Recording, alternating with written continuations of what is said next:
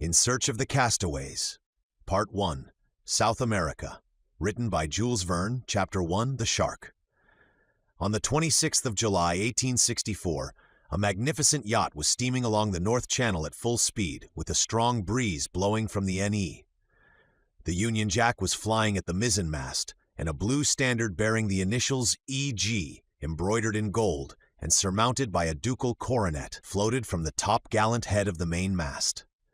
The name of the yacht was the DUNCAN, and the owner was Lord Glenarvan, one of the 16 Scotch peers who sit in the upper house, and the most distinguished member of the Royal Thames Yacht Club, so famous throughout the United Kingdom.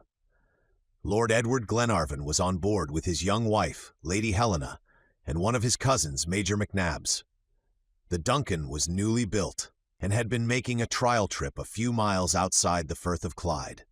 She was returning to Glasgow, and the Isle of Arran already loomed in the distance, when the sailor on watch caught sight of an enormous fish sporting in the wake of the ship.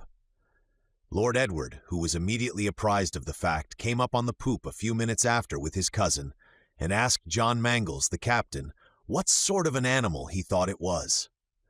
"Well, since your lordship asks my opinion," said Mangles, "I think it is a shark, and a fine large one too." "A shark on these shores?" "There is nothing at all improbable in that," returned the captain. "This fish belongs to a species that is found in all latitudes and in all seas. It is the balance fish, or hammer-headed shark, if I am not much mistaken.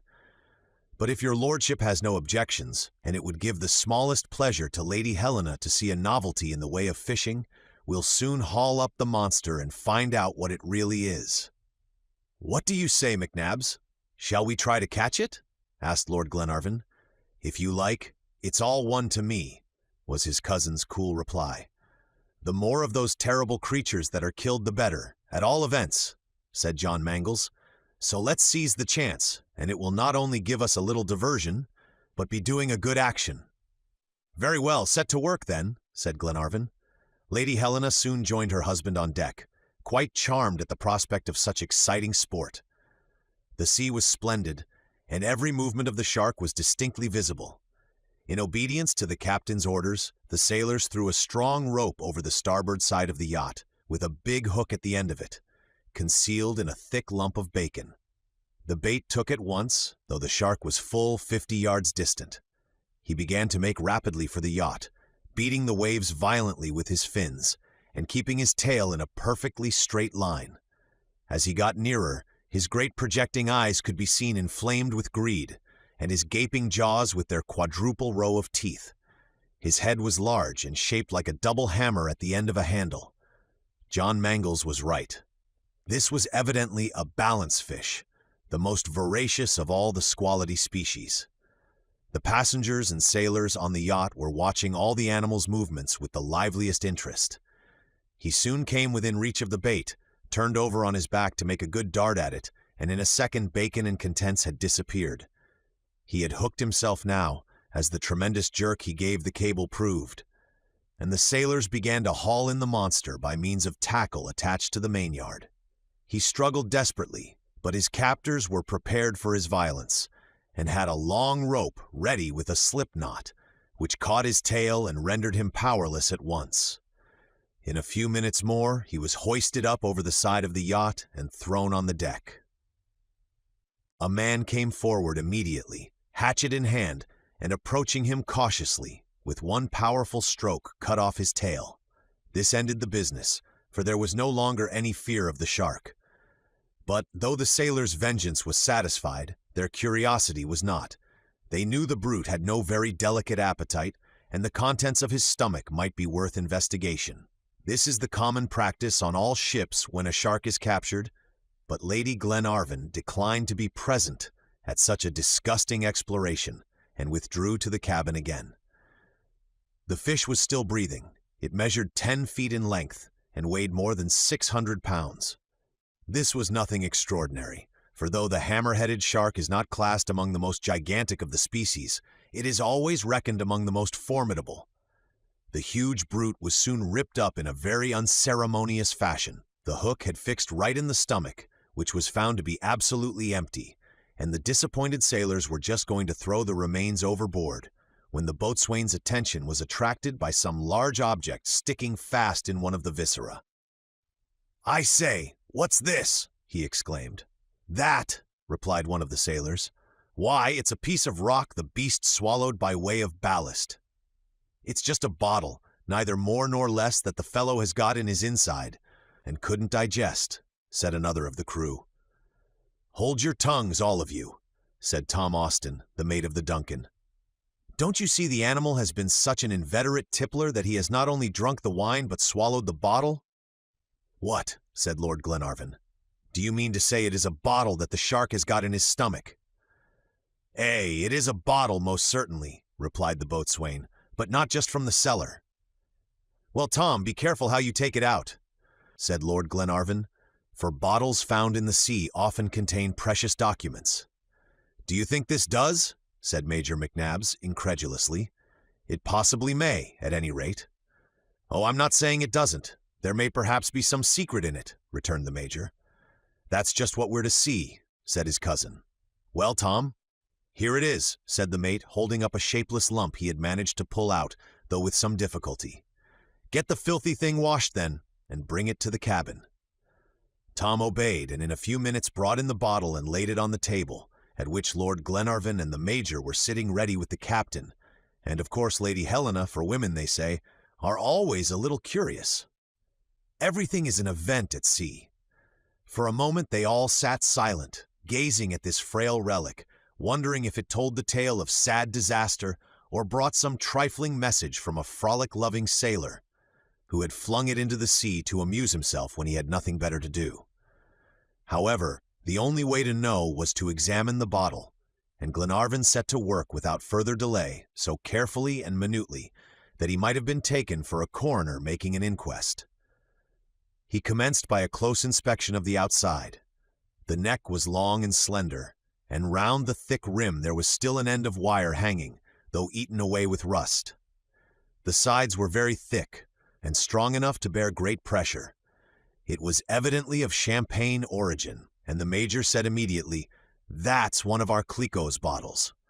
Nobody contradicted him, as he was supposed to know, but Lady Helena exclaimed, "What does it matter about the bottle, if we don't know where it comes from?" "We shall know that, too, presently, and we may affirm this much already. It comes from a long way off. Look at those petrifactions all over it. These different substances almost turned to mineral, we might say, through the action of the salt water. This waif had been tossing about in the ocean a long time before the shark swallowed it." "I quite agree with you," said McNabbs. "I dare say this frail concern has made a long voyage protected by this strong covering." "But I want to know where from," said Lady Glenarvan. "Wait a little, dear Helena, wait. We must have patience with bottles. But if I am not much mistaken, this one will answer all our questions," replied her husband, beginning to scrape away the hard substances round the neck. Soon the cork made its appearance, but much damaged by the water. "That's vexing," said Lord Edward, "for if papers are inside, they'll be in a pretty state." "It's to be feared they will," said the Major. "But it is a lucky thing the shark swallowed them, I must say," added Glenarvan, "for the bottle would have sunk to the bottom before long, with such a cork as this." "That's true enough," replied John Mangles, "and yet it would have been better to have fished them up in the open sea. Then we might have found out the road they had come by, taking the exact latitude and longitude, and studying the atmospheric and submarine currents. But with such a postman as a shark, that goes against wind and tide. There's no clue whatever to the starting point." "We shall see," said Glenarvan, gently taking out the cork. A strong odor of salt water pervaded the whole saloon, and Lady Helena asked impatiently, "Well, what is there?" "I was right," exclaimed Glenarvan. "I see papers inside, but I fear it will be impossible to remove them," he added, "for they appear to have rotted with the damp and are sticking to the sides of the bottle." "Break it," said the Major. "I would rather preserve the whole if I could." "No doubt you would," said Lady Helena, "but the contents are more valuable than the bottle, and we had better sacrifice the one than the other. If your lordship would simply break off the neck, I think we might easily withdraw the papers," suggested John Mangles. "Try it, Edward, try it," said Lady Helena. Lord Glenarvan was very unwilling, but he found there was no alternative. The precious bottle must be broken. They had to get a hammer before this could be done, though, for the stony material had acquired the hardness of granite. A few sharp strokes, however, soon shivered it to fragments, many of which had pieces of paper sticking to them. These were carefully removed by Lord Glenarvan and separated and spread out on the table before the eager gaze of his wife and friends. Chapter 2. The Three Documents. All that could be discovered, however, on these pieces of paper was a few words here and there, the remainder of the lines being almost completely obliterated by the action of the water. Lord Glenarvan examined them attentively for a few minutes, turning them over on all sides, holding them up to the light, and trying to decipher the least scrap of writing, while the others looked on with anxious eyes. At last he said, "There are three distinct documents here, apparently copies of the same document in three different languages. Here is one in English, one in French, and one in German." "But can you make any sense out of them?" asked Lady Helena. "That's hard to say, my dear Helena. The words are quite incomplete." "Perhaps the one may supplement the other," suggested Major McNabbs. "Very likely they will," said the captain. "It is impossible that the very same words should have been effaced in each document, and by putting the scraps together we might gather some intelligible meaning out of them." "That's what we will do," rejoined Lord Glenarvan. "But let us proceed methodically. Here is the English document first." All that remained of it was the following: 62. Bry, gow, sink, straw, allen, skip, jar. That monnet of long and sistance lost. "There's not much to be made out of that," said the Major, looking disappointed. "No, but it is good English anyhow," returned the captain. "There's no doubt of it," said Glenarvan. "The words sink, allen, lost are entire. Skip is evidently part of the word skipper, and that's what they call ship captains often in England. There seems a Mr. Gar mentioned, and that most likely is the captain of the shipwrecked vessel." "Well, come, we have made out a good deal already," said Lady Helena. "Yes, but unfortunately there are whole lines wanting," said the Major, "and we have neither the name of the ship nor the place where she was shipwrecked." "We'll get that by and by," said Edward. "Oh yes, there is no doubt of it," replied the Major, who always echoed his neighbor's opinion. "But how?" "By comparing one document with the other." "Let us try them," said his wife. The second piece of paper was even more destroyed than the first. Only a few scattered words remained here and there. It ran as follows: 7 Juni, Glas, 2 Atrosen, Graus bringt ihnen. "This is written in German," said John Mangles the moment he looked at it. "And you understand that language, don't you?" asked Lord Glenarvan. "Perfectly. Come then, tell us the meaning of these words." The captain examined the document carefully and said, "Well, here's the date of the occurrence first. 7 Juni means June 7, and if we put that before the figure 62 we have in the other document, it gives us the exact date, 7th of June, 1862. "Capital!" exclaimed Lady Helena. "Go on, John." "On the same line," resumed the young captain, "there is the syllable GLAS, and if we add that to the GW we found in the English paper, we get the whole word Glasgow at once. The documents evidently refer to some ship that sailed out of the port of Glasgow." "That is my opinion, too," said the Major. "The second line is completely effaced," continued the captain, "but here are two important words on the third. There is zwei, which means two, and Atrosen or Matrosen, the German for sailors." "Then I suppose it is about a captain and two sailors," said Lady Helena. "It seems so," replied Lord Glenarvan. "I must confess, your lordship, that the next word puzzles me. I can make nothing of it. Perhaps the third document may throw some light on it. The last two words are plain enough. Bringt ihnen means bring them, and if you recollect, in the English paper we had sistance, so by putting the parts together it reads thus, I think, bring them assistance." "Yes, that must be it," replied Lord Glenarvan. "But where are the poor fellows? We have not the slightest indication of the place meantime, nor of where the catastrophe happened." "Perhaps the French copy will be more explicit," suggested Lady Helena. "Here it is, then," said Lord Glenarvan, "and that is in a language we all know.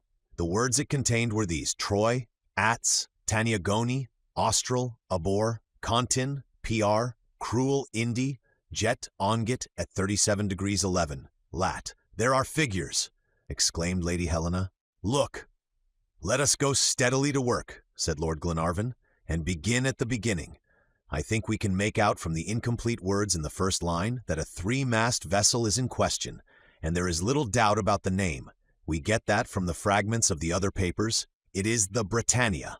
As to the next two words, Goni and Austral, it is only Austral that has any meaning to us." "But that is a valuable scrap of information," said John Mangles. "The shipwreck occurred in the southern hemisphere." "That's a wide world," said the Major. "Well, we'll go on," resumed Glenarvan. "Here is the word abor. That is clearly the root of the verb aborder. The poor men have landed somewhere, but where? Contin, does that mean continent? Cruel," interrupted John Mangles.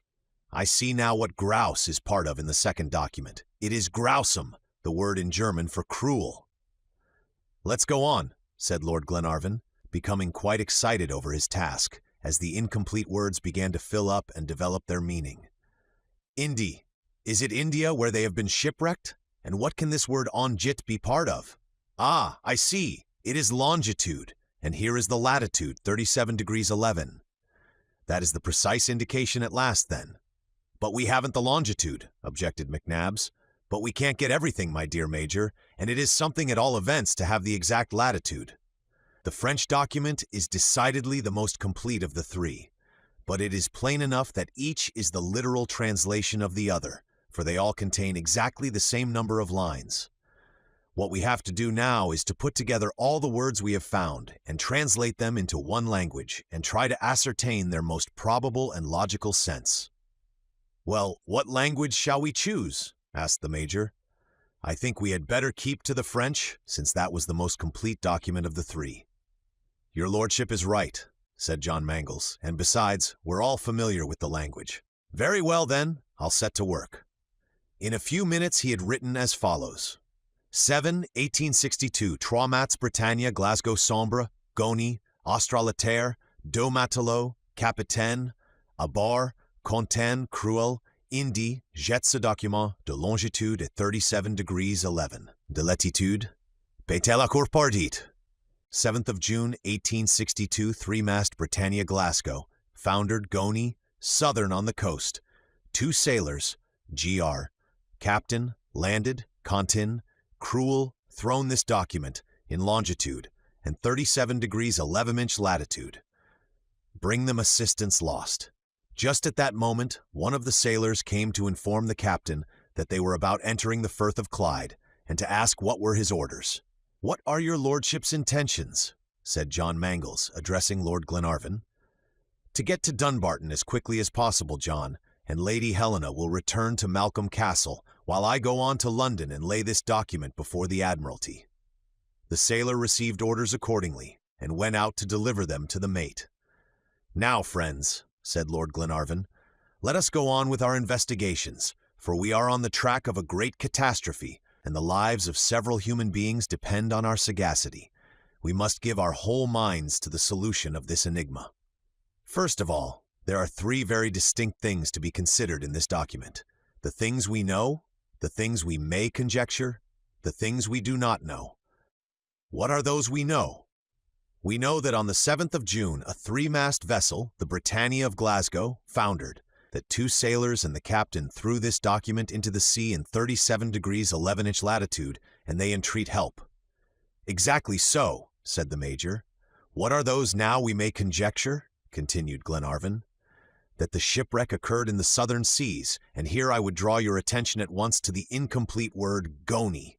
Doesn't the name of the country strike you even in the mere mention of it?" "Patagonia!" exclaimed Lady Helena. "Undoubtedly." "But is Patagonia crossed by the 37th parallel?" asked the Major. "That is easily ascertained," said the captain, opening a map of South America. "Yes, it is. Patagonia just touches the 37th parallel. It cuts through Araucania, goes along over the Pampas to the north, and loses itself in the Atlantic." "Well, let us proceed then with our conjectures. The 2 sailors and the captain land. Land where? Contin. On a continent. On a continent, mark you, not an island. What becomes of them? There are 2 letters here, providentially, which give a clue to their fate. PR, that must mean prisoners, and cruel Indian is evidently the meaning of the next 2 words. These unfortunate men are captives in the hands of cruel Indians. Don't you see it? Don't the words seem to come of themselves and fill up the blanks? Isn't the document quite clear now? Isn't the sense self-evident?" Glenarvan spoke in a tone of absolute conviction, and his enthusiastic confidence appeared contagious, for the others all exclaimed too, "Yes, it is evident, quite evident." After an instant, Lord Edward said again, "To my own mind the hypothesis is so plausible that I have no doubt whatever the event occurred on the coast of Patagonia, but still I will have inquiries made in Glasgow as to the destination of the Britannia, and we shall know if it is possible she could have been wrecked on those shores." "Oh, there's no need to send so far to find out that," said John Mangles. "I have the Mercantile and Shipping Gazette here, and we'll see the name on the list, and all about it." "Do look at once, then," said Lord Glenarvan. The file of papers for the year 1862 was soon brought, and John began to turn over the leaves rapidly, running down each page with his eye in search of the name required. But his quest was not long, for in a few minutes he called out, "I've got it! May 30th, 1862, Peru Callao, with cargo for Glasgow, the Britannia, Captain Grant." "Grant?" exclaimed Lord Glenarvan. "That is the adventurous Scotchman that attempted to found a new Scotland on the shores of the Pacific." "Yes," rejoined John Mangles, "it is the very man. He sailed from Glasgow in the Britannia in 1861, and has not been heard of since." "There isn't a doubt of it, not a shadow of doubt," repeated Lord Glenarvan. "It is just that same Captain Grant. The Britannia left Callao on the 30th of May, and on the 7th of June, a week afterward, she is lost on the coast of Patagonia. The few broken, disjointed words we find in these documents tell us the whole story. You see, friends, our conjectures hit the mark very well. We know all now except one thing, and that is the longitude. That is not needed now. We know the country. With the latitude alone, I would engage to go right to the place where the wreck happened." "Then have we really all the particulars now?" asked Lady Helena. "All, dear Helena. I can fill up every one of these blanks the sea has made in the document as easily as if Captain Grant were dictating to me." And he took up the pen and dashed off the following lines immediately. "On the 7th of June, 1862, the three-mast vessel Britannia of Glasgow has sunk on the coast of Patagonia, in the southern hemisphere. Making for the shore, 2 sailors and Captain Grant are about to land on the continent, where they will be taken prisoners by cruel Indians. They have thrown this document into the sea, in longitude and latitude 37 degrees 11 inch. Bring them assistance, or they are lost." "Capital, capital, dear Edward," said Lady Helena. "If those poor creatures ever see their native land again, it is you they will have to thank for it." "And they will see it again," returned Lord Glenarvan. "The statement is too explicit and clear and certain for England to hesitate about going to the aid of her 3 sons cast away on a desert coast. What she has done for Franklin and so many others, she will do today for these poor shipwrecked fellows of the Britannia. Most likely the unfortunate men have families who mourn their loss. Perhaps this ill-fated Captain Grant had a wife and children," suggested Lady Helena. "Very true, my dear, and I'll not forget to let them know that there is still hope. But now, friends, we had better go up on deck, as the boat must be getting near the harbor." A carriage and post-horses waited there, in readiness to convey Lady Helena and Major McNabbs to Malcolm Castle, and Lord Glenarvan bade adieu to his young wife and jumped into the express train for Glasgow. But before starting he confided an important missive to a swifter agent than himself, and a few minutes afterward it flashed along the electric wire to London, to appear next day in the Times and Morning Chronicle in the following words: "For information respecting the fate of the three-mast vessel Britannia of Glasgow, Captain Grant, apply to Lord Glenarvan, Malcolm Castle, Luss, Dumbartonshire, Scotland." Chapter 3. The Captain's Children. Lord Glenarvan's fortune was enormous, and he spent it entirely in doing good. His kind-heartedness was even greater than his generosity, for the one knew no bounds, while the other of necessity had its limits. As Lord of Luss and Laird of Malcolm, he represented his county in the House of Lords. But with his Jacobite ideas, he did not care much for the favor of the House of Hanover, and he was looked upon coldly by the state party in England, because of the tenacity with which he clung to the traditions of his forefathers, and his energetic resistance to the political encroachments of Southerners. And yet he was not a man behind the times, and there was nothing little or narrow-minded about him. But while always keeping open his ancestral county to progress, he was a true Scotchman at heart, and it was for the honor of Scotland that he competed in the yacht races of the Royal Thames Yacht Club. Edward Glenarvan was 32 years of age. He was tall in person and had rather stern features, but there was an exceeding sweetness in his look and a stamp of Highland poetry about his whole bearing. He was known to be brave to excess and full of daring and chivalry, a Fergus of the 19th century, but his goodness excelled every other quality, and he was more charitable than St. Martin himself, for he would have given the whole of his cloak to any of the poor Highlanders. He had scarcely been married 3 months, and his bride was Miss Helena Tufnell, the daughter of William Tufnell, the great traveler, one of the many victims of geographical science and of the passion for discovery. Miss Helena did not belong to a noble family, but she was Scotch, and that was better than all nobility in the eyes of Lord Glenarvan. And she was, moreover, a charming, high-souled, religious young woman. Lord Glenarvan did not forget that his wife was the daughter of a great traveler, and he thought it likely that she would inherit her father's predilections. He had the DUNCAN built expressly that he might take his bride to the most beautiful lands in the world and complete their honeymoon by sailing up the Mediterranean and through the clustering islands of the archipelago. However, Lord Glenarvan had gone now to London. The lives of the shipwrecked men were at stake, and Lady Helena was too much concerned herself about them to grudge her husband's temporary absence. A telegram next day gave hope of his speedy return, but in the evening a letter apprised her of the difficulties his proposition had met with, and the morning after brought another, in which he openly expressed his dissatisfaction with the Admiralty. Lady Helena began to get anxious as the day wore on. In the evening, when she was sitting alone in her room, Mr. Halbert, the house steward, came in and asked if she would see a young girl and boy that wanted to speak to Lord Glenarvan. "Some of the country people?" asked Lady Helena. "No, madame," replied the steward. "I do not know them at all. They came by rail to Balloch and walked the rest of the way to Luss." "Tell them to come up, Halbert." In a few minutes a girl and boy were shown in.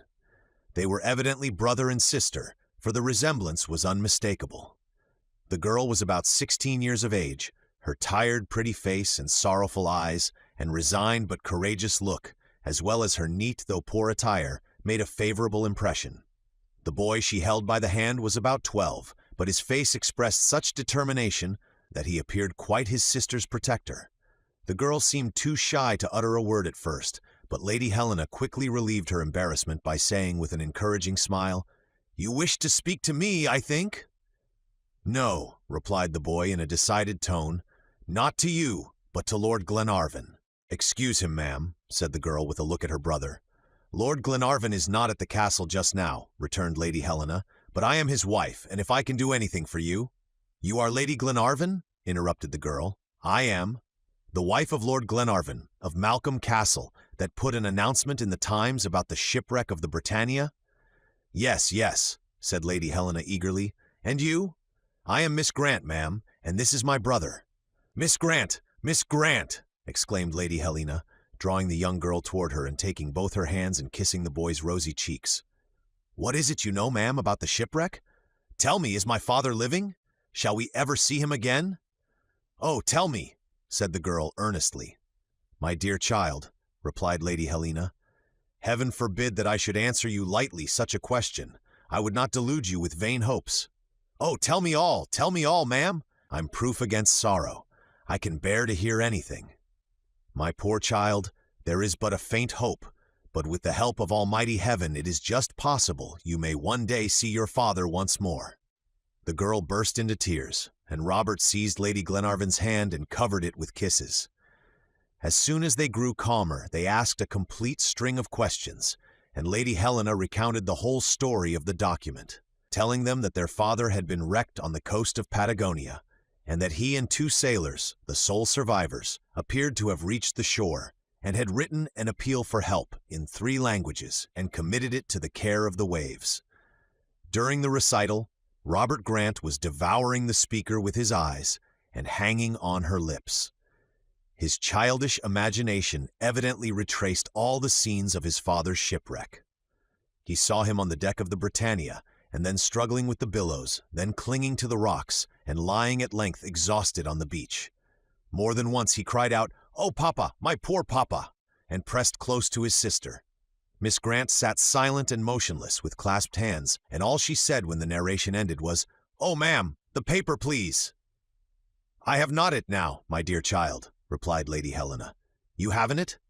"No, Lord Glenarvan was obliged to take it to London for the sake of your father, but I have told you all it contained, word for word, and how we managed to make out the complete sense from the fragments of words left, all except the longitude, unfortunately." "We can do without that," said the boy. "Yes, Mr. Robert," rejoined Lady Helena, smiling at the child's decided tone. "And so you see, Miss Grant, you know the smallest details now just as well as I do." "Yes, ma'am, but I should like to have seen my father's writing." "Well, tomorrow, perhaps, tomorrow, Lord Glenarvan will be back. My husband determined to lay the document before the Lords of the Admiralty to induce them to send out a ship immediately in search of Captain Grant." "Is it possible, ma'am," exclaimed the girl, "that you have done that for us?" "Yes, my dear Miss Grant, and I am expecting Lord Glenarvan back every minute now." "Oh, ma'am, heaven bless you and Lord Glenarvan," said the young girl, fervently, overcome with grateful emotion. "My dear girl, we deserve no thanks. Anyone in our place would have done the same. I only trust the hopes we are leading you to entertain may be realized, but till my husband returns, you will remain at the castle." "Oh, no, ma'am, I could not abuse the sympathy you show to strangers." "Strangers, dear child," interrupted Lady Helena. "You and your brother are not strangers in this house, and I should like Lord Glenarvan to be able on his arrival to tell the children of Captain Grant himself what is going to be done to rescue their father." It was impossible to refuse an invitation given with such heart, and Miss Grant and her brother consented to stay till Lord Glenarvan returned. Chapter 4. Lady Glenarvan's Proposal. Lady Helena thought it best to say nothing to the children about the fears Lord Glenarvan had expressed in his letters respecting the decisions of the Lords of the Admiralty with regard to the document. Nor did she mention the probable captivity of Captain Grant among the Indians of South America. Why sadden the poor children and damp their newly cherished hopes? It would not in the least alter the actual state of the case, so not a word was said, and after answering all Miss Grant's questions, Lady Helena began to interrogate in her turn, asking her about her past life and her present circumstances. It was a touching, simple story she heard in reply, and one which increased her sympathy for the young girl. Mary and Robert were the captain's only children. Harry Grant lost his wife when Robert was born, and during his long voyages, he left his little ones in charge of his cousin, a good old lady. Captain Grant was a fearless sailor. He not only thoroughly understood navigation, but commerce also, a twofold qualification eminently useful to skippers in the merchant service. He lived in Dundee, in Perthshire, Scotland. His father, a minister of St. Katrine's Church, had given him a thorough education, as he believed that could never hurt anybody. Harry's voyages were prosperous from the first, and a few years after Robert was born, he found himself possessed of a considerable fortune. It was then that he projected the grand scheme which made him popular in Scotland. Like Glenarvan and a few noble families in the lowlands, he had no heart for the union with England. In his eyes, the interests of his country were not identified with those of the Anglo-Saxons, and to give scope for personal development, he resolved to found an immense Scotch colony on one of the ocean continents. Possibly he might have thought that some day they would achieve their independence, as the United States did, an example doubtless to be followed eventually by Australia and India. But whatever might be his secret motives, such was his dream of colonization. But as is easily understood, the government opposed his plans, and put difficulties enough in his way to have killed an ordinary man. But Harry would not be beaten. He appealed to the patriotism of his countrymen, placed his fortune at the service of the cause, built a ship, and manned it with a picked crew, and leaving his children to the care of his old cousin, set off to explore the great islands of the Pacific. This was in 1861, and for 12 months, or up to May 1862, letters were regularly received from him, but no tidings whatever had come since his departure from Callao in June, and the name of the Britannia never appeared in the shipping list. Just at this juncture, the old cousin died, and Harry Grant's 2 children were left alone in the world. Mary Grant was then only 14, but she resolved to face her situation bravely and to devote herself entirely to her little brother, who was still a mere child.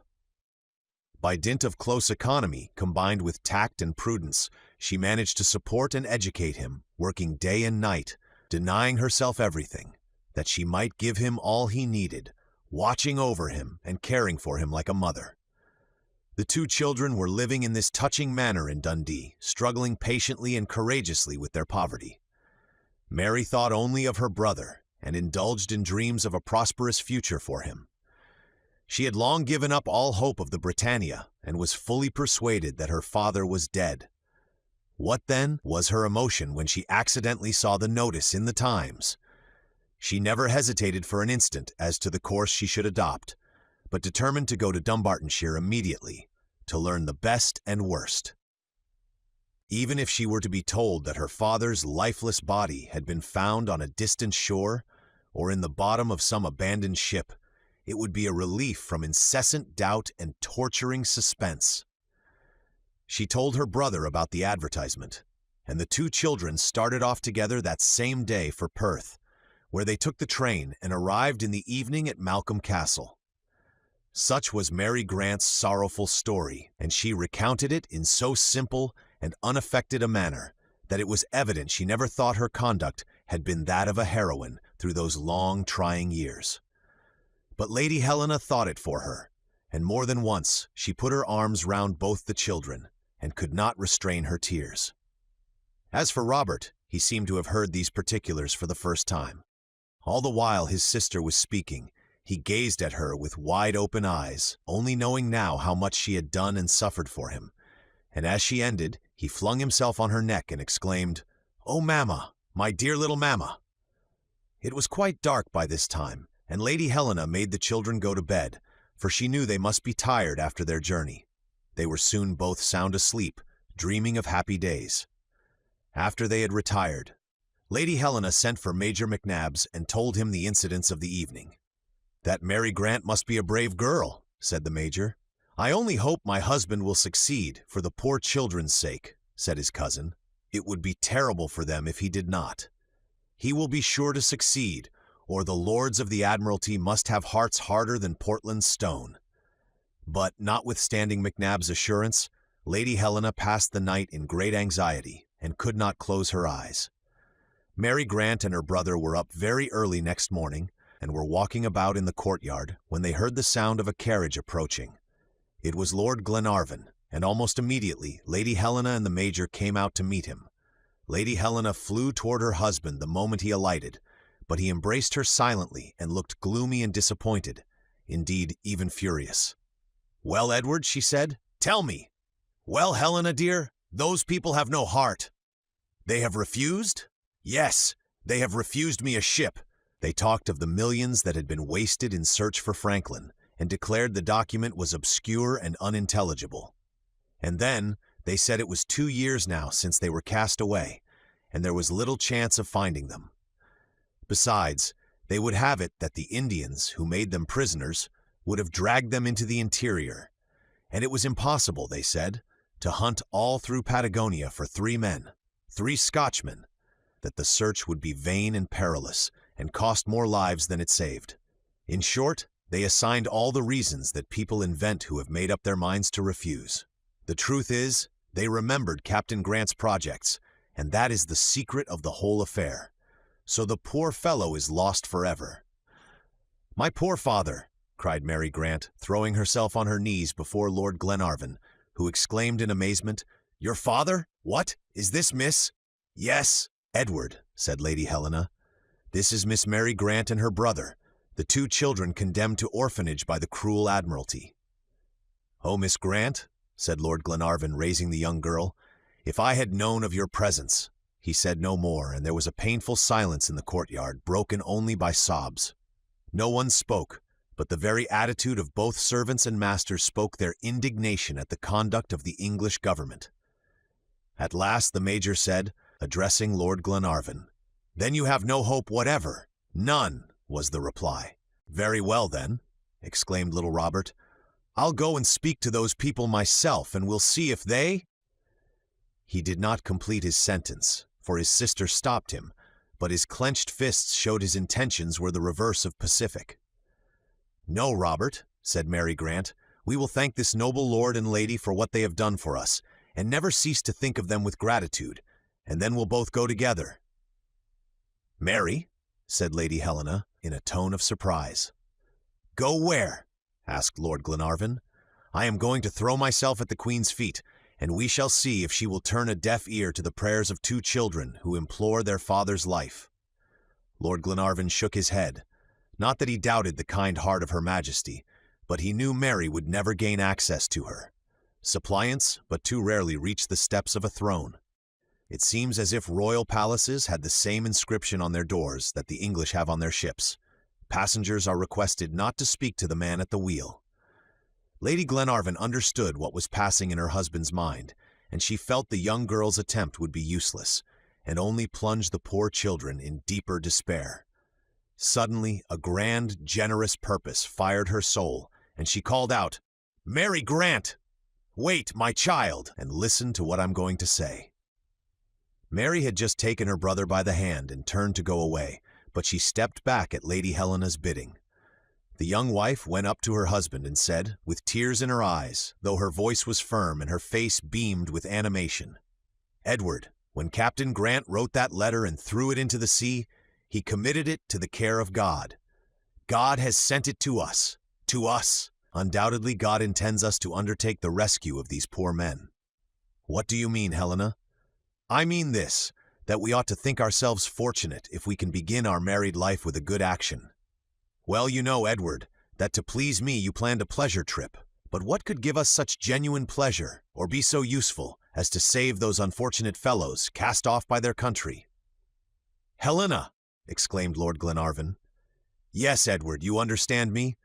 The DUNCAN is a good strong ship.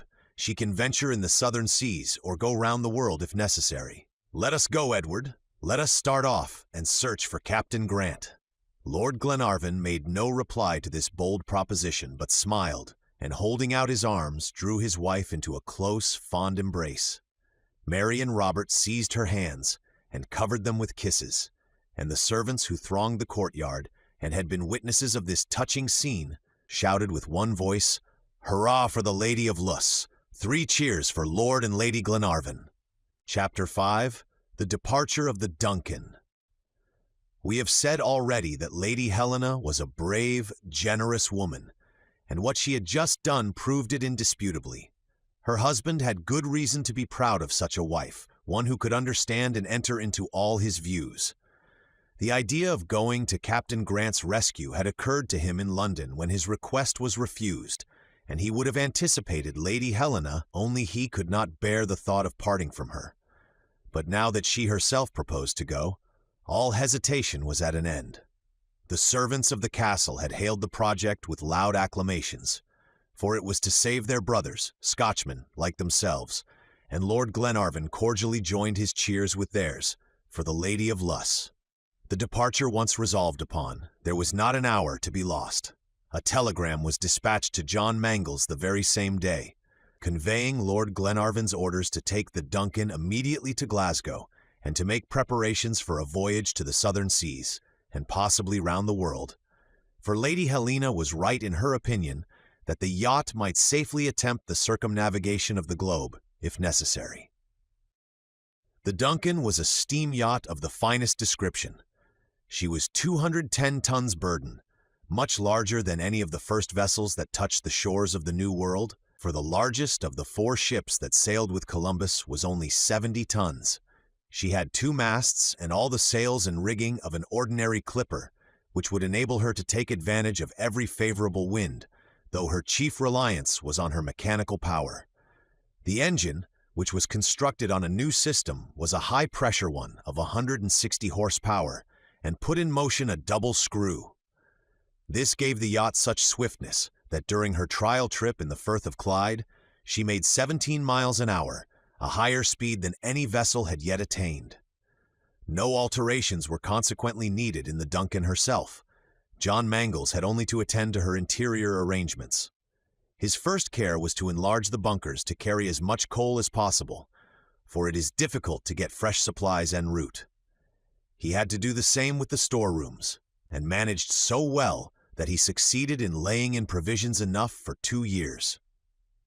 There was abundance of money at his command, and enough remained to buy a cannon on a pivot carriage, which he mounted on the forecastle. There was no knowing what might happen, and it is always well to be able to send a good round bullet flying 4 miles off. John Mangles understood his business. Though he was only the captain of a pleasure yacht, he was one of the best skippers in Glasgow. He was 30 years of age, and his countenance expressed both courage and goodness, if the features were somewhat coarse. He had been brought up at the castle by the Glenarvan family, and had turned out a capital sailor, having already given proof in some of his long voyages of his skill and energy and sang-froid. When Lord Glenarvan offered him the command of the Duncan, he accepted it with right good will, for he loved the master of Malcolm Castle, like a brother, and had hitherto vainly sought some opportunity of showing his devotion. Tom Austin, the mate, was an old sailor, worthy of all confidence. The crew, consisting of 25 men, including the captain and chief officer, were all from Dumbartonshire, experienced sailors, and all belonging to the Glenarvan estate. In fact, it was a regular clan, and they did not forget to carry with them the traditional bagpipes. Lord Glenarvan had in them a band of trusty fellows, skilled in their calling, devoted to himself, full of courage, and as practiced in handling firearms as in the maneuvering of a ship. A valiant little troop, ready to follow him anywhere, even in the most dangerous expeditions. When the crew heard whither they were bound, they could not restrain their enthusiasm, and the rocks of Dumbarton rang again with their joyous outbursts of cheers. But while John Mangles made the stowage and provisioning of the yacht his chief business, he did not forget to fit up the rooms of Lord and Lady Glenarvan for a long voyage. He had also to get cabins ready for the children of Captain Grant, as Lady Helena could not refuse Mary's request to accompany her. As for young Robert, he would have smuggled himself in somewhere in the hold of the Duncan, rather than be left behind. He would willingly have gone as cabin boy, like Nelson. It was impossible to resist a little fellow like that, and indeed no one tried. He would not even go as a passenger, but must serve in some capacity as cabin boy, apprentice, or sailor. He did not care which, so he was put in charge of John Mangles, to be properly trained for his vocation. "And I hope he won't spare me the cat-o'-nine-tails if I don't do properly," said Robert. "Rest easy on that score, my boy," said Lord Glenarvan gravely. He did not add that this mode of punishment was forbidden on board the Duncan, and moreover was quite unnecessary. To complete the roll of passengers, we must name Major McNabbs.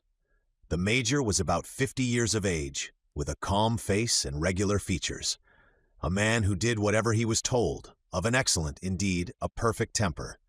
Modest, silent, peaceable, and amiable, agreeing with everybody on every subject, never discussing, never disputing, never getting angry. He wouldn't move a step quicker or slower, whether he walked upstairs to bed or mounted a breach. Nothing could excite him, nothing could disturb him, not even a cannonball. And no doubt he will die without ever having known even a passing feeling of irritation. This man was endowed in an eminent degree, not only with ordinary animal courage, that physical bravery of the battlefield, which is solely due to muscular energy, but he had what is far nobler, moral courage, firmness of soul. If he had any fault, it was his being so intensely Scotch from top to toe, a Caledonian of the Caledonians, an obstinate stickler for all the ancient customs of his country. This was the reason he would never serve in England, and he gained his rank of major in the 42nd Regiment, the Highland Black Watch, composed entirely of Scotch noblemen. As a cousin of Glenarvan, he lived in Malcolm Castle, and as a major he went as a matter of course with the Duncan. Such, then, was the personnel of this yacht, so unexpectedly called to make one of the most wonderful voyages of modern times. From the hour she reached the steamboat quay at Glasgow, she completely monopolized the public attention.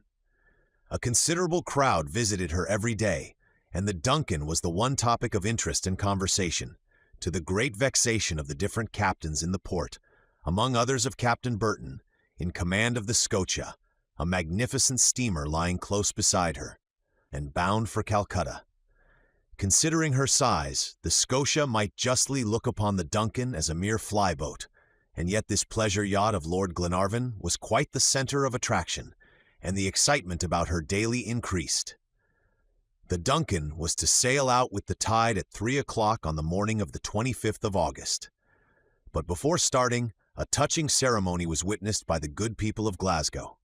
At 8 o'clock the night before, Lord Glenarvan and his friends and the entire crew, from the stokers to the captain, all who were to take part in this self-sacrificing voyage, left the yacht and repaired to St. Mungo's, the ancient cathedral of the city. This venerable edifice, so marvelously described by Walter Scott, remains intact amid the ruins made by the Reformation, and it was there, beneath its lofty arches, in the grand nave, in the presence of an immense crowd, and surrounded by tombs as thickly set as in a cemetery, that they all assembled to implore the blessing of heaven on their expedition, and to put themselves under the protection of Providence. The Reverend Mr. Morton conducted the service, and when he had ended and pronounced the benediction, a young girl's voice broke the solemn silence that followed. It was Mary Grant, who poured out her heart to God in prayer for her benefactors, while grateful, happy tears streamed down her cheeks and almost choked her utterance. The vast assembly dispersed under the influence of deep emotion, and at 10 o'clock the passengers and crew returned on board the vessel. Chapter 6. An Unexpected Passenger. The ladies passed the whole of the first day of the voyage in their berths, for there was a heavy swell in the sea, and toward evening the wind blew pretty fresh, and the DUNCAN tossed and pitched considerably. But the morning after, the wind changed, and the captain ordered the men to put up the foresail, and brigantine and foretopsail, which greatly lessened the rolling of the vessel. Lady Helena and Mary Grant were able to come on deck at daybreak, where they found Lord Glenarvan, Major McNabbs, and the captain. "And how do you stand the sea, Miss Mary?" said Lord Glenarvan. "Pretty well, my lord. I am not very much inconvenienced by it. Besides, I shall get used to it." "And our young Robert?" "Oh, as for Robert," said the captain, "whenever he is not poking about down below in the engine-room, he is perched somewhere aloft among the rigging. A youngster like that laughs at seasickness. Why, look at him this very moment. Do you see him?" The captain pointed toward the foremast, and sure enough there was Robert hanging on the yards of the topgallant mast, 100 feet above in the air.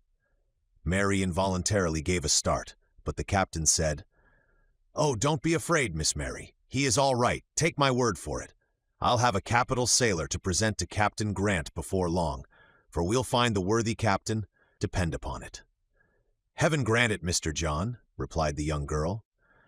"My dear child," said Lord Glenarvan, "there is something so providential in the whole affair that we have every reason to hope. We are not going, we are led, we are not searching, we are guided.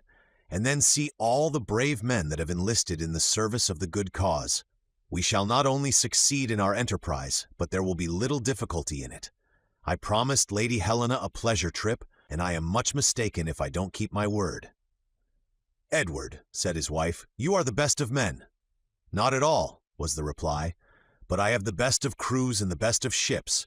You don't admire the DUNCAN, I suppose, Miss Mary?" "On the contrary, my lord, I do admire her, and I'm a connoisseur in ships," returned the young girl. "Indeed, yes, I have played all my life on my father's ships. He should have made me a sailor, for I dare say, at a push, I could reef a sail or play at a gasket easily enough." "Do you say so, miss?" exclaimed John Mangles. "If you talk like that, you and John will be great friends, for he can't think any calling is equal to that of a seaman. He can't fancy any other, even for a woman. Isn't it true, John?" "Quite so," said the captain. "And yet, your lordship, I must confess that Miss Grant is more in her place on the poop than reefing a topsail. But for all that, I am quite flattered by her remarks." "And especially when she admires the DUNCAN," replied Glenarvan. "Well, really," said Lady Glenarvan, "you are so proud of your yacht that you make me wish to look all over it, and I should like to go down and see how our brave men are lodged." "Their quarters are first-rate," replied John. "They are as comfortable as if they were at home." "And they really are at home, my dear Helena," said Lord Glenarvan. "This yacht is a portion of our old Caledonia, a fragment of Dumbartonshire, making a voyage by special favor, so that in a manner we are still in our own country. The DUNCAN is Malcolm Castle, and the ocean is Loch Lomond." "Very well, dear Edward. Do the honors of the castle, then." "At your service, madam, but let me tell Albinet first." The steward of the yacht was an excellent maître d'hôtel, and might have been French for his airs of importance, but for all that he discharged his functions with zeal and intelligence. "Albinet," said his master, as he appeared in answer to his summons, "we are going to have a turn before breakfast. I hope we shall find it ready when we come back." He said this just as if it had been a walk to Tarbert or Loch Katrine they were going, and the steward bowed with perfect gravity in reply. "Are you coming with us, Major?" asked Lady Helena. "If you command me," replied McNabbs. "Oh," said Lord Glenarvan, "the Major is absorbed in his cigar? You mustn't tear him from it. He is an inveterate smoker, Miss Mary, I can tell you. He is always smoking, even while he sleeps." The Major gave an assenting nod, and Lord Glenarvan and his party went below. McNabbs remained alone, talking to himself, as was his habit, and was soon enveloped in still thicker clouds of smoke. He stood motionless, watching the track of the yacht. After some minutes of this silent contemplation, he turned round, and suddenly found himself face to face with a newcomer. Certainly, if anything could have surprised him, this rencontre would, for he had never seen the stranger in his life before. He was a tall, thin, withered-looking man, about 40 years of age, and resembled a long nail with a big head. His head was large and massive, his forehead high, his chin very marked. His eyes were concealed by enormous round spectacles, and in his look was that peculiar indecision which is common to nyctalopes, or people who have a peculiar construction of the eye, which makes the sight imperfect in the day and better at night. It was evident from his physiognomy that he was a lively, intelligent man.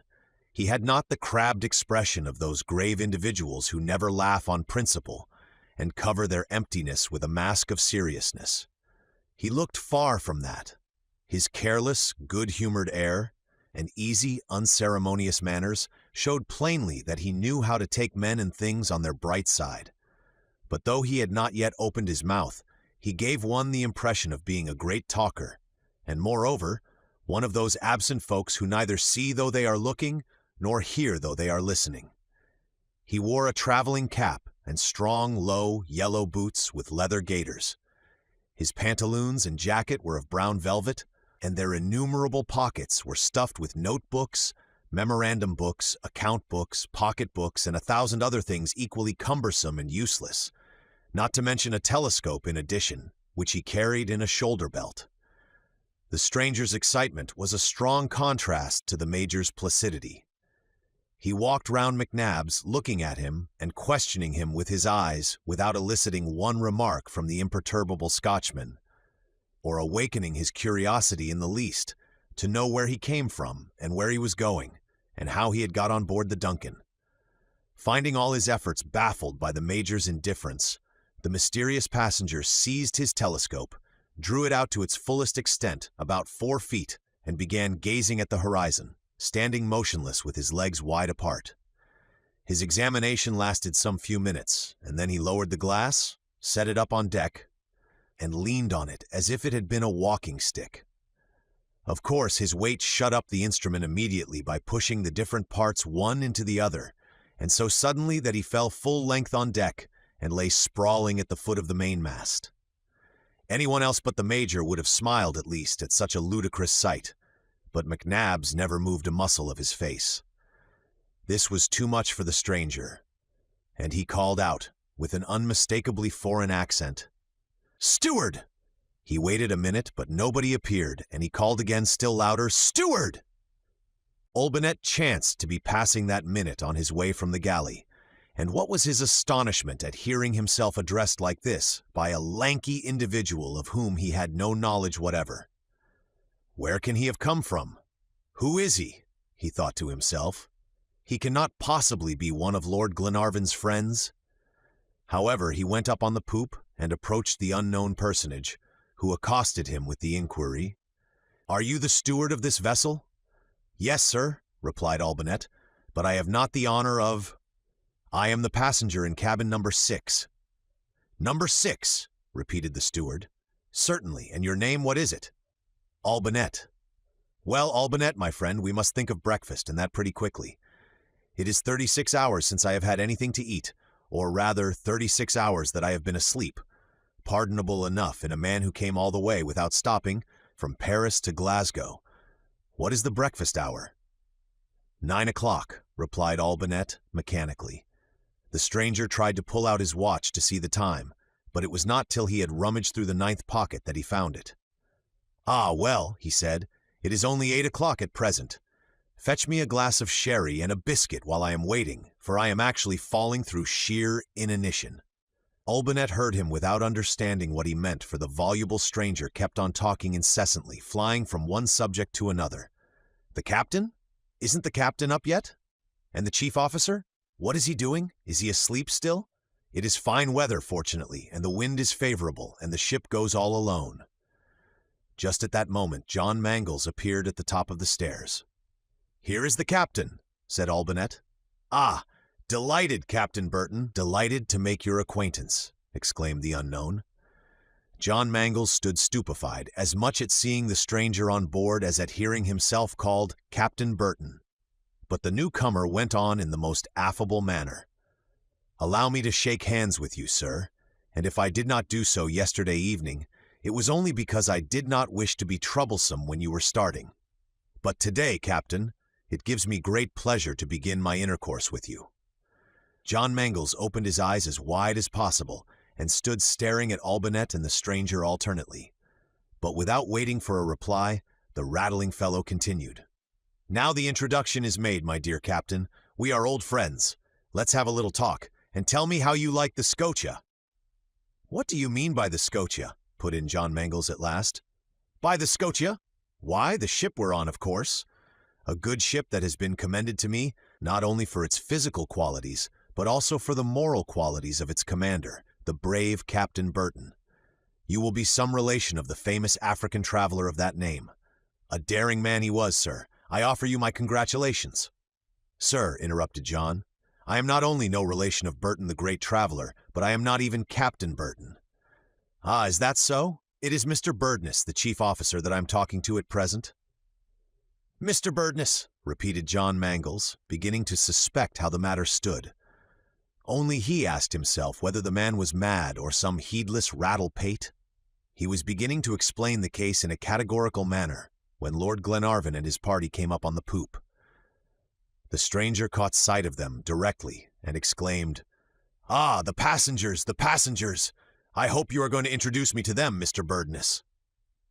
But he could not wait for anyone's intervention, and going up to them with perfect ease and grace, said, bowing to Miss Grant, "Madam," then to Lady Helena with another bow, "Miss," and to Lord Glenarvan, "Sir." Here John Mangles interrupted him and said, "Lord Glenarvan?" "My lord," continued the unknown, "I beg pardon for presenting myself to you, but at sea it is well to relax the strict rules of etiquette a little. I hope we shall soon become acquainted with each other, and that the company of these ladies will make our voyage in the Scotia appear as short as agreeable." Lady Helena and Miss Grant were too astonished to be able to utter a single word.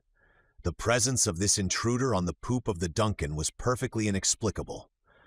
Lord Glenarvan was more collected and said, "Sir, to whom have I the honor of speaking?"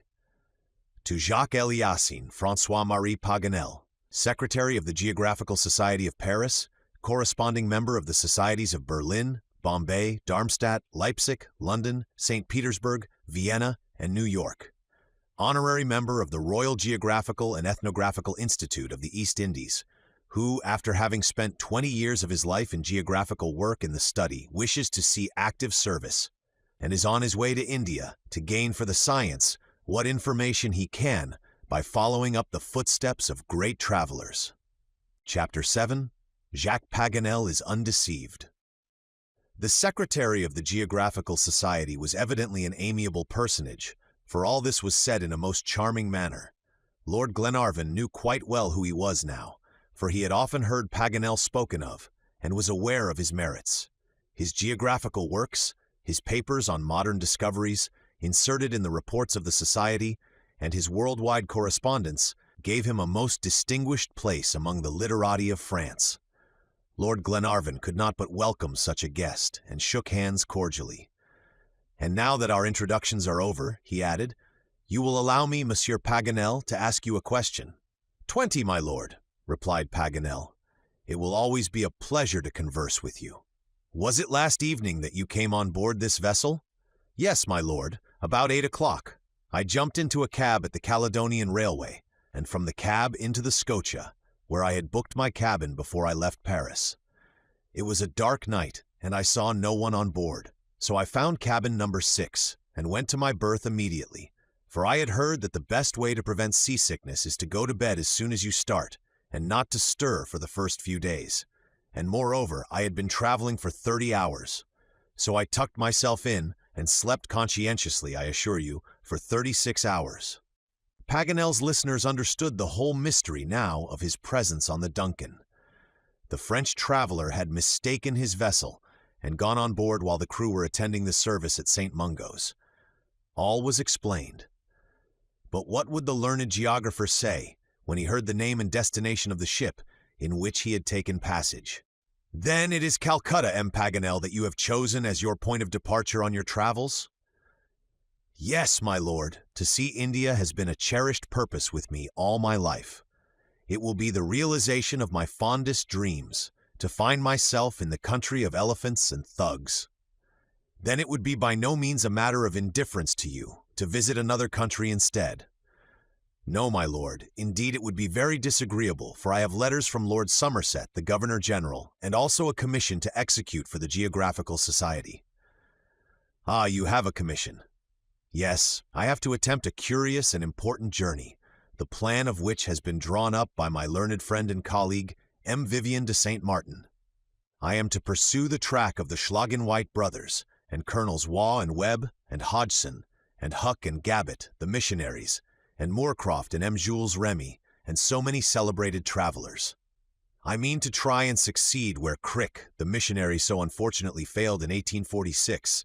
In a word, I want to follow the course of the river Yaru Dzangbo Chu, which waters Thibet for a distance of 1,500 kilometers, flowing along the northern base of the Himalayas, and to find out at last whether this river does not join itself to the Brahmaputra in the northeast of Assam.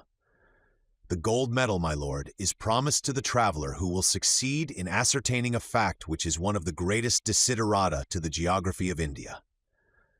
Paganel was magnificent. He spoke with superb animation, soaring away on the wings of imagination. It would have been as impossible to stop him as to stop the Rhine at the falls of Schaffhausen. "Monsieur Jacques Paganel," said Lord Glenarvan after a brief pause, "that would certainly be a grand achievement, and you would confer a great boon on science, but I should not like to allow you to be laboring under a mistake any longer, and I must tell you, therefore, that for the present at least, you must give up the pleasure of a visit to India. Give it up. And why? Because you are turning your back on the Indian peninsula." "What, Captain Burton?" "I am not Captain Burton," said John Mangles, "but the Scotia. This vessel is not the Scotia." It would be impossible to depict the astonishment of Paganel. He stared first at one and then at another in the utmost bewilderment. Lord Glenarvan was perfectly grave, and Lady Helena and Mary showed their sympathy for his vexation by their looks. As for John Mangles, he could not suppress a smile, but the Major appeared as unconcerned as usual. At last the poor fellow shrugged his shoulders, pushed down his spectacles over his nose, and said, "You are joking." But just at that very moment his eye fell on the wheel of the ship, and he saw the two words on it, "DUNCAN, Glasgow." "The DUNCAN, the DUNCAN!" he exclaimed with a cry of despair, and forthwith rushed down the stairs and away to his cabin. As soon as the unfortunate savant had disappeared, Every one, except the major, broke out into such peals of laughter that the sound reached the ears of the sailors in the forecastle. To mistake a railway or to take the train to Edinburgh when you want to go to Dumbarton might happen, but to mistake a ship and be sailing for Chile when you meant to go to India, that is a blunder indeed. However, said Lord Glenarvan, I am not much astonished at it in Paganel. He is quite famous for such misadventures. One day he published a celebrated map of America and put Japan in it. But for all that, he is distinguished for his learning, and he is one of the best geographers in France. But what shall we do with the poor gentleman? Said Lady Helena. We can't take him with us to Patagonia. Why not? Replied McNabbs gravely. We are not responsible for his heedless mistakes. Suppose he were in a railway train, would they stop it for him? No, but he would get out at the first station. Well, that is just what he can do here too, if he likes. He can disembark at the first place where we touch. While they were talking, Paganel came up again on the poop, looking very woebegone and crestfallen. He had been making inquiry about his luggage to assure himself that it was all on board, and kept repeating incessantly the unlucky words, "The DUNCAN! The DUNCAN!" He could find no others in his vocabulary. He paced restlessly up and down, sometimes stopping to examine the sails, or gaze inquiringly over the wide ocean at the far horizon. At length he accosted Lord Glenarvan once more, and said, "And this DUNCAN, where is she going?" "To America, Monsieur Paganel," was the reply. "And to what particular part?" "To Concepcion." To Chile, cried the unfortunate geographer. "And my mission to India. But what will Med de Quatrefages, the president of the Central Commission, say? And M. D'Avezac? And M. Cortenbert? And M. Vivian de Saint Martin? How shall I show my face at the chances of the society? Come, Monsieur Paganel, don't despair. It can all be managed. You will only have to put up with a little delay, which is relatively of not much importance. The Yaru Dzangbo Chu will wait for you still in the mountains of Tibet. We shall soon put in at Madeira, and you will get a ship there to take you back to Europe." "Thanks, my lord. I suppose I must resign myself to it, but people will say it is a most extraordinary adventure, and it is only to me such things happen. And then, too, there is a cabin taken for me on board the Scotia."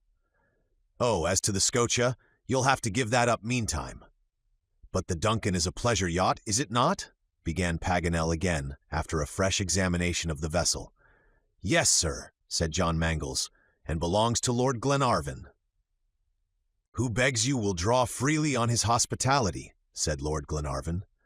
"1,000 thanks, my lord. I deeply feel your courtesy, but allow me to make one observation. India is a fine country, and can offer many a surprising marvel to travelers. These ladies, I suppose, have never seen it. Well now, the man at the helm has only to give a turn at the wheel, and the DUNCAN will sail as easily to Calcutta as to Concepcion. And since it is only a pleasure trip that you are—" His proposal was met by such grave, disapproving shakes of the head that he stopped short before the sentence was completed, and Lady Helena said, "Monsieur Paganel, if we were only on a pleasure trip, I should reply, 'Let us all go to India together,' and I am sure Lord Glenarvan would not object. But the DUNCAN is going to bring back shipwrecked mariners who were cast away on the shores of Patagonia, and we could not alter such a destination." The Frenchman was soon put in possession of all the circumstances of the case. He was no unmoved auditor, and when he heard of Lady Helena's generous proposition, he could not help saying, "Madame, permit me to express my admiration of your conduct throughout, my unreserved admiration. Let your yacht continue her course. I should reproach myself were I to cause a single day's delay." "Will you join us in our search, then?" asked Lady Helena. "It is impossible, madame. I must fulfill my mission. I shall disembark at the first place you touch at, wherever it may be." "That will be Madeira," said John Mangles. "Madeira be it then. I shall only be 180 leagues from Lisbon, and I shall wait there for some means of transport." "Very well, Monsieur Paganel, it shall be as you wish, and for my own part I am very glad to be able to offer you, meantime, a few days' hospitality. I only hope you will not find our company too dull." "Oh, my lord," exclaimed Paganel, "I am but too happy to have made a mistake which has turned out so agreeably. Still, it is a very ridiculous plight for a man to be in to find himself sailing to America when he set out to go to the East Indies." But in spite of this melancholy reflection, the Frenchman submitted gracefully to the compulsory delay. He made himself amiable and merry and even diverting, and enchanted the ladies with his good humor. Before the end of the day, he was friends with everybody. At his request, the famous document was brought out. He studied it carefully and minutely for a long time, and finally declared his opinion that no other interpretation of it was possible. Mary Grant and her brother inspired him with the most lively interest. He gave them great hope. Indeed, the young girl could not help smiling at his sanguine prediction of success and this odd way of foreseeing future events.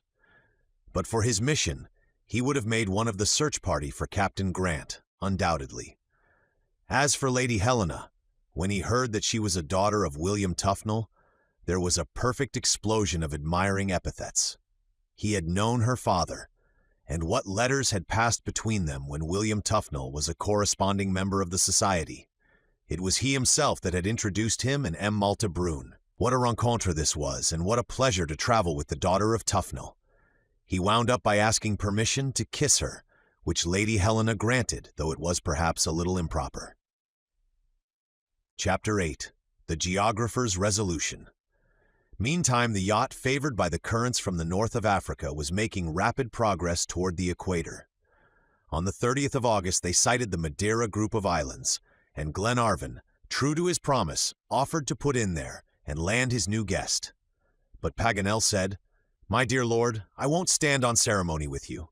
Tell me, did you intend to stop at Madeira before I came on board?"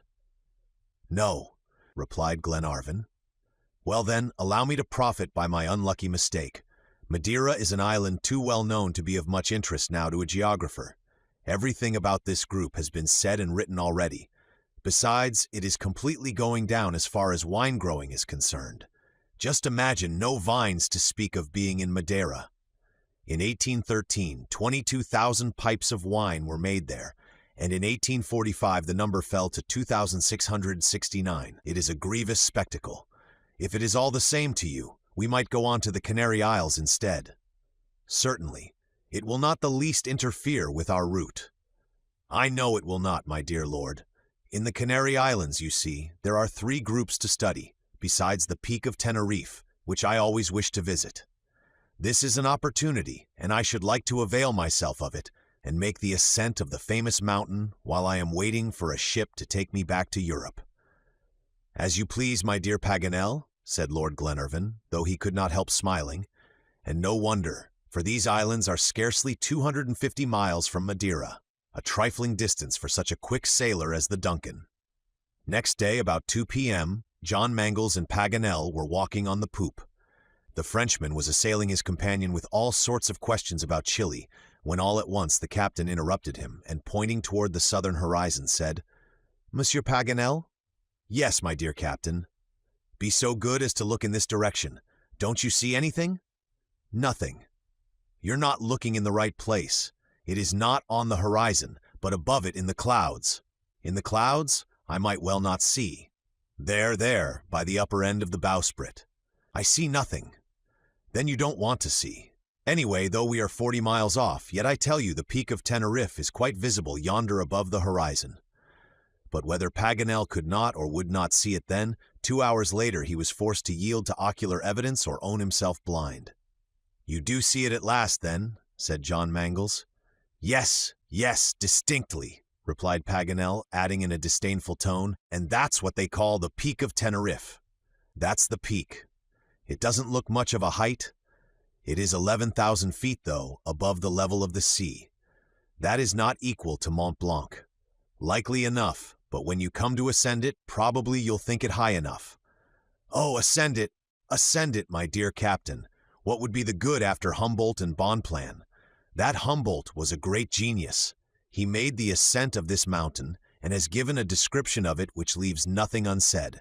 He tells us that it comprises 5 different zones: the zone of the vines, the zone of the laurels, the zone of the pines, the zone of the alpine heaths, and lastly, the zone of sterility. He set his foot on the very summit, and found that there was not even room enough to sit down.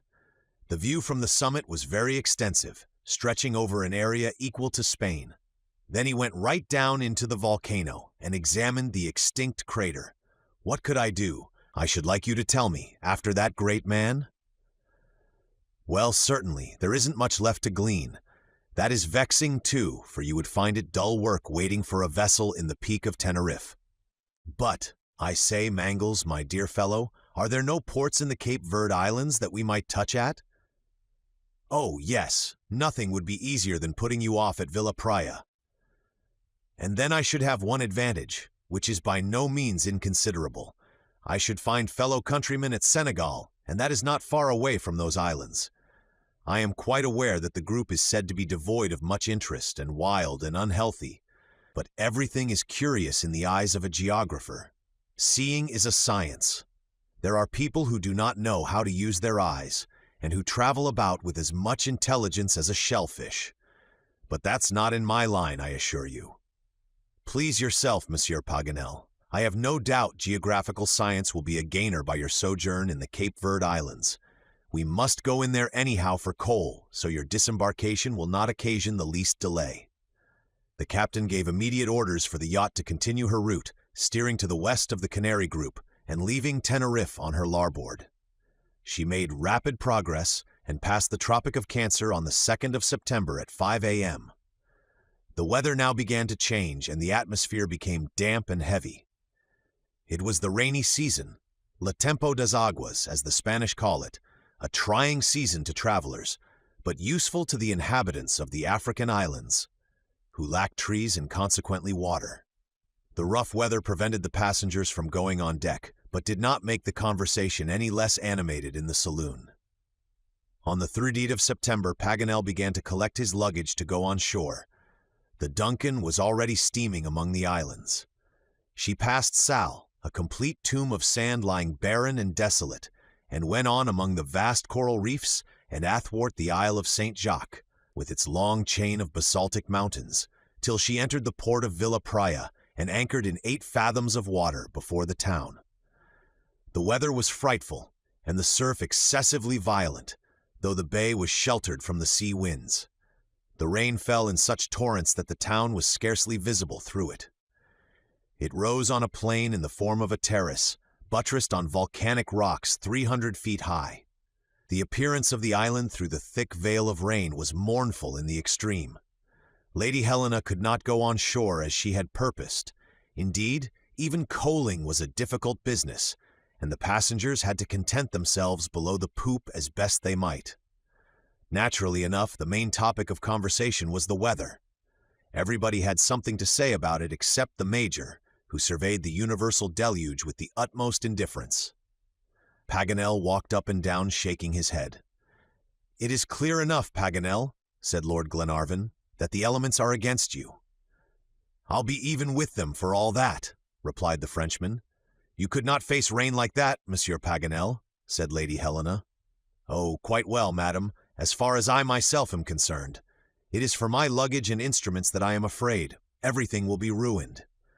The disembarking is the worst part of the business. Once at Villa Praya, you might manage to find pretty good quarters. They wouldn't be over clean, and you might find the monkeys and pigs not always the most agreeable companions. But travelers are not too particular, and moreover, in 7 or 8 months you would get a ship, I dare say, to take you back to Europe." "7 or 8 months!" exclaimed Paganel. "At least, the Cape Verde Islands are not much frequented by ships during the rainy season, but you can employ your time usefully. This archipelago is still but little known. You can go up the large rivers," suggested Lady Helena. "There are none, madam." "Well, then, the small ones." "There are none, madam." "The running brooks, then." "There are no brooks, either." "You can console yourself with the forests, if that's the case," put in the Major. "You can't make forests without trees, and there are no trees." "A charming country," said the Major. "Comfort yourself, my dear Paganel. You'll have the mountains at any rate," said Glenarvan. "Oh, they are neither lofty nor interesting, my lord, and beside they have been described already." "Already!" said Lord Glenarvan. "Yes, that is always my luck. At the Canary Islands I saw myself anticipated by Humboldt, and here by M. Charles St. Clair de Ville, a geologist." "Impossible! It is too true," replied Paganel in a doleful voice. Monsieur de Ville was on board the government corvette La Décidée when she touched at the Cape Verde Islands, and he explored the most interesting of the group and went to the top of the volcano in Isle Fogo. What is left for me to do after him? It is really a great pity, said Helena. What will become of you, Monsieur Paganel? Paganel remained silent. You would certainly have done much better to have landed at Madeira, even though there had been no wine, said Glenarvan. Still the learned secretary was silent. I should wait, said the Major, just as if he had said, I should not wait. Paganel spoke again at length and said, My dear Glenarvan, where do you mean to touch next? At Concepcion. Plague it! That is a long way out of the road to India. Not it. From the moment you pass Cape Horn, you are getting nearer to it. I doubt it much. Beside, resumed Lord Glenarvan with perfect gravity, when people are going to the Indies, it doesn't matter much whether it is to the east or west. What? It does not matter much? Without taking into account the fact that the inhabitants of the Pampas in Patagonia are as much Indians as the natives of the Punjab. Well done, my lord. That's a reason that would never have entered my head. And then, my dear Paganel, you can gain the gold medal anyway. There is as much to be done and sought and investigated and discovered in the Cordilleras as in the mountains of Tibet. But the course of the Yaru Zangbo Chu, what about that? Go up the Rio Colorado instead. It is a river but little known, and its course on the map is marked out too much according to the fancy of geographers. I know it is, my dear lord. They have made grave mistakes. Oh, I make no question that the Geographical Society would have sent me to Patagonia as soon as to India, if I had sent in a request to that effect, but I never thought of it. Just like you. Come, Monsieur Paganel, will you go with us? Asked Lady Helena, in her most winning tone. Madam, my mission? We shall pass through the Straits of Magellan, I must tell you, said Lord Glenarvan. My lord, you are a tempter. Let me add that we shall visit Port Famine. Port Famine, exclaimed the Frenchman, besieged on all sides. That famous port in French annals. Think, too, Monsieur Paganel, that by taking part in our enterprise, you will be linking France with Scotland. Undoubtedly. A geographer would be of much use to our expedition, and what can be nobler than to bring science to the service of humanity? That's well said, madam. Take my advice, then, and yield to chance, or rather Providence. Follow our example. It was Providence that sent us the document, and we set out in consequence. The same Providence brought you on board the DUNCAN. Don't leave her. Shall I say yes, my good friends? Come now, tell me. You want me very much to stay, don't you? Said Paganel. And you're dying to stay now, aren't you, Paganel? Returned Glenarvan. That's about it, confessed the learned geographer, but I was afraid it would be inconsiderate. Chapter 9, Through the Straits of Magellan. The joy on board was universal when Paganel's resolution was made known. Little Robert flung himself on his neck in such tumultuous delight that he nearly threw the worthy secretary down, and made him say, Rude petit bonhomme, I'll teach him geography. Robert bade fair to be an accomplished gentleman some day, for John Mangles was to make a sailor of him, and the Major was to teach him sang-froid, and Glenarvan and Lady Helena were to instill into him courage and goodness and generosity, while Mary was to inspire him with gratitude towards such instructors. The DUNCAN soon finished taking in coal and turned her back on the dismal region. She fell in before long with the current from the coast of Brazil, and on the 7th of September entered the southern hemisphere. So far, then, the voyage had been made without difficulty. Everybody was full of hope, for in this search for Captain Grant, each day seemed to increase the probability of finding him. The captain was among the most confident on board, but his confidence mainly arose from the longing desire he had to see Miss Mary happy. He was smitten with quite a peculiar interest for this young girl, and managed to conceal his sentiments so well that everyone on board saw it except himself and Mary Grant. As for the learned geographer, he was probably the happiest man in all the southern hemisphere. He spent the whole day in studying maps, which were spread out on the saloon table, to the great annoyance of M. Olbinett, who could never get the cloth laid for meals, without disputes on the subject. But all the passengers took his part except the Major, who was perfectly indifferent about geographical questions, especially at dinner time. Paganel also came across a regular cargo of old books in the chief officer's chest. They were in a very damaged condition, but among them he raked out a few Spanish volumes, and determined forthwith to set to work to master the language of Cervantes, as no one on board understood it, and it would be helpful in their search along the Chilean coast. Thanks to his taste for languages, he did not despair of being able to speak the language fluently when they arrived at Concepcion. He studied it furiously and kept constantly muttering heterogeneous syllables. He spent his leisure hours in teaching young Robert and instructed him in the history of the country they were so rapidly approaching. On the 25th of September, the yacht arrived off the Straits of Magellan and entered them without delay. This route is generally preferred by steamers on their way to the Pacific Ocean. The exact length of the straits is 372 miles. Ships of the largest tonnage find throughout, sufficient depth of water, even close to the shore, and there is a good bottom everywhere, an abundance of fresh water, and rivers abounding in fish, and forests in game, and plenty of safe and accessible harbors. In fact, 1,000 things which are lacking in Strait Le Maire and Cape Horn, with its terrible rocks, incessantly visited by hurricane and tempest.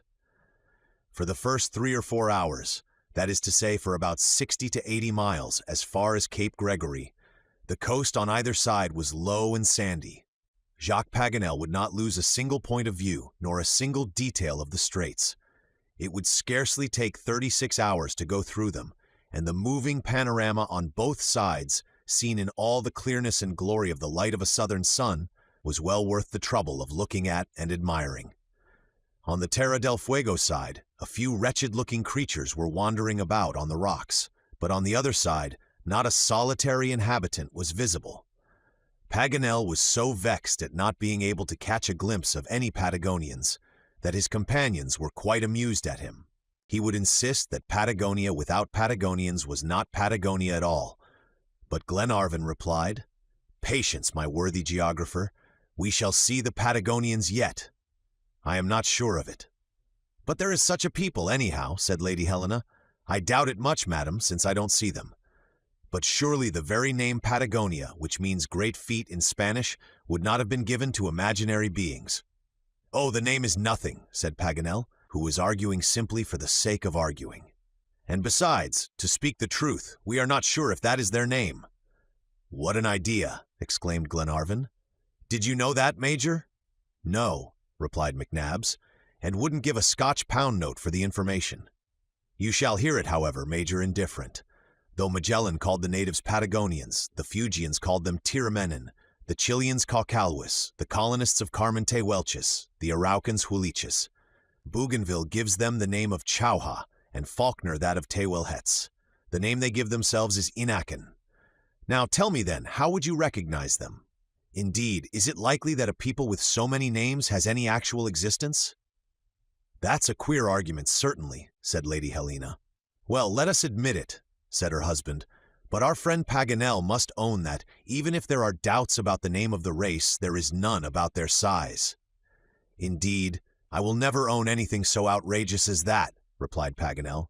"They are tall," said Glenarvan. "I don't know that." "Are they little, then?" asked Lady Helena. "No one can affirm that they are." "About the average, then?" said McNabbs. "I don't know that either." "That's going a little too far," said Glenarvan. "Travelers who have seen them tell us." "Travelers who have seen them," interrupted Paganel, "don't agree at all in their accounts. Magellan said that his head scarcely reached to their waist." "Well, then, that proves." "Yes, but Drake declares that the English are taller than the tallest Patagonian?" "Oh, the English, that may be," replied the Major, disdainfully. "But we are talking of the Scotch." "Cavendish assures us that they are tall and robust," continued Paganel. "Hawkins makes out they are giants. Le Maire and Schouten declare that they are 11 feet high." "These are all credible witnesses," said Glenarvan. "Yes, quite as much as Wood, Narborough, and Faulkner, who say they are of medium stature. Again, Byron, Giraudet, Bougainville, Wallace, and Carteret declared that the Patagonians are 6 feet 6 inches tall." "But what is the truth, then, among all these contradictions?" asked Lady Helena. "Just this, madame. The Patagonians have short legs and a large bust, Or by way of a joke, we might say that these natives are 6 feet high when they are sitting and only 5 when they are standing. "Bravo, my dear geographer," said Glenarvan. "That is very well put." "Unless the race has no existence, that would reconcile all statements," returned Paganel. "But here is one consolation, at all events. The Straits of Magellan are very magnificent, even without Patagonians." Just at this moment, the DUNCAN was rounding the peninsula of Brunswick between splendid panoramas. 70 miles after doubling Cape Gregory, she left on her starboard the penitentiary of Punta Arena. The church steeple and the Chilean flag gleamed for an instant among the trees, and then the strait wound on between huge granitic masses which had an imposing effect. Cloud-capped mountains appeared, their heads white with eternal snows, and their feet hid in immense forests. Toward the southwest, Mount Tarn rose 6,500 feet high. Night came on after a long, lingering twilight, the light insensibly melting away into soft shades. These brilliant constellations began to bestud the sky, and the Southern Cross shone out. There were numerous bays along the shore, easy of access, but the yacht did not drop anchor in any. She continued her course fearlessly through the luminous darkness. Presently ruins came in sight, crumbling buildings which the night invested with grandeur, the sad remains of a deserted settlement, whose name will be an eternal protest against these fertile shores and forests full of game. The DUNCAN was passing Fort Famine. It was in that very spot that Sarmiento, a Spaniard, came in 1581 with 400 emigrants to establish a colony.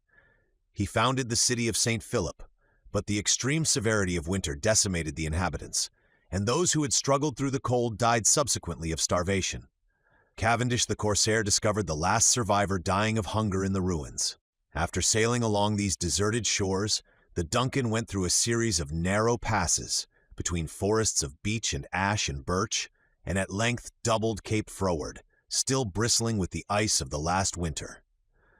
On the other side of the strait, in Terra del Fuego, stood Mount Sarmiento, towering to a height of 6,000 feet, an enormous accumulation of rocks, separated by bands of cloud, forming a sort of aerial archipelago in the sky.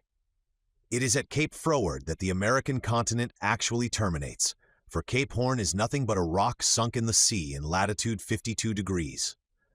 At Cape Momax, the straits widened, and she was able to get round Narborough Isles and advance in a more southerly direction, till at length the rock of Cape Pilares, the extreme point of Desolation Island, came in sight 36 hours after entering the straits.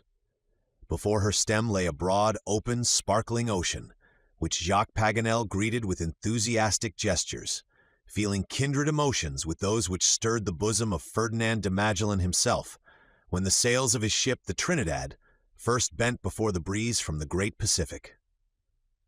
Chapter 10. The Course Decided.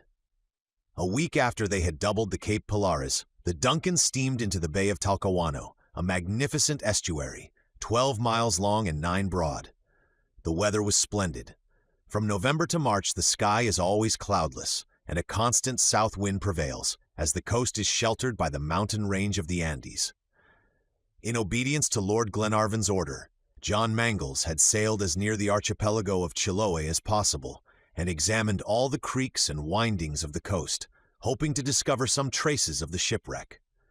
A broken spar, or any fragment of the vessel, would have put them in the right track, but nothing whatever was visible, and the yacht continued her route till she dropped anchor at the port of Talcahuano, 42 days from the time she had sailed out of the fogs of the Clyde. Glenarvan had a boat lowered immediately and went on shore, accompanied by Paganel. The learned geographer gladly availed himself of the opportunity of making use of the language he had been studying so conscientiously, but to his great amazement found he could not make himself understood by the people. "It is the accent I've not got," he said. "Let us go to the custom house," replied Glenarvan. They were informed on arriving there, by means of a few English words, aided by expressive gestures, that the British consul lived at Concepcion, an hour's ride distant.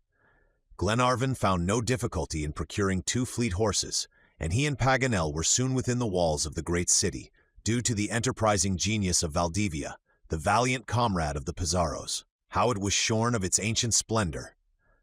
Often pillaged by the natives, Burned in 1819, it lay in desolation and ruins, its walls still blackened by the flames, scarcely numbering 8,000 inhabitants, and already eclipsed by Talcahuano. The grass was growing in the streets beneath the lazy feet of the citizens, and all trade and business, indeed any description of activity, was impossible. The notes of the mandolin resounded from every balcony, and languishing songs floated on the breeze. Concepcion, the ancient city of brave men, had become a village of women and children. Lord Glenarvan felt no great desire to inquire into the causes of this decay, though Paganel tried to draw him into a discussion on the subject. He would not delay an instant, but went straight on to the house of Mr. Bentinck, Her Majesty's consul, who received them very courteously, and on learning their errand, undertook to make inquiries all along the coast. But to the question whether a three-mast vessel called the Britannia had gone ashore either on the Chilean or Araucanian coast, he gave a decided negative. No report of such an event had been made to him, or any of the other consuls. Glenarvan, however, would not allow himself to be disheartened. He went back to Talcahuano and spared neither pains nor expense to make a thorough investigation of the whole seaboard. But it was all in vain. The most minute inquiries were fruitless, and Lord Glenarvan returned to the yacht to report his ill success. Mary Grant and her brother could not restrain their grief. Lady Helena did her best to comfort them by loving caresses, while Jacques Paganel took up the document and began studying it again.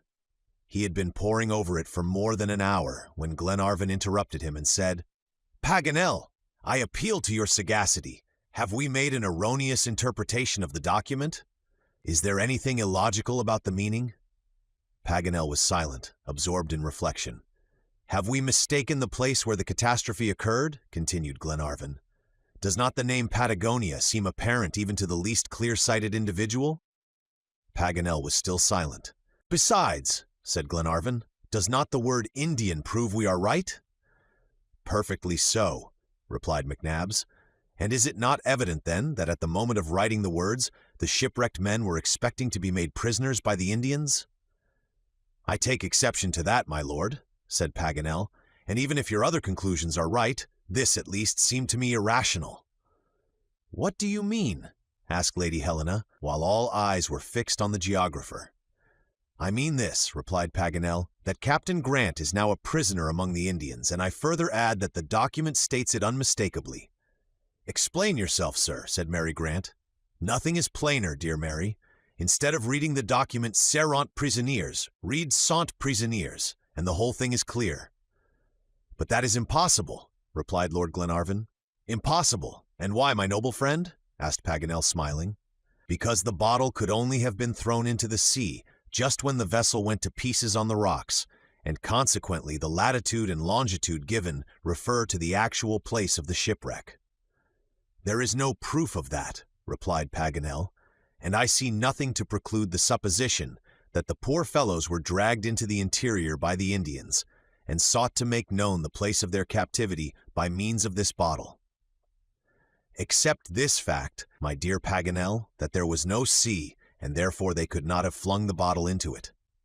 "Unless they flung it into rivers which ran into the sea," returned Paganel. This reply was so unexpected, and yet so admissible, that it made them all completely silent for a minute, though their beaming eyes betrayed the rekindling of hope in their hearts. Lady Helena was the first to speak. "What an idea!" she exclaimed.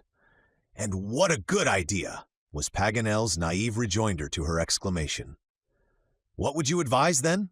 said Glenarvan.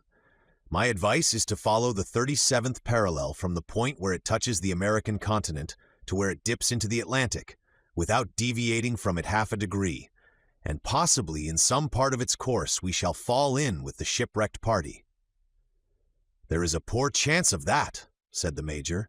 "Poor as it is," returned Paganel, "we ought not to lose it, if I am right in my conjecture that the bottle has been carried into the sea on the bosom of some river. We cannot fail to find the track of the prisoners. You can easily convince yourselves of this by looking at this map of the country." He unrolled a map of Chile and the Argentine provinces as he spoke, and spread it out on the table. "Just follow me for a moment," he said, "across the American continent. Let us make a stride across the narrow strip of Chile and over the Cordilleras of the Andes, and get into the heart of the Pampas. Shall we find any lack of rivers and streams and currents? No, for here are the Rio Negro and Rio Colorado, and their tributaries intersected by the 37th parallel, and any of them might have carried the bottle on its waters. Then, perhaps, in the midst of a tribe in some Indian settlement on the shores of these almost unknown rivers, those whom I may call my friends await some providential intervention. Ought we to disappoint their hopes? Do you not all agree with me that it is our duty to go along the line my finger is pointing out at this moment on the map? And if after all we find I have been mistaken, still to keep straight on and follow the 37th parallel till we find those we seek, if even we go right round the world. His generous enthusiasm so touched his auditors that, involuntarily, they rose to their feet and grasped his hands, while Robert exclaimed as he devoured the map with his eyes, "Yes, my father is there!" "And where he is," replied Glenarvan, "we'll manage to go, my boy, and find him. Nothing can be more logical than Paganel's theory, and we must follow the course he points out without the least hesitation. Captain Grant may have fallen into the hands of a numerous tribe, or his captors may be but a handful. In the latter case, we shall carry him off at once, but in the event of the former, after we have reconnoitered the situation, we must go back to the DUNCAN on the eastern coast and get to Buenos Aires, where we can soon organize a detachment of men, with Major McNabbs at their head, strong enough to tackle all the Indians in the Argentine provinces." "That's capital, my lord," said John Mangles, "and I may add that there is no danger whatever crossing the continent." "Monsieur Paganel," asked Lady Helena, "you have no fear then that if the poor fellows have fallen into the hands of the Indians, their lives at least have been spared?" "What a question! Why, madam, the Indians are not anthropophagi. Far from it. One of my own countrymen, Ems Ginnard, associated with me in the Geographical Society, was 3 years a prisoner among the Indians in the Pampas. He had to endure sufferings and ill treatment, but came off victorious at last. A European is a useful being in these countries. The Indians know his value and take care of him as if he were some costly animal." "There is not the least room then for hesitation," said Lord Glenarvan.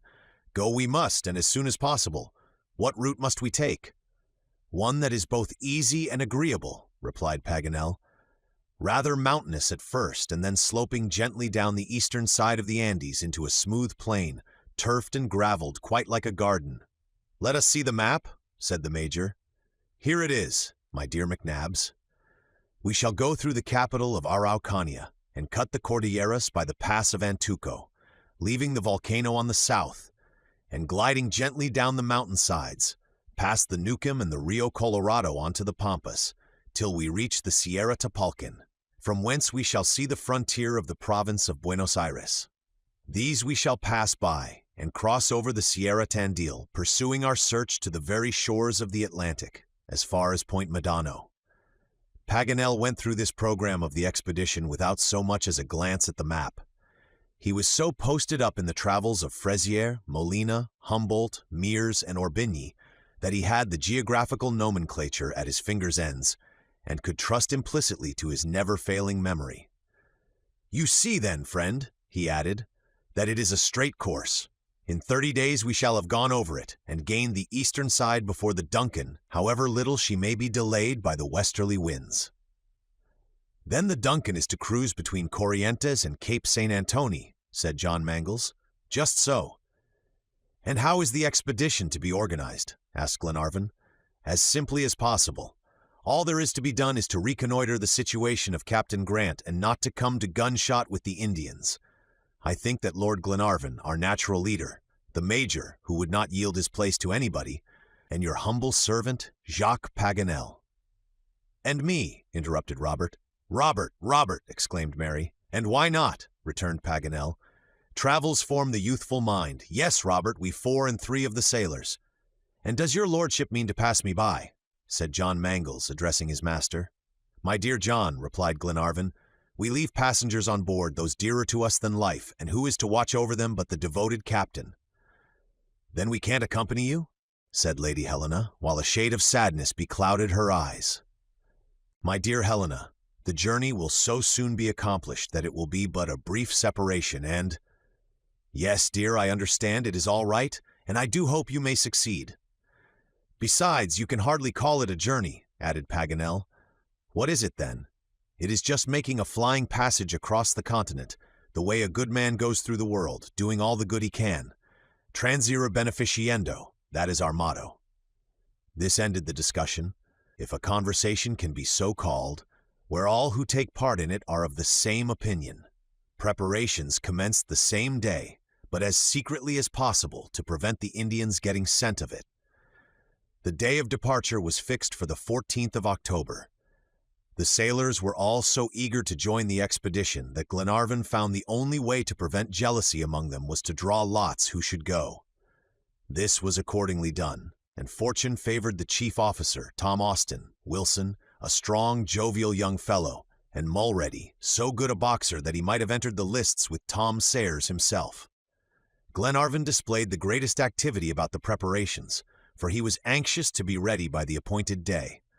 John Mangles was equally busy in coaling the vessel, that she might weigh anchor at the same time. There was quite a rivalry between Glenarvan and the young captain about getting first to the Argentine coast. Both were ready on the 14th. The whole search party assembled in the saloon to bid farewell to those who remained behind. The DUNCAN was just about to get under way, and already the vibration of the screw began to agitate the limpid waters of Talcahuano. Glenarvan, Paganel, McNabbs, Robert Grant, Tom Austin, Wilson, and Mulready stood armed with carbines and Colt's revolvers. Guides and mules awaited them at the landing stairs of the harbor. "It is time," said Lord Glenarvan at last. "Go then, dear Edward," said Lady Helena, restraining her emotion. Lord Glenarvan clasped her closely to his breast for an instant, and then turned away, while Robert flung his arms round Mary's neck. "And now, friends," said Paganel, "let's have one good hearty shake of the hand all round to last us till we get to the shores of the Atlantic." This was not much to ask, but he certainly got strong enough grips to go some way towards satisfying his desire. All went on deck now, and the 7 explorers left the vessel. They were soon on the quay, and as the yacht turned round to pursue her course, she came so near where they stood that Lady Helena could exchange farewells once more. "God help you!" she called out. "Heaven will help us, madam," shouted Paganel, in reply, "for you may be sure we'll help ourselves." "Go on," sung out the captain to his engineer. At the same moment, Lord Glenarvan gave the signal to start, and away went the mules along the coast, while the DUNCAN steamed out at full speed toward the broad ocean. Chapter 11. Traveling in Chile. The native troops organized by Lord Glenarvan consisted of 3 men and a boy. The captain of the muleteers was an Englishman, who had become naturalized through 20 years' residence in the country. He made a livelihood by letting out mules to travelers and leading them over the difficult passes of the Cordilleras, after which he gave them in charge of a vaqueano, or Argentine guide, to whom the route through the Pampas was perfectly familiar. This Englishman had not so far forgotten his mother tongue among mules and Indians that he could not converse with his countrymen, and a lucky thing it was for them, as Lord Glenarvan found it far easier to give orders than to see them executed. Paganel was still unsuccessful in making himself understood. The Castaways, as he was called in Chilean, had 2 natives called peons and a boy about 12 years of age under him. The peons took care of the baggage mules, and the boy led the madrina, a young mare adorned with rattle and bells, which walked in front, followed by 10 mules. The travelers rode 7 of these, and the Castaways another. The remaining 2 carried provisions and a few bales of goods, intended to secure the goodwill of the caciques of the plain. The peons walked according to their usual habit. Every arrangement had been made to ensure safety and speed, for crossing the Andes is something more than an ordinary journey. It could not be accomplished without the help of the hardy mules of the far-famed Argentine breed. Those reared in the country are much superior to their progenitors. They are not particular about their food, and only drink once a day, and they can go with ease 10 leagues in 8 hours. There are no inns along this road from one ocean to another. The only viands on which travelers can regale themselves are dried meat, rice seasoned with pimento, and such game as may be shot en route. The torrents provide them with water in the mountains and the rivulets in the plains, which they improve by the addition of a few drops of rum, and each man carries a supply of this in a bullock's horn called sheafel. They have to be careful, however, not to indulge too freely in alcoholic drinks, as the climate itself has a peculiarly exhilarating effect on the nervous system. As for bedding, it is all contained in the saddle used by the natives, called recado. This saddle is made of sheepskins, tanned on one side and woolly on the other, fastened by gorgeous embroidered straps. Wrapped in these warm coverings, a traveler may sleep soundly and brave exposure to the damp nights. Glenarvan, an experienced traveler, who knew how to adapt himself to the customs of other countries, adopted the Chilean costume for himself and his whole party. Paganel and Robert, both alike children, though of different growth, were wild with delight as they inserted their heads in the national poncho, an immense plaid with a hole in center, and their legs in high leather boots. The mules were richly caparisoned, with the Arab bit in their mouths and long reins of plaited leather, which served as a whip. The headstall of the bridle was decorated with metal ornaments, and the alforjas, double sacks of gay-colored linen, containing the day's provisions. Paganel, distrait as usual, was flung several times before he succeeded in bestriding his good steed, but once in the saddle, his inseparable telescope on his shoulder belt, he held on well enough, keeping his feet fast in the stirrups and trusting entirely to the sagacity of his beast. As for Robert, his first attempt at mounting was successful, and proved that he had the making in him of an excellent horseman. The weather was splendid when they started, the sky a deep, cloudless blue, and yet the atmosphere so tempered by the sea breezes as to prevent any feeling of oppressive heat.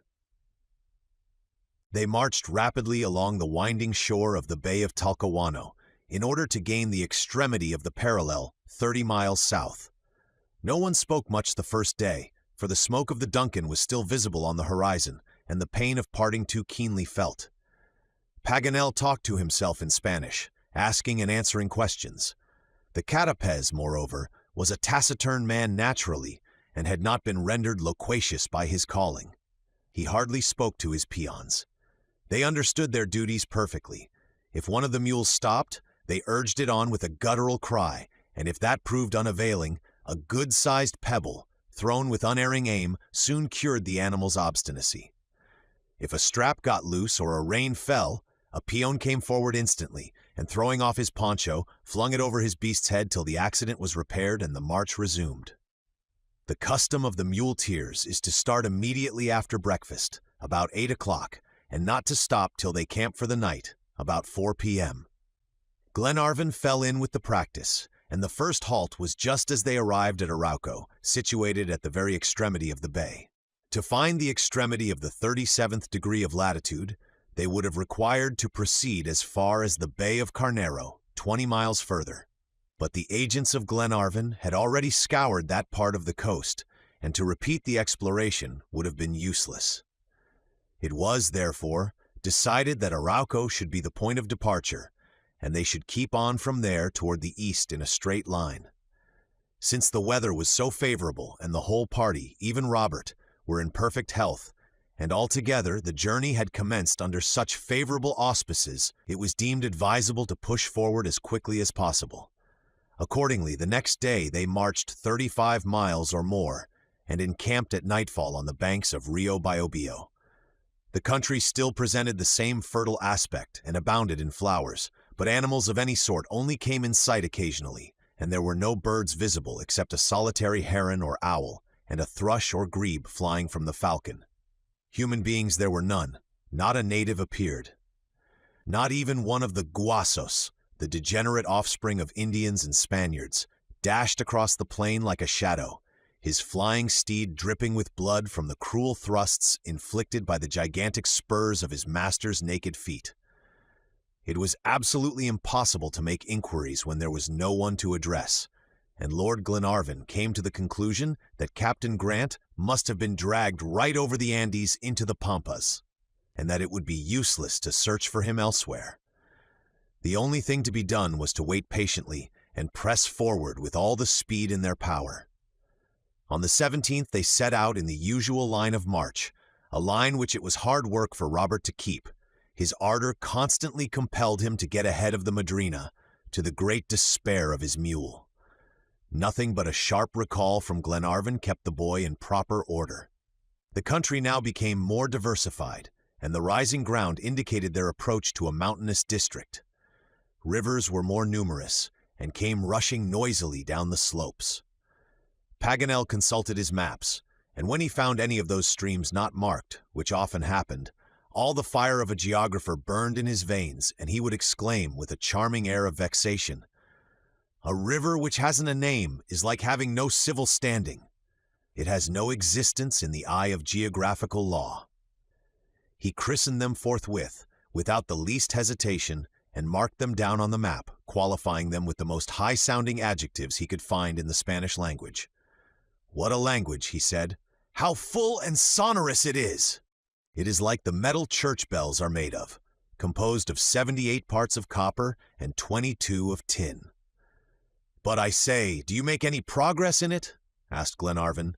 "Most certainly, my dear lord. Ah, if it wasn't the accent, that wretched accent!" And for want of better work, Paganel whiled away the time along the road by practicing the difficulties in pronunciation, repeating all the break-jaw words he could, though still making geographical observations.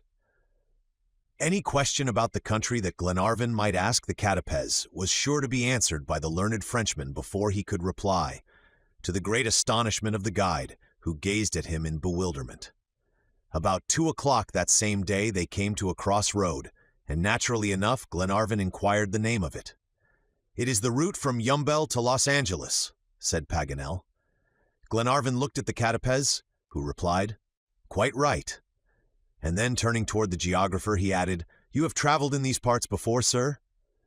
"Oh yes," said Paganel quite gravely. "On a mule?" "No, in an easy chair." The Castaways could not make him out, but shrugged his shoulders and resumed his post at the head of the party. At 5 in the evening they stopped in a gorge of no great depth, some miles above the little town of Loja, and encamped for the night at the foot of the Sierras, the first steps of the great Cordilleras. Chapter 12. 11,000 feet aloft. Nothing of importance had occurred hitherto in the passage through Chile, but all the obstacles and difficulties incident to a mountain journey were about to crowd on the travelers now. One important question had first to be settled: which pass would take them over the Andes, and yet not be out of their fixed route? On questioning the Castaways on the subject, he replied, "There are only 2 practicable passes that I know of in this part of the Cordilleras. The pass of Arica is one undoubtedly discovered by Valdivia Mendoza," said Paganel. "Just so.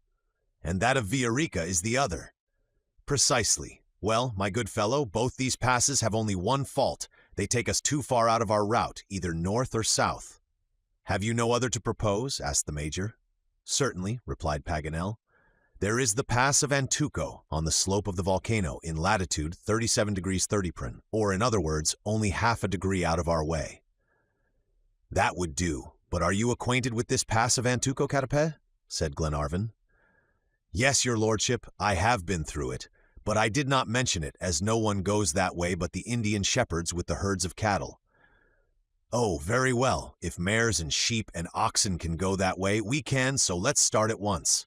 The signal for departure was given immediately, and they struck into the heart of the valley of Las Lejas, between great masses of chalk crystal. From this point the pass began to be difficult and even dangerous. The angles of the declivities widened and the ledges narrowed, and frightful precipices met their gaze. The mules went cautiously along, keeping their heads near the ground as if scenting the track. They marched in file. Sometimes at a sudden bend of the road, the madrina would disappear, and the little caravan had to guide themselves by the distant tinkle of her bell. Often some capricious winding would bring the column in 2 parallel lines, and the Castaways could speak to his palms across a crevasse not 2 fathoms wide, though 200 deep, which made between them an inseparable gulf. Glenarvan followed his guide step by step. He saw that his perplexity was increasing as the way became more difficult, but did not dare to interrogate him, rightly enough, perhaps thinking that both mules and muleteers were very much governed by instinct, and it was best to trust to them. For about an hour longer, the Castaways kept wandering about almost at haphazard, though always getting higher up the mountains. At last he was obliged to stop short. They were in a narrow valley, one of those gorges called by the Indians quebrads, and on reaching the end, a wall of porphyry rose perpendicularly before them and barred further passage. The Castaways, after vain attempts at finding an opening, dismounted, crossed his arms, and waited. Glenarvan went up to him and asked if he had lost his way. "No, your lordship," was the reply. "But you are not in the pass of Antuco." "We are." "You are sure you are not mistaken?" "I am not mistaken. See, there are the remains of a fire left by the Indians, and there are the marks of the mares and the sheep." "They must have gone on then." "Yes, but no more will go. The last earthquake has made the route impassable." "To mules," said the Major, "but not to men." "Ah, that's your concern. I have done all I could. My mules and myself are at your service to try the other passes of the Cordilleras." "And that would delay us?" 3 days at least." Glenarvan listened silently. He saw the Castaways was right. His mules could not go farther. When he talked of returning, however, Glenarvan appealed to his companions and said, "Will you go on in spite of all the difficulty?" "We will follow your lordship," replied Tom Austin. "And even precede you," added Paganel. "What is it after all? We have only to cross the top of the mountain chain, and once over, nothing can be easier of descent than the slopes we shall find there. When we get below, we shall find vaqueanos, Argentine shepherds, who will guide us through the pampas, and swift horses accustomed to gallop over the plains. Let's go forward then, I say, and without a moment's hesitation." "Forward!" they all exclaimed. "You will not go with us then?" said Glenarvan to the Castaways. "I am the muleteer," was the reply. "As you please," said Glenarvan. "We can do without him," said Paganel. "On the other side we shall get back into the road to Antuco, and I'm quite sure I'll lead you to the foot of the mountain as straight as the best guide in the Cordilleras." Accordingly, Glenarvan settled accounts with the Castaways, and bade farewell to him and his peons and mules. The arms and instruments and a small stock of provisions were divided among the 7 travelers, and it was unanimously agreed that the ascent should recommence at once, and if necessary should continue part of the night. There was a very steep winding path on the left, which the mules never would have attempted. It was toilsome work, but after 2 hours' exertion and a great deal of roundabout climbing, the little party found themselves once more in the pass of Antuco. They were not far now from the highest peak of the Cordilleras, but there was not the slightest trace of any beaten path. The entire region had been overturned by recent shocks of earthquake, and all they could do was to keep on climbing higher and higher. Paganel was rather disconcerted at finding no way out to the other side of the chain, and laid his account with having to undergo great fatigue before the topmost peaks of the Andes could be reached, for their mean height is between 11,000 and 12,600 feet. Fortunately, the weather was calm and the sky clear, in addition to the season being favorable, but in winter, from May to October, such an ascent would have been impracticable. The intense cold quickly kills travelers, and those who even manage to hold out against it fall victims to the violence of the temporales, a sort of hurricane peculiar to those regions, which yearly fills the abysses of the Cordilleras with dead bodies. They went on toiling steadily upward all night, hoisting themselves up to almost inaccessible plateau and leaping over broad, deep crevasses. They had no ropes, but arms linked in arms supplied the lack, and shoulders served for ladders. The strength of Mulrady and the dexterity of Wilson were taxed heavily now. These 2 brave Scots multiplied themselves, so to speak. Many a time, but for their devotion and courage, the small band could not have gone on. Glenarvan never lost sight of young Robert, for his age and vivacity made him imprudent. Paganel was a true Frenchman in his impetuous ardor, and hurried furiously along. The Major, on the contrary, only went as quick as was necessary, neither more nor less, climbing without the least apparent exertion. Perhaps he hardly knew, indeed, that he was climbing at all, or perhaps he fancied he was descending. The whole aspect of the region had now completely changed. Huge blocks of glittering ice, of a bluish tint on some of the declivities, stood up on all sides, reflecting the early light of morn. The ascent became very perilous. They were obliged to reconnoiter carefully before making a single step on account of the crevasses. Wilson took the lead and tried the ground with his feet. His companions followed exactly in his footprints, lowering their voices to a whisper, as the least sound would disturb the currents of air and might cause the fall of the masses of snow suspended in the air 700 or 800 feet above their heads. They had come now to the region of shrubs and bushes, which, higher still, gave place to grasses and cacti. At 11,000 feet, all trace of vegetation had disappeared. They had only stopped once to rest and snatch a hurried meal to recruit their strength. With superhuman courage, the ascent was then resumed amid increasing dangers and difficulties. They were forced to bestride sharp peaks and leap over chasms so deep that they did not dare to look down them. In many places, wooden crosses marked the scene of some great catastrophes. About 2 o'clock, they came to an immense barren plain, without a sign of vegetation. The air was dry and the sky unclouded blue. At this elevation, rain is unknown, and vapors only condense into snow or hail. Here and there, peaks of porphyry or basalt pierced through the white winding sheet like the bones of a skeleton, and at intervals fragments of quartz or gneiss, loosened by the action of the air, fell down with a faint, dull sound, which in a denser atmosphere would have been almost imperceptible. However, in spite of their courage, the strength of the little band was giving way.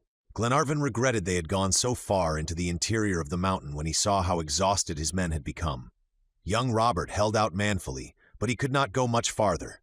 At 3 o'clock, Glenarvan stopped and said, "We must rest." He knew if he did not himself propose it, no one else would. "Rest?" rejoined Paganel. "We have no place of shelter. It is absolutely necessary, however, if it were only for Robert." "No, no," said the courageous lad. "I can still walk, don't stop. You shall be carried, my boy, but we must get to the other side of the Cordilleras, cost what it may. There we may perhaps find some hut to cover us. All I ask is a 2 hours longer march." "Are you all of the same opinion?" said Glenarvan. "Yes," was the unanimous reply, and Mulrady added, "I'll carry the boy." The march eastward was forthwith resumed. They had a frightful height to climb, yet to gain the topmost peaks. The rarefaction of the atmosphere produced that painful oppression known by the name of puna. Drops of blood stood on the gums and lips, and respiration became hurried and difficult. However strong the will of these brave men might be, the time came at last when their physical powers failed, and vertigo, that terrible malady in the mountains, destroyed not only their bodily strength but their moral energy. Falls became frequent, and those who fell could not rise again, but dragged themselves along on their knees.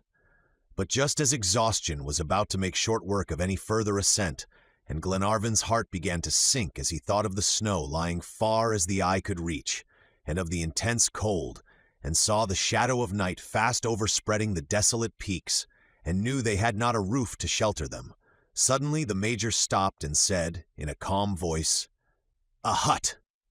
Chapter 13. A Sudden Descent. Anyone else but McNabbs might have passed the hut 100 times, and gone all round it, and even over it without suspecting its existence. It was covered with snow, and scarcely distinguishable from the surrounding rocks, but Wilson and Mulrady succeeded in digging it out and clearing the opening after half an hour's hard work, to the great joy of the whole party, who eagerly took possession of it. They found it was a casucha, constructed by the Indians, made of adobes, a species of bricks baked in the sun. Its form was that of a cube, 12 feet on each side, and it stood on a block of basalt. A stone stair led up to the door, the only opening, and narrow as this door was, the hurricane and snow and hail found their way in when the temporales were unchained in the mountains. 10 people could easily find room in it, and though the walls might be none too watertight in the rainy season, at this time of the year, at any rate, it was sufficient protection against the intense cold, which according to the thermometer was 10 degrees below zero. Besides, there was a sort of fireplace in it, with a chimney of bricks, badly enough put together certainly, but still it allowed of a fire being lighted. "This will shelter us at any rate," said Glenarvan, "even if it is not very comfortable. Providence has led us to it, and we can only be thankful." "Why, it is a perfect palace, I call it," said Paganel. We only want flunkies and courtiers. We shall do capital here, especially when there is a good fire blazing on the hearth, for we are quite as cold as we are hungry. For my part, I would rather see a good faggot just now than a slice of venison." "Well, Tom, we'll try and get some combustible or other," said Paganel. "Combustibles on the top of the Cordilleras," exclaimed Mulready in a dubious tone. "Since there is a chimney in the cachucha," said the Major, "the probability is that we shall find something to burn in it." "Our friend McNabbs is right," said Glenarvan.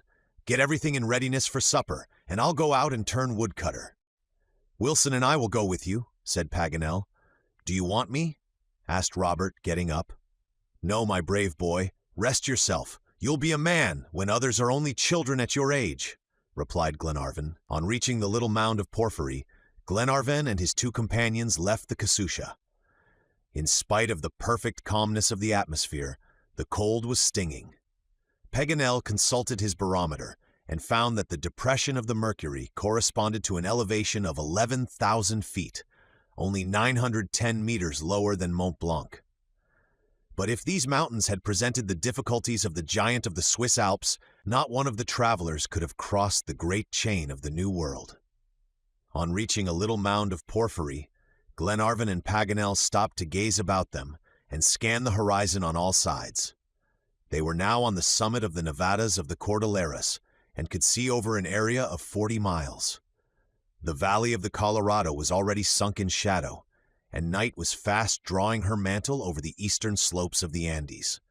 The western side was illumined by the rays of the setting sun, and peaks and glaciers flashed back his golden beams with dazzling radiance. On the south, the view was magnificent. Across the wild valley of the Torbido, about 2 miles distant, rose the volcano of Antuco. The mountain roared like some enormous monster and vomited red smoke, mingled with torrents of sooty flame. The surrounding peaks appeared on fire. Showers of red-hot stones, clouds of reddish vapor, and rockets of lava, all combined, presented the appearance of glowing, sparkling streams. The splendor of the spectacle increased every instant as night deepened, and the whole sky became lighted up with a dazzling reflection of the blazing crater, while the sun, gradually becoming shorn of his sunset glories, disappeared like a star lost in the distant darkness of the horizon. Paganel and Glenarvan would have remained long enough gazing at the sublime struggle between the fires of earth and heaven, if the more practical Wilson had not reminded them of the business on hand. There was no wood to be found, however, but fortunately the rocks were covered with a poor, dry species of lichen. Of this they made an ample provision, as well as of a plant called loretta, the root of which burns tolerably well. This precious combustible was carried back to the cachucha and heaped up on the hearth. It was a difficult matter to kindle it, though, and still more to keep it alight. The air was so rarefied that there was scarcely oxygen enough in it to support combustion. At least, this was the reason assigned by the Major. "By way of compensation, however," he added, "water will boil at less than 100 degrees heat. It will come to the point of ebullition before 99 degrees.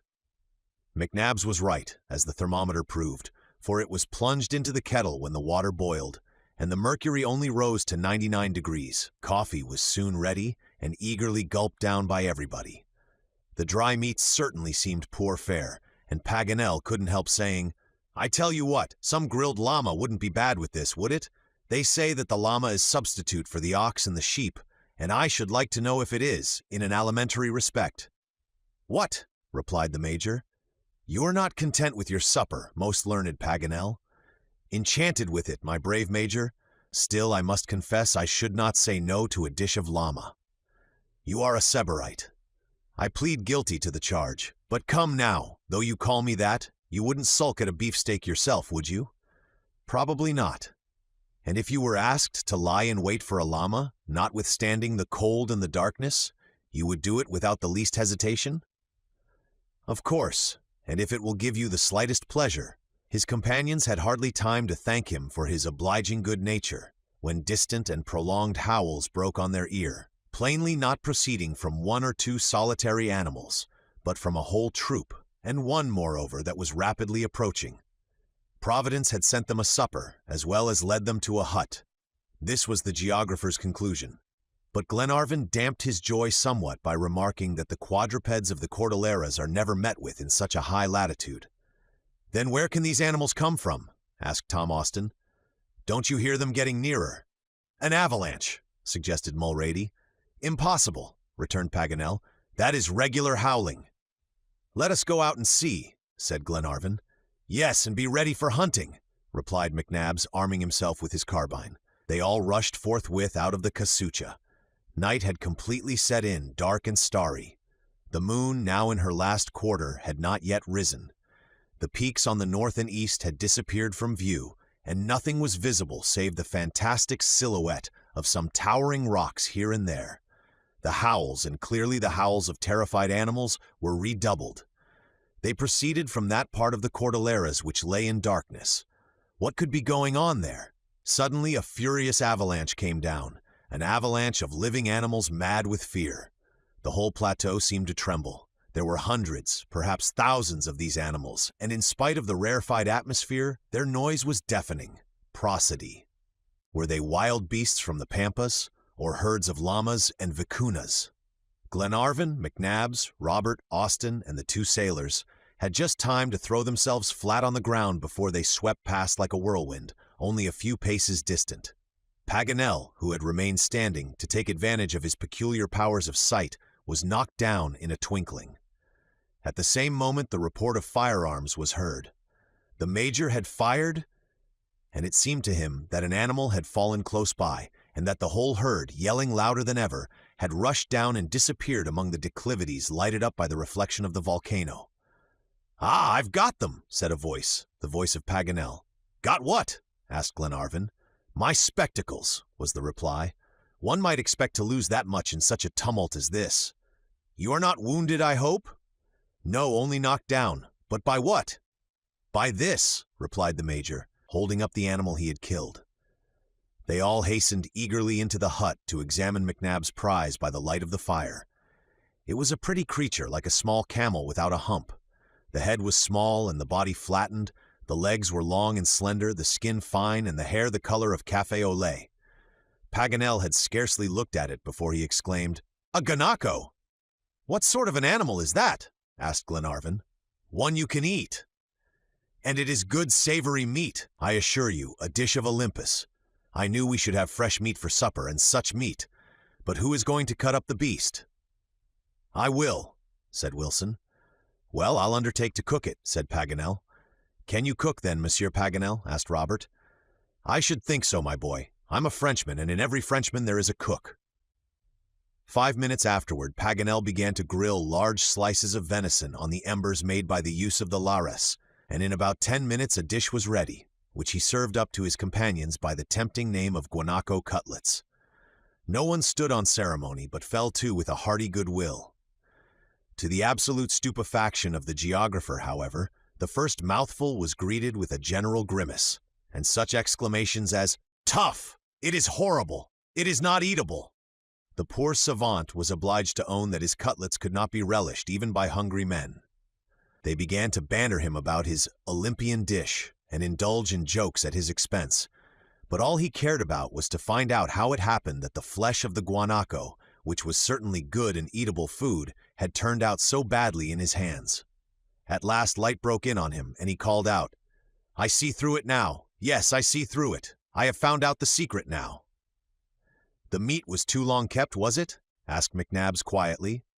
"No, but the meat had walked too much. How could I have forgotten that?" "What do you mean?" asked Tom Austin. "I mean this.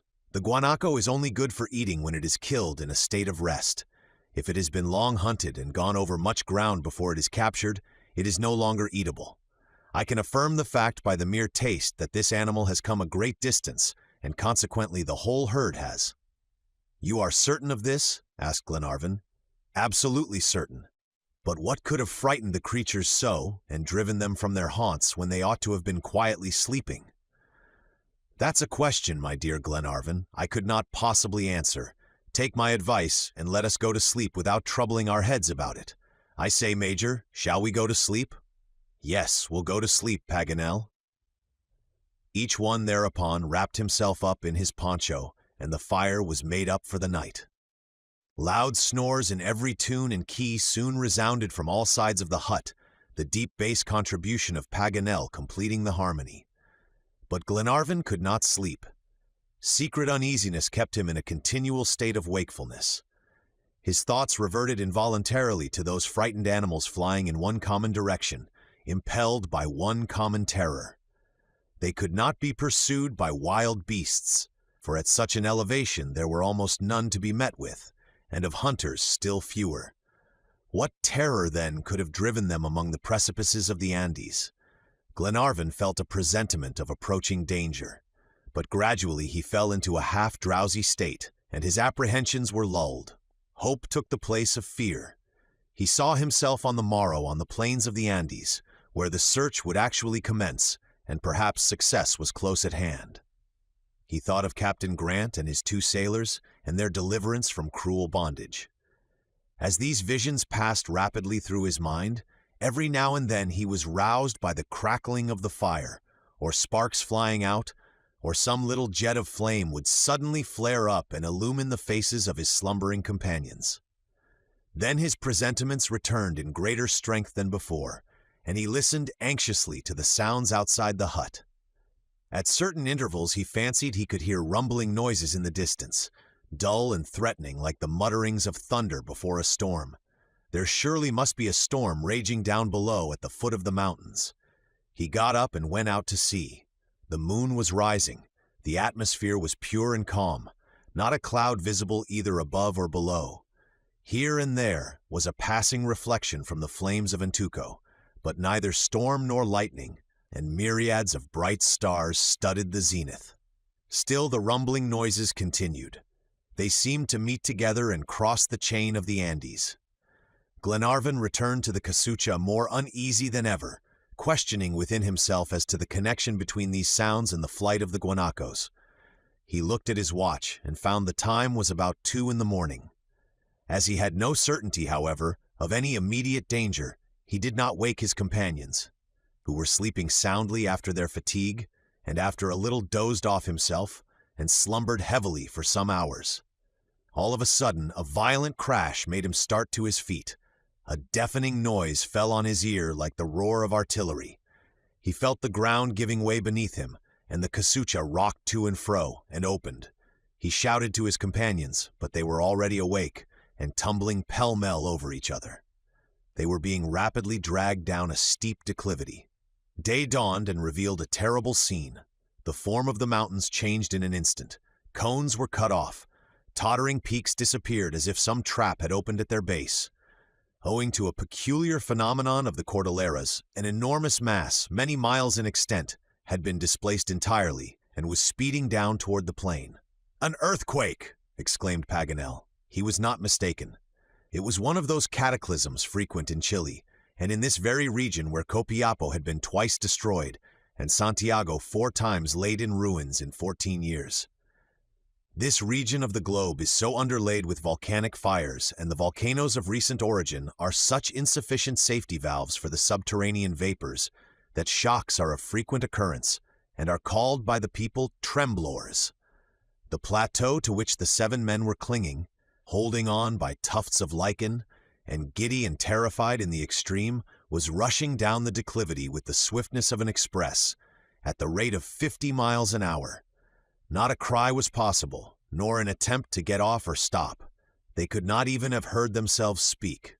The internal rumblings, the crash of the avalanches, the fall of masses of granite and basalt, and the whirlwind of pulverized snow made all communication impossible.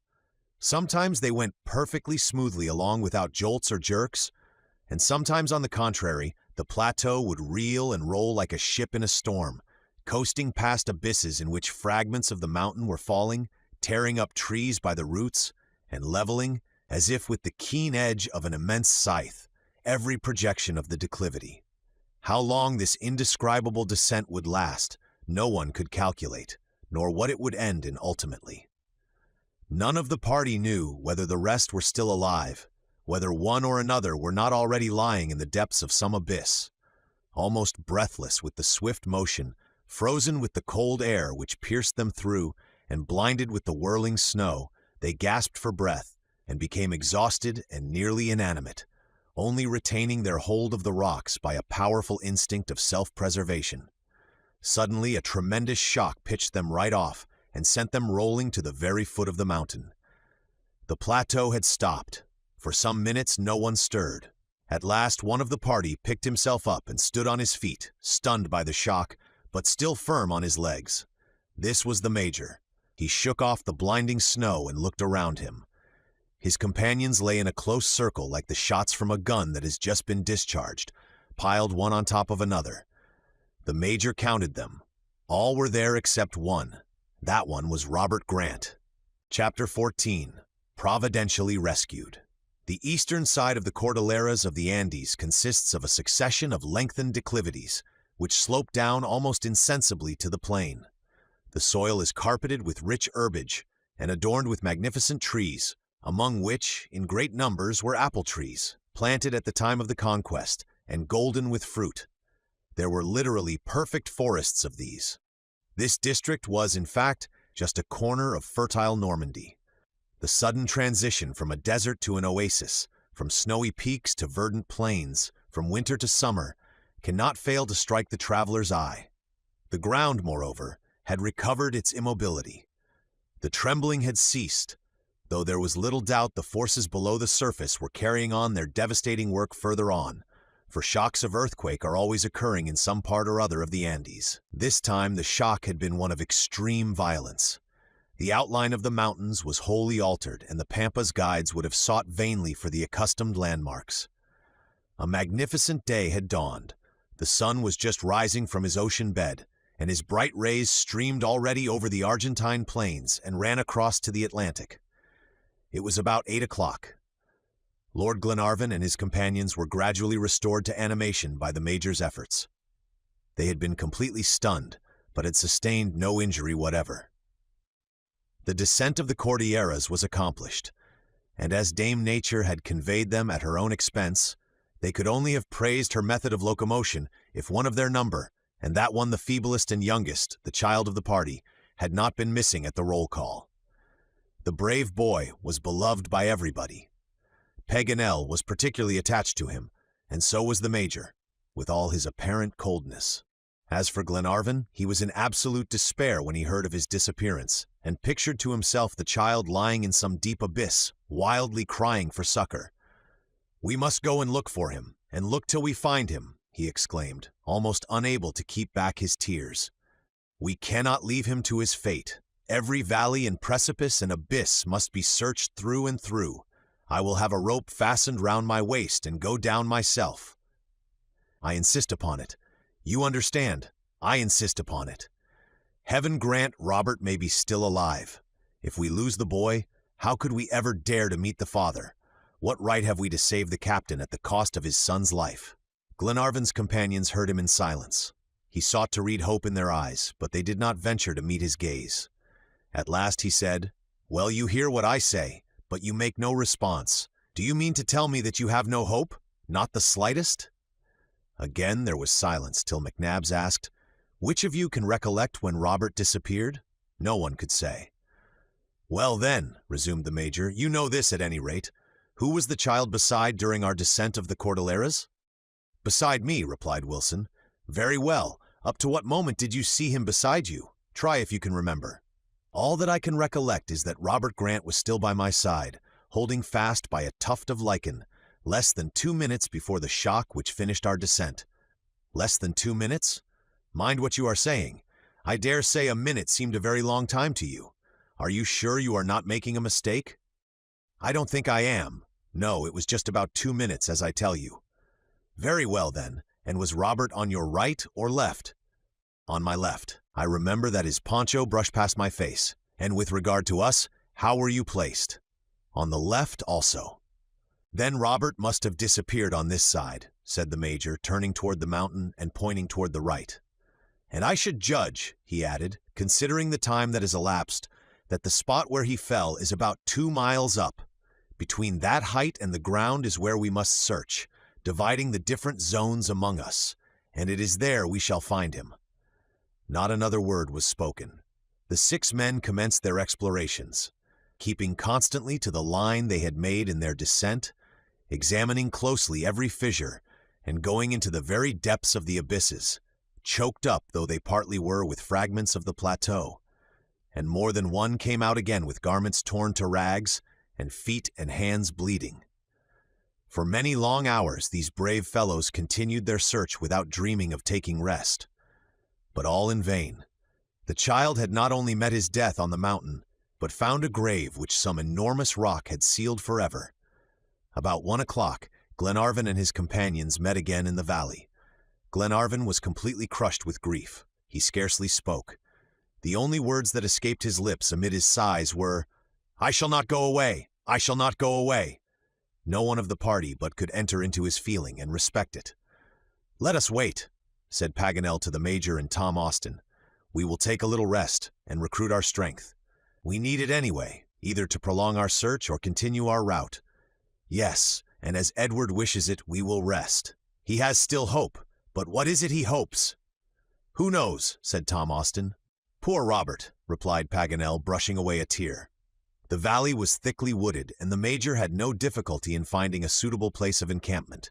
He chose a clump of tall carob trees, under which they arranged their few belongings. Few indeed, for all they had were sundry wraps and firearms, and a little dried meat and rice. Not far off there was a rio, which supplied them with water, though it was still somewhat muddy after the disturbance of the avalanche. Mulrady soon had a fire lighted on the grass and a warm, refreshing beverage to offer his master. But Glenarvan refused to touch it, and lay stretched on his poncho in a state of absolute prostration. So the day passed, and night came on, calm and peaceful as the preceding had been. While his companions were lying motionless, though wide awake, Glenarvan betook himself once more to the slopes of the Cordilleras, listening intently in hope that some cry for help would fall upon his ear. He ventured far up in spite of his being alone, straining his ear with painful eagerness to catch the faintest sound, and calling aloud in an agony of despair. But he heard nothing save the beatings of his own heart, though he wandered all night on the mountain. Sometimes the Major followed him, and sometimes Paganel, ready to lend a helping hand among the slippery peaks and dangerous precipices among which he was dragged by his rash and useless imprudence. All his efforts were in vain, however, and to his repeated cries of "Robert, Robert," echo was the only response. Day dawned, and it now became a matter of necessity to go and bring back the poor lord from the distant plateau, even against his will. His despair was terrible. Who could dare to speak of quitting this fatal valley? Yet provisions were done, and Argentine guides and horses were not far off to lead them to the Pampas. To go back would be more difficult than to go forward. Besides, the Atlantic Ocean was the appointed meeting place with the DUNCAN. These were strong reasons against any long delay. Indeed, it was best for all parties to continue the route as soon as possible. McNabbs undertook the task of rousing Lord Glenarvan from his grief. For a long time his cousin seemed not to hear him. At last he shook his head and said, almost inaudibly, "Did you say we must start?" "Yes, we must start." "Wait 1 hour longer." "Yes, we'll wait another," replied the Major. The hour slipped away, and again Glenarvan begged for longer grace. To hear his imploring tones, one might have thought him a criminal begging a respite. So the day passed on till it was almost noon. McNabbs hesitated now no longer, but acting on the advice of the rest, told his cousin that start they must, for all their lives depended on prompt action. "Yes, yes," replied Glenarvan. "Let us start! Let us start!" But he spoke without looking at McNabbs. His gaze was fixed intently on a certain dark speck in the heavens. Suddenly he exclaimed, extending his arm and keeping it motionless as if petrified, "There, there! Look, look!" All eyes turned immediately in the direction indicated so imperiously. The dark speck was increasing visibly. It was evidently some bird hovering above them. "A condor," said Paganel. "Yes, a condor," replied Glenarvan. "Who knows? He is coming down. He is gradually getting lower. Let us wait." Paganel was not mistaken. It was assuredly a condor. This magnificent bird is the king of the southern Andes, and was formerly worshipped by the Incas. It attains an extraordinary development in those regions. Its strength is prodigious. It has frequently driven oxen over the edge of precipices down into the depths of abysses.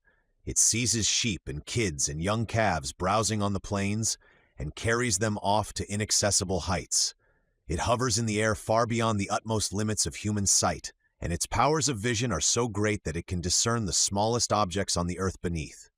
What had this condor discovered then? Could it be the corpse of Robert Grant? Who knows? Repeated Glenarvan, keeping his eye immovably fixed on the bird. The enormous creature was fast approaching, sometimes hovering for a while with outspread wings and sometimes falling with the swiftness of inert bodies in space. Presently he began to wheel round in wide circles. They could see him distinctly. He measured more than 15 feet, and his powerful wings bore him along with scarcely the slightest effort, for it is the prerogative of large birds to fly with calm majesty, while insects have to beat their wings 1,000 times a second. The Major and Wilson had seized their carbines, but Glenarvan stopped them by a gesture. The condor was encircling in his flight a sort of inaccessible plateau about 1/4 of a mile up the side of the mountain. He wheeled round and round with dazzling rapidity, opening and shutting his formidable claws and shaking his cartilaginous carbuncle, or comb. "It is there!" exclaimed Glenarvan. A sudden thought flashed across his mind, and with a terrible cry he called out, "Fire! Fire! Oh, suppose Robert were still alive, that bird!" But it was too late. The condor had dropped out of sight behind the crags. Only a second passed, a second that seemed an age, and the enormous bird reappeared, carrying a heavy load and flying at a slow rate. A cry of horror rose on all sides. It was a human body the condor had in his claws, dangling in the air, and apparently lifeless. It was Robert Grant. The bird had seized him by his clothes, and had him hanging already at least 150 feet in the air. He had caught sight of the travelers, and was flapping his wings violently, endeavoring to escape with his heavy prey. "Oh, would that Robert were dashed to pieces against the rocks, rather than be a—" He did not finish his sentence, but seizing Wilson's carbine, took aim at the condor. His arm was too trembling, however, to keep the weapon steady. "Let me do it," said the Major. And with a calm eye and sure hands and motionless body, he aimed at the bird, now 300 feet above him in the air. But before he had pulled the trigger, the report of a gun resounded from the bottom of the valley. A white smoke rose from between two masses of basalt, and the condor, shot in the head, gradually turned over and began to fall, supported by his great wings spread out like a parachute. He had not let go his prey, but gently sank down with it on the ground, about 10 paces from the stream. "We've got him! We've got him!" shouted Glenarvan, and without waiting to see where the shot so providentially came from, he rushed toward the condor, followed by his companions. When they reached the spot, the bird was dead, and the body of Robert was quite concealed beneath his mighty wings. Glenarvan flung himself on the corpse, and dragging it from the condor's grasp, placed it flat on the grass, and knelt down and put his ear to the heart. But a wilder cry of joy never broke from human lips than Glenarvan uttered the next moment, as he started to his feet and exclaimed, "He is alive! He is still alive!" The boy's clothes were stripped off in an instant, and his face bathed with cold water. He moved slightly, opened his eyes, looked round, and murmured, "Oh, my lord, is it you?" he said, "my father!"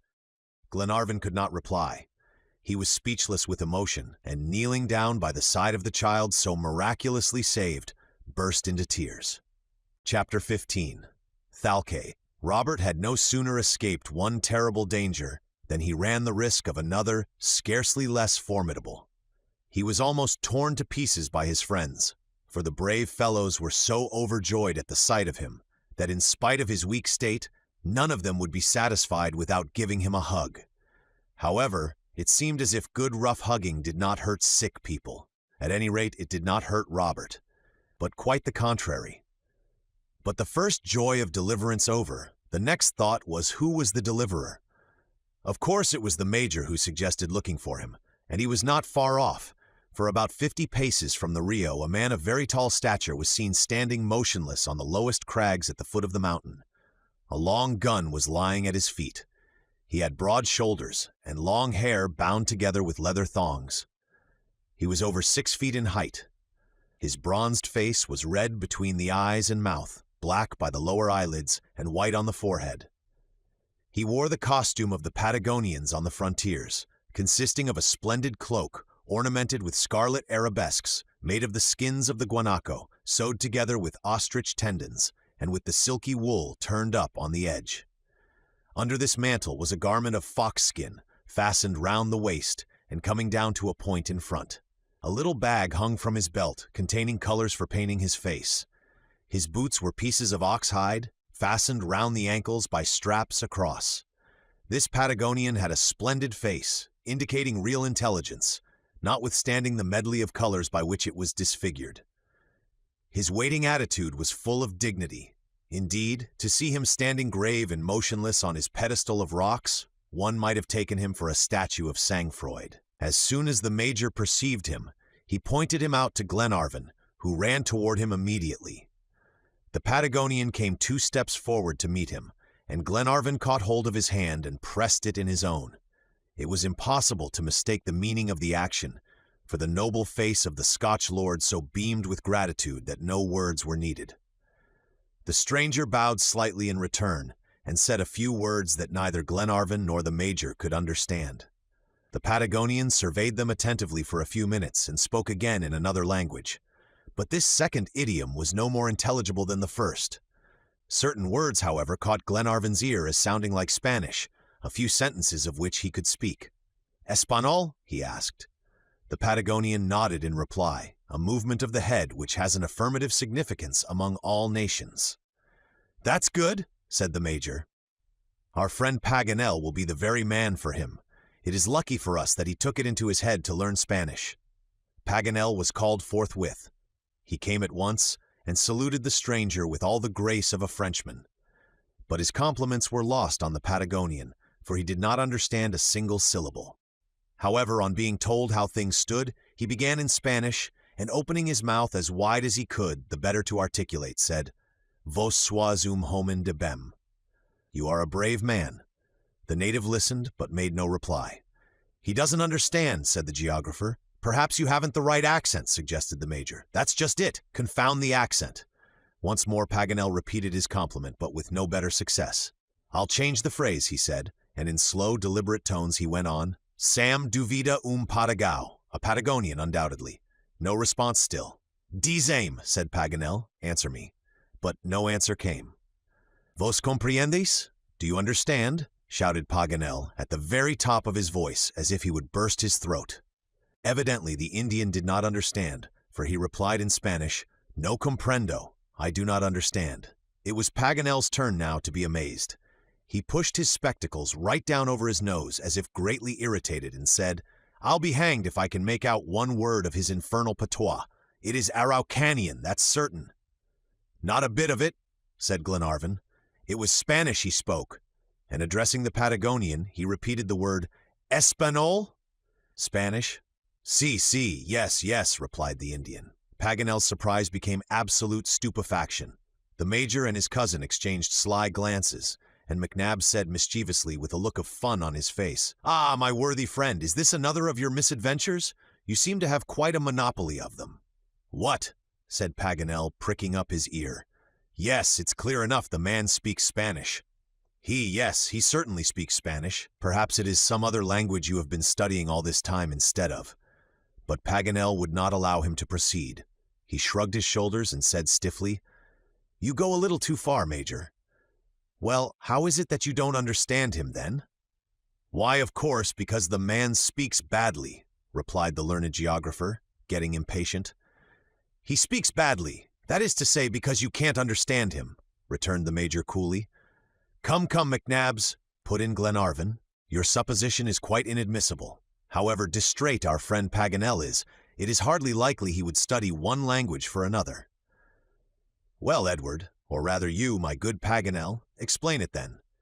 "I explain nothing, I give proof. Here is the book I use daily to practice myself in the difficulties of the Spanish language. Examine it for yourself, Major," he said, handing him a volume in a very ragged condition, which he had brought up, after a long rummage, from the depths of one of his numerous pockets. "Now you can see whether I am imposing on you," he continued, indignantly. "And what's the name of this book?" asked the Major as he took it from his hand. "The Lusíades, an admirable epic, which—" "The Lusíades," exclaimed Glenarvan. "Yes, my friend, the Lusíades of the great Camoens, neither more nor less." "Camoens," repeated Glenarvan. "But Paganel, my unfortunate fellow, Camoens was a Portuguese. It is Portuguese you have been learning for the last 6 weeks." "Camoens! Luisa is Portuguese!" Paganel could not say more. He looked vexed, while his companions, who had all gathered round, broke out in a furious burst of laughter.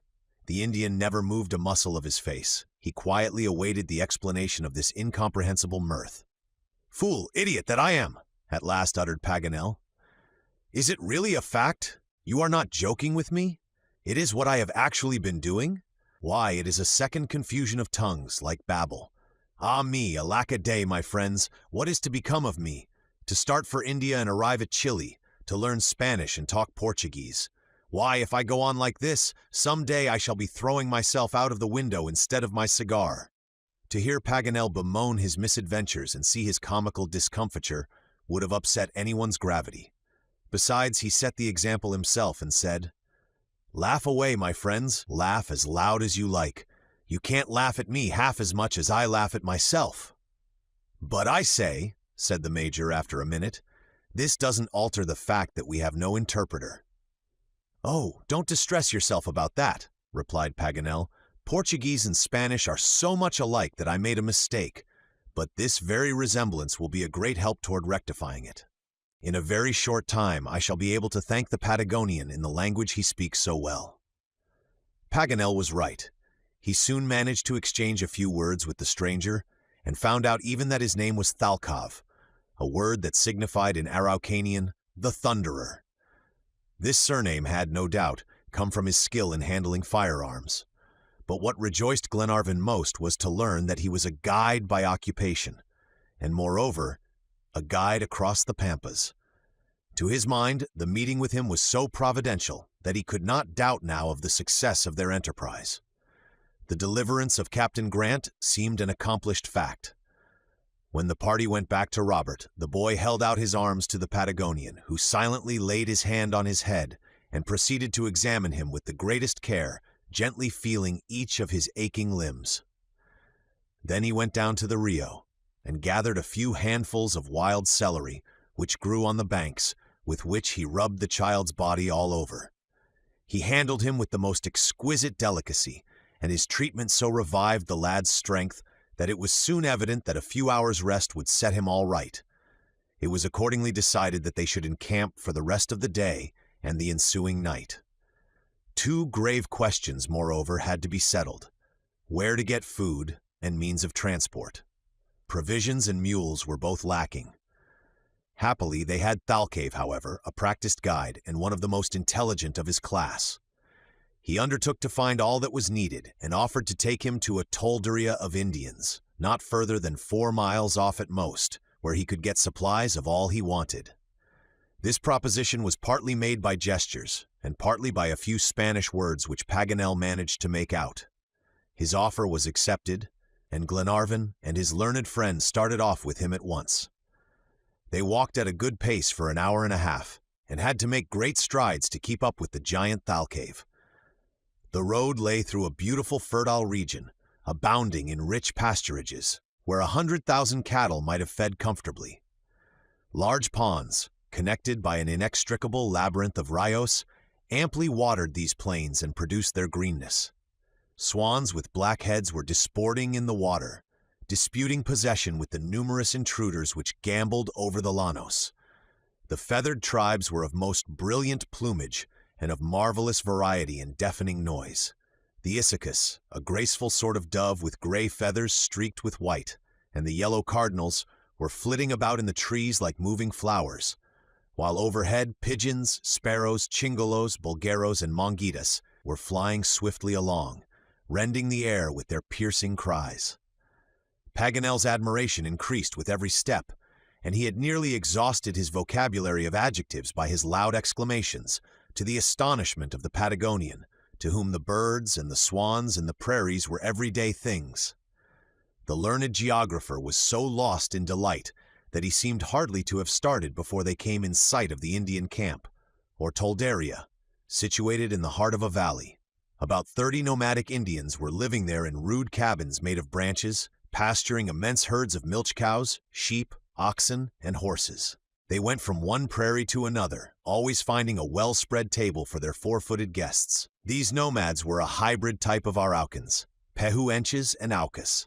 They were Ando-Peruvians, of an olive tint, of medium stature and massive form, with a low forehead, almost circular face, thin lips, high cheekbones, effeminate features, and cold expression. As a whole, they are about the least interesting of the Indians. However, it was their herds Glenarvan wanted, not themselves. As long as he could get beef and horses, he cared for nothing else. THALCAVE did the bargaining. It did not take long. In exchange for 7 ready-saddled horses of the Argentine breed, 100 pounds of charqui, or dried meat, several measures of rice, and leather bottles for water, the Indians agreed to take 20 ounces of gold, as they could not get wine or rum, which they would have preferred, though they were perfectly acquainted with the value of gold. Glenarvan wished to purchase an 8th horse for the Patagonian, but he gave him to understand that it would be useless. They got back to the camp in less than half an hour, and were hailed with acclamations by the whole party, or rather the provisions and horses were. They were all hungry, and ate heartily of the welcome viands. Robert took a little food with the rest. He was fast recovering strength. The close of the day was spent in complete repose and pleasant talk about the dear absent ones. Paganel never quitted the Indian's side.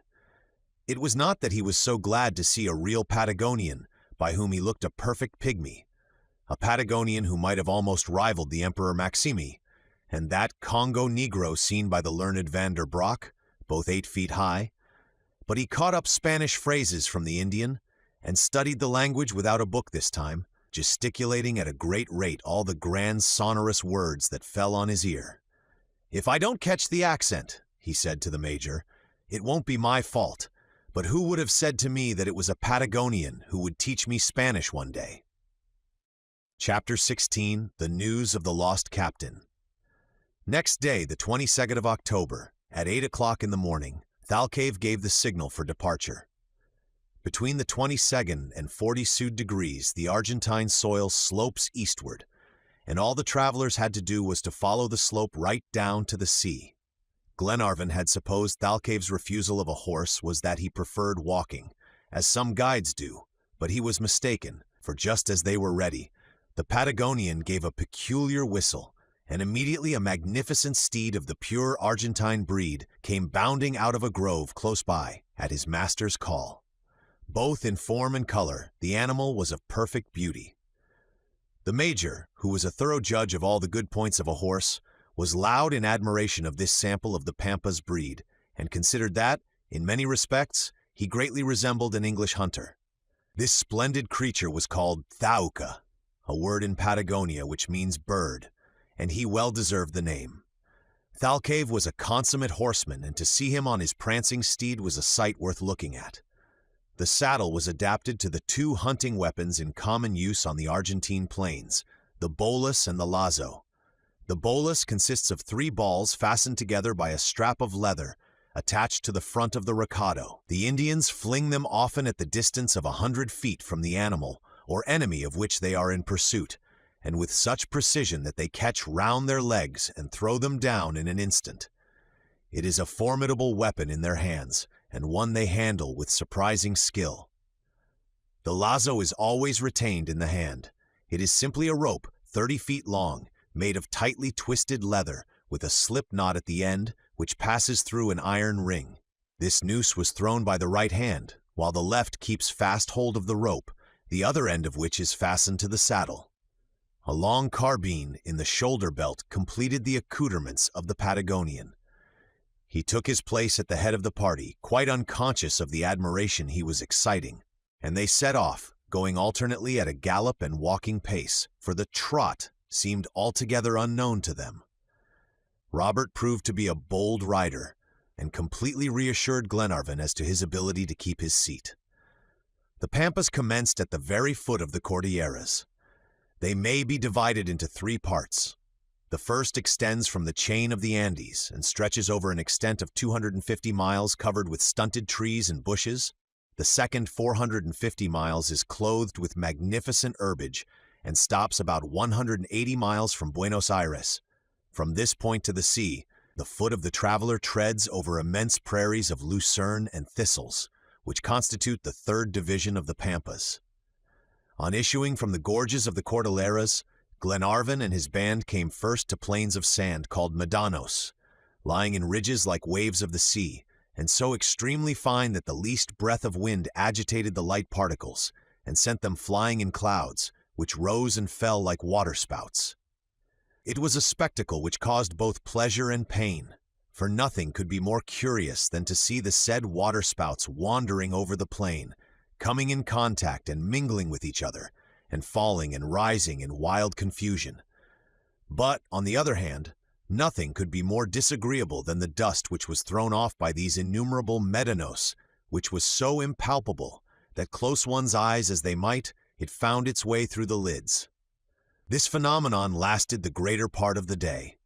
The travelers made good progress, however, and about 4 o'clock the Cordilleras lay full 40 miles behind them, the dark outlines being already almost lost in the evening mists. They were all somewhat fatigued with the journey, and glad enough to halt for the night on the banks of the Nukum, called Ramid, or Como by certain geographers, a troubled, turbulent rapid flowing between high red banks. No incident of any importance occurred that night or the following day. They rode well and fast, finding the ground firm and the temperature bearable. Toward noon, however, the sun's rays were extremely scorching, and when evening came, a bar of clouds streaked the southwest horizon, a sure sign of a change in the weather. The Patagonian pointed it out to the geographer, who replied, "Yes, I know," and turning to his companions added, "See, a change of weather is coming.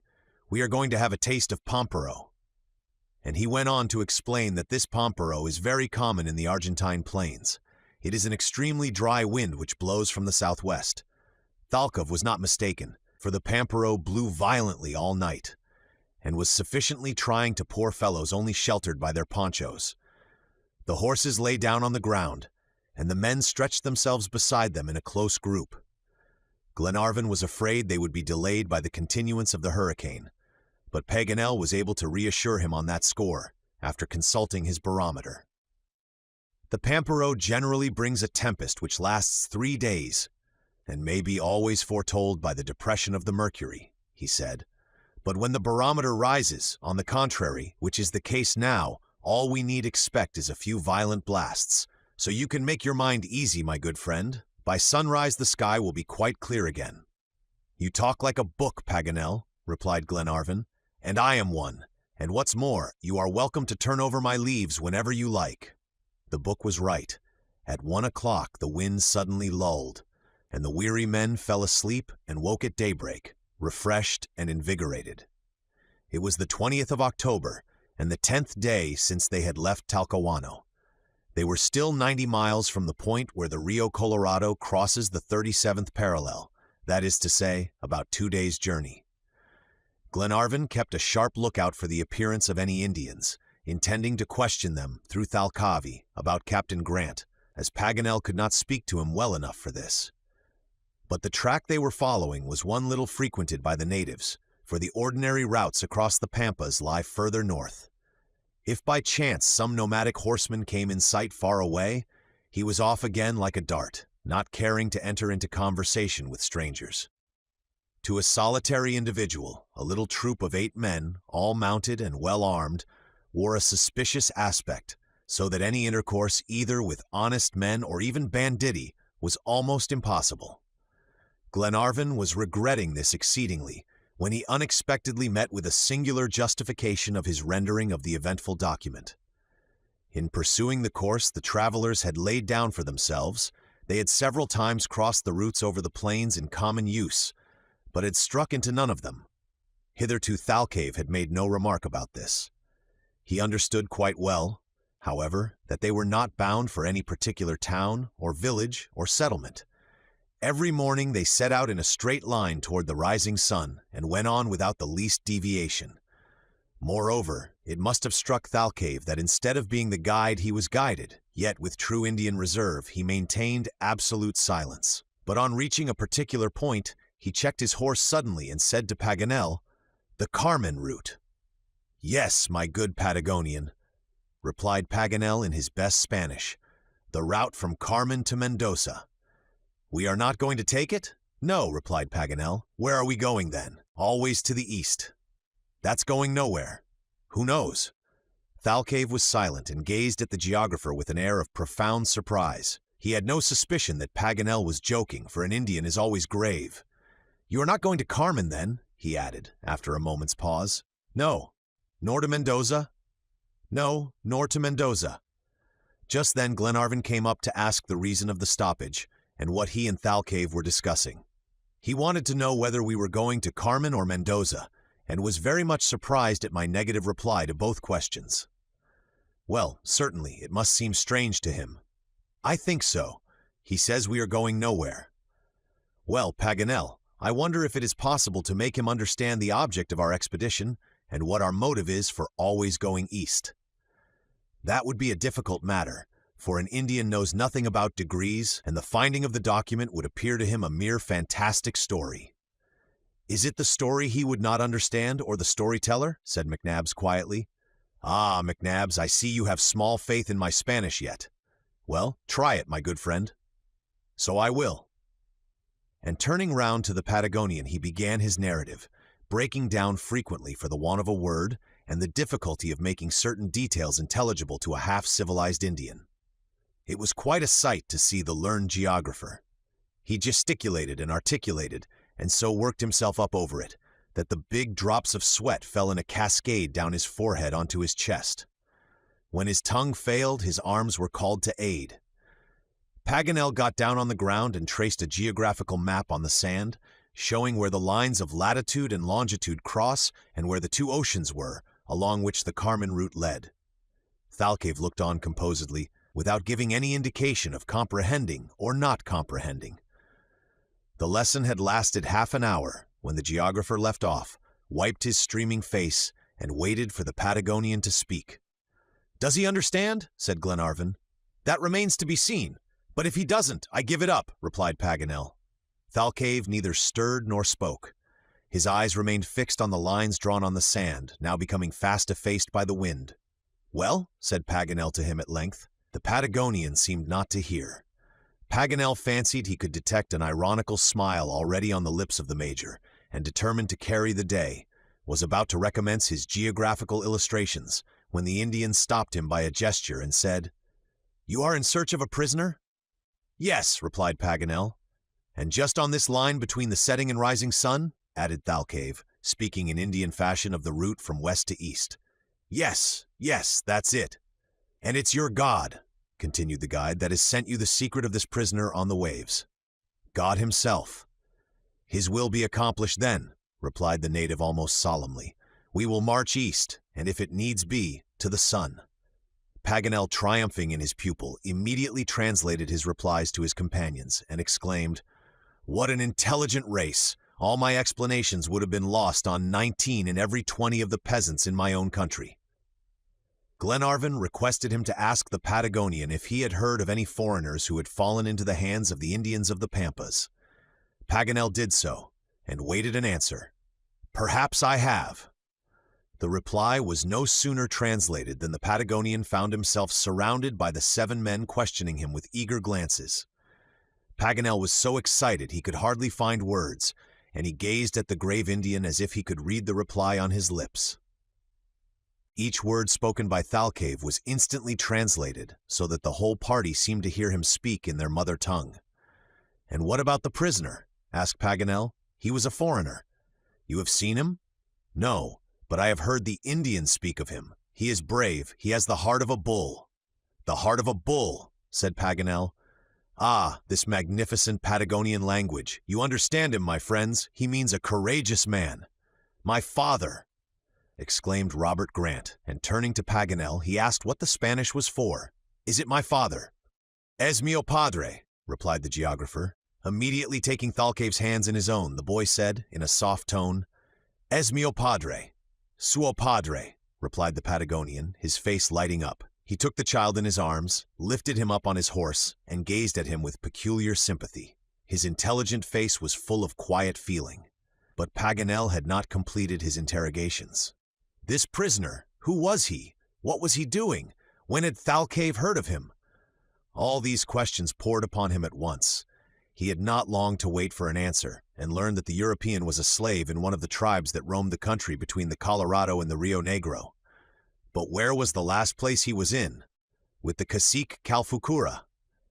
In the line we have been following? Yes. And who is this cacique? The chief of the Poyuches Indians, a man with 2 tongues and 2 hearts. That's to say false in speech and false in action, said Paganel after he had translated this beautiful figure of the Patagonian language. And can we deliver our friend? He added. You may if he is still in the hands of the Indians. And when did you last hear of him? A long while ago. The sun has brought 2 summers since then to the Pampas. The joy of Glenarvan cannot be described. This reply agreed perfectly with the date of the document, but one question still remained for him to put to THALCAVE. You spoke of a prisoner, he said, but were there not 3? I don't know, said THALCAVE. And you know nothing of his present situation? Nothing. This ended the conversation. It was quite possible that the 3 men had become separated long ago, but still this much was certain, that the Indians had spoken of a European that was in their power, and the date of the captivity, and even the descriptive phrase about the captive, evidently pointed to Harry Grant. Chapter 17. A Serious Necessity. The Argentine Pampas extend from the 34th to the 40th degree of southern latitude. The word pampa, of Araucanian origin, signifies grass plain, and justly applies to the whole region. The mimosas growing on the western part, and the substantial herbage on the eastern, give those plains a peculiar appearance. The soil is composed of sand and red or yellow clay, and this is covered by a layer of earth in which the vegetation takes root. The geologist would find rich treasures in the tertiary strata here, for it is full of antediluvian remains, enormous bones which the Indians attribute to some gigantic race that lived in a past age. The horses went on at a good pace through the thick paja brava, the grass of the Pampas, par excellence, so high and thick that the Indians find shelter in it from storms. At certain distances, but increasingly seldom, there were wet, marshy spots, almost entirely underwater where the willows grew, and a plant called the Gygnerium argenteum. Here the horses drank their fill greedily, as if bent on quenching their thirst for past, present, and future. THALCAVE went first to beat the bushes and frighten away the colinas, a most dangerous species of viper, the bite of which kills an ox in less than an hour. For 2 days they plodded steadily across this arid and deserted plain. The dry heat became severe. There were not only no rios, but even the ponds dug out by the Indians were dried up. As the drought seemed to increase with every mile, Paganel asked THALCAVE when he expected to come to water. At Lake Salinas, replied the Indian. And when shall we get there? Tomorrow evening. When the Argentines travel in the Pampas, they generally dig wells and find water a few feet below the surface. But the travelers could not fall back on this resource, not having the necessary implements. They were therefore obliged to husband the small provision of water they had still left and deal it out in rations, so that if no one had enough to satisfy his thirst, no one felt it too painful. They halted at evening after a course of 30 miles and eagerly looked forward to a good night's rest to compensate for the fatigue of day. But their slumbers were invaded by a swarm of mosquitoes, which allowed them no peace. Their presence indicated a change of wind which shifted to the north. A south or southwest wind generally puts to flight these little pests. Even these petty ills of life could not ruffle the Major's equanimity, but Paganel, on the contrary, was perfectly exasperated by such trifling annoyances. He abused the poor mosquitoes desperately, and deplored the lack of some acid lotion which would have eased the pain of their stings. The Major did his best to console him by reminding him of the fact that they had only to do with one species of insect among the 300,000 naturalists reckon. He would listen to nothing, and got up in a very bad temper. He was quite willing to start at daybreak, however, for they had to get to Lake Salinas before sundown. The horses were tired out and dying for water, and though their riders had stinted themselves for their sakes, still their ration was very insufficient. The drought was constantly increasing, and the heat none the less for the wind being north, this wind being the simum of the pampas. There was a brief interruption this day to the monotony of the journey. Mulready, who was in front of the others, rode hastily back to report the approach of a troop of Indians. The news was received with very different feelings by Glenarvan and Thalcave. The Scotchman was glad of the chance of gleaning some information about his shipwrecked countryman, while the Patagonian hardly cared to encounter the nomadic Indians of the prairie, knowing their bandit propensities. He rather sought to avoid them, and gave orders to his party to have their arms in readiness for any trouble. Presently the nomads came in sight, and the Patagonian was reassured at finding they were only 10 in number. They came within 100 yards of them and stopped. This was near enough to observe them distinctly. They were fine specimens of the native races, which had been almost entirely swept away in 1833 by General Rosas, tall in stature, with arched forehead and olive complexion. They were dressed in guanaco skins and carried lances 20 feet long, knives, slings, bolas, and lassos, and by their dexterity in the management of their horses, showed themselves to be accomplished riders. They appeared to have stopped for the purpose of holding a council with each other, for they shouted and gesticulated at a great rate. Glenarvan determined to go up to them, but he had no sooner moved forward than the whole band wheeled round and disappeared with incredible speed. It would have been useless for the travelers to attempt to overtake them with such worn-out horses. "The cowards!" exclaimed Paganel. "They scampered off too quick for honest folks," said McNabbs. "Who are these Indians, Thalcave?" asked Paganel. "Gauchos!" "The Gauchos!" cried Paganel, and turning to his companions he added, "We need not have been so much on our guard. There was nothing to fear." "How is that?" asked McNabbs. "Because the Gauchos are inoffensive peasants." "You believe that, Paganel?" "Certainly I do. They took us for robbers and fled in terror." "I rather think they did not dare to attack us," replied Glenarvan, much vexed at not being able to enter into some sort of communication with those Indians, whatever they were. "That's my opinion too," said the Major, "for if I am not mistaken, instead of being harmless, the Gauchos are formidable out-and-out bandits." "The idea!" exclaimed Paganel, and forthwith commenced a lively discussion of this ethnological thesis, so lively that the Major became excited and, quite contrary to his usual suavity, said bluntly, "I believe you are wrong, Paganel." "Wrong?" replied Paganel. "Yes, Thalcave took them for robbers, and he knows what he is talking about." "Well, Thalcave was mistaken this time," retorted Paganel somewhat sharply. "The Gauchos are agriculturists and shepherds, and nothing else, as I have stated in a pamphlet on the natives of the Pampas, written by me, which has attracted some notice." "Well, well, you have committed an error, that's all, Monsieur Paganel."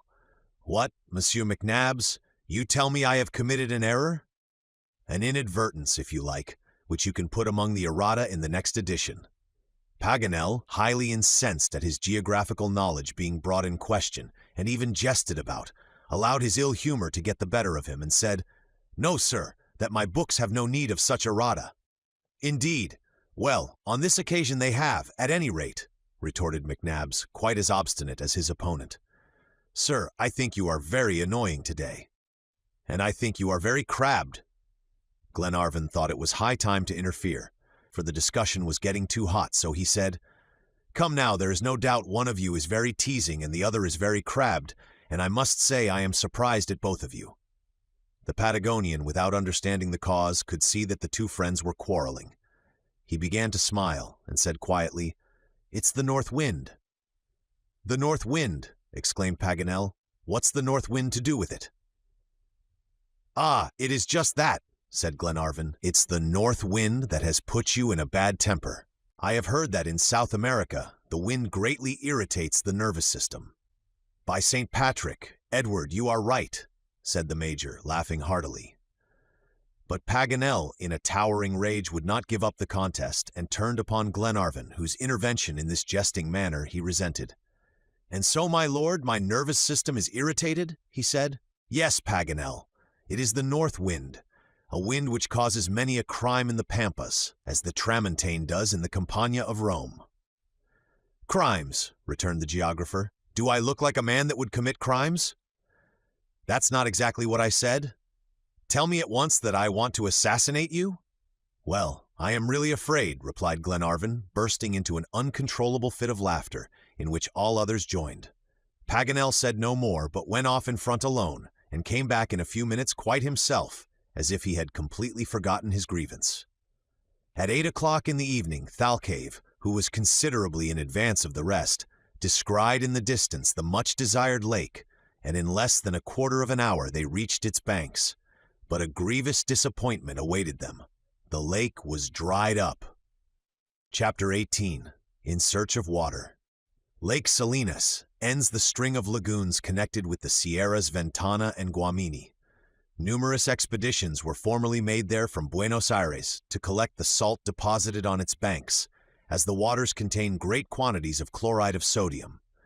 But when THALCAVE spoke of the lake as supplying drinkable water, he was thinking of the rios of fresh water which run into it.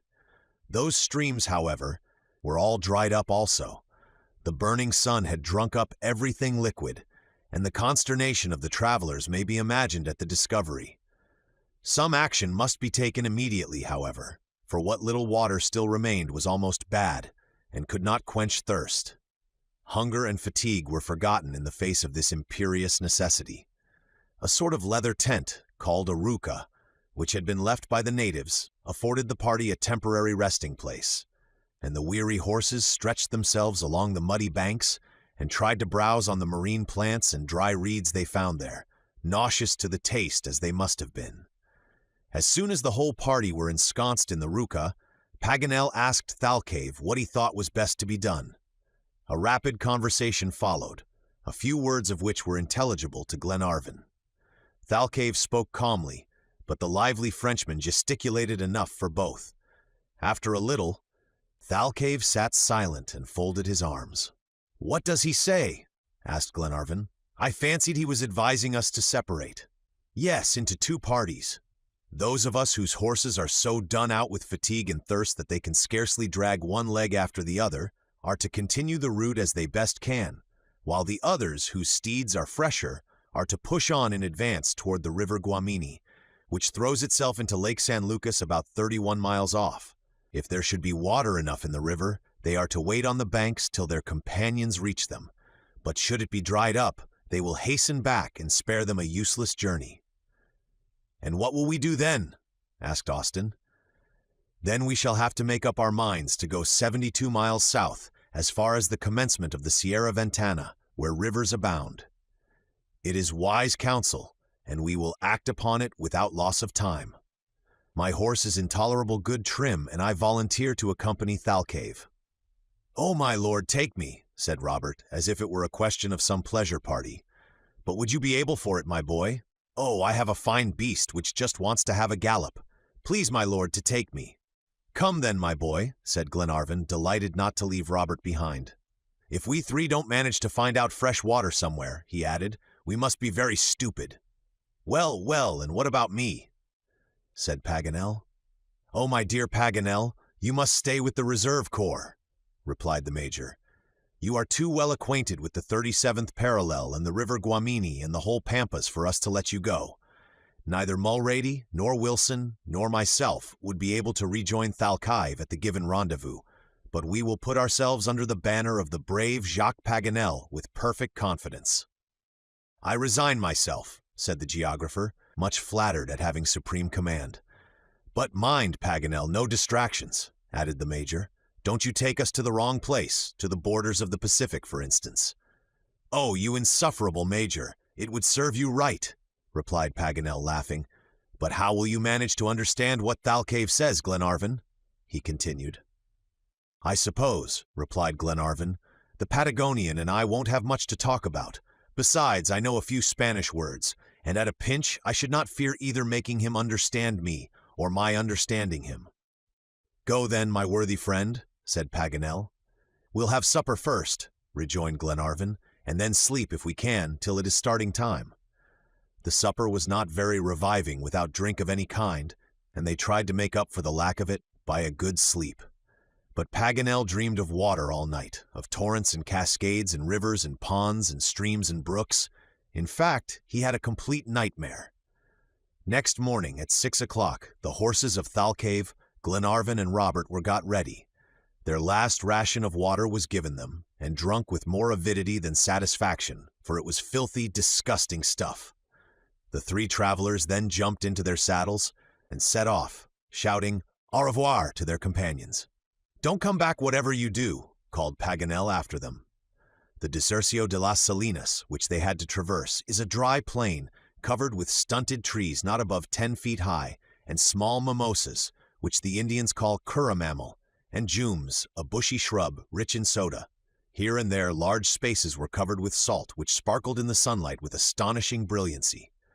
These might easily have been taken for sheets of ice, had not the intense heat forbidden the illusion, and the contrast these dazzling white sheets presented to the dry, burned-up ground gave the desert a most peculiar character. 80 miles south, on the contrary, the Sierra Ventana, toward which the travelers might possibly have to betake themselves, should the Guamini disappoint their hopes, the landscape was totally different. There the fertility is splendid, the pasturage is incomparable. Unfortunately, to reach them would necessitate a march of 130 miles south, and this was why THALCAVE thought it best to go first to Guamini, as it was not only much nearer, but also on the direct line of route. The three horses went forward might and main, as if instinctively knowing whither they were bound. Thaouka especially displayed a courage that neither fatigue nor hunger could damp. He bounded like a bird over the dried-up Canadas and the bushes of curramamel, his loud, joyous neighing seeming to bode success to the search. The horses of Glenarvan and Robert, though not so light-footed, felt the spur of his example and followed him bravely. THALCAVE inspirited his companions as much as Thaouka did his four-footed brethren. He sat motionless in the saddle, but often turned his head to look at Robert, and ever and anon gave him a shout of encouragement and approval, as he saw how well he rode. Certainly the boy deserved praise, for he was fast becoming an excellent cavalier. "Bravo, Robert," said Glenarvan. "THALCAVE is evidently congratulating you, my boy, and paying you compliments." "What for, my lord?" "For your good horsemanship." "I can hold firm on, that's all," replied Robert, blushing with pleasure at such an encomium. "That is the principal thing, Robert, but you are too modest. I tell you that some day you will turn out an accomplished horseman." "What would Papa say to that?" said Robert, laughing. "He wants me to be a sailor." "The one won't hinder the other. If all cavaliers wouldn't make good sailors, there is no reason why all sailors should not make good horsemen. To keep one's footing on the yards must teach a man to hold on firm, and as to managing the reins and making a horse go through all sorts of movements, that's easily acquired. Indeed, it comes naturally." "Poor father," said Robert. "How he will thank you for saving his life." "You love him very much, Robert?" "Yes, my lord, dearly. He was so good to me and my sister. We were his only thought, and whenever he came home from his voyages, we were sure of some souvenir from all the places he had been to, and, better still, of loving words and caresses. Ah, if you knew him, you would love him too. Mary is most like him. He has a soft voice, like hers. That's strange for a sailor, isn't it?" "Yes, Robert, very strange. I see him still," the boy went on, as if speaking to himself. "Good, brave Papa. He put me to sleep on his knee, crooning an old Scotch ballad about the lochs of our country. The time sometimes comes back to me, but very confused like. So it does to Mary, too. Ah, my lord, how we loved him. Well, I do think one needs to be little to love one's father like that." "Yes, and to be grown up, my child, to venerate him," replied Glenarvan, deeply touched by the boy's genuine affection. During this conversation, the horses had been slackening speed and were only walking now.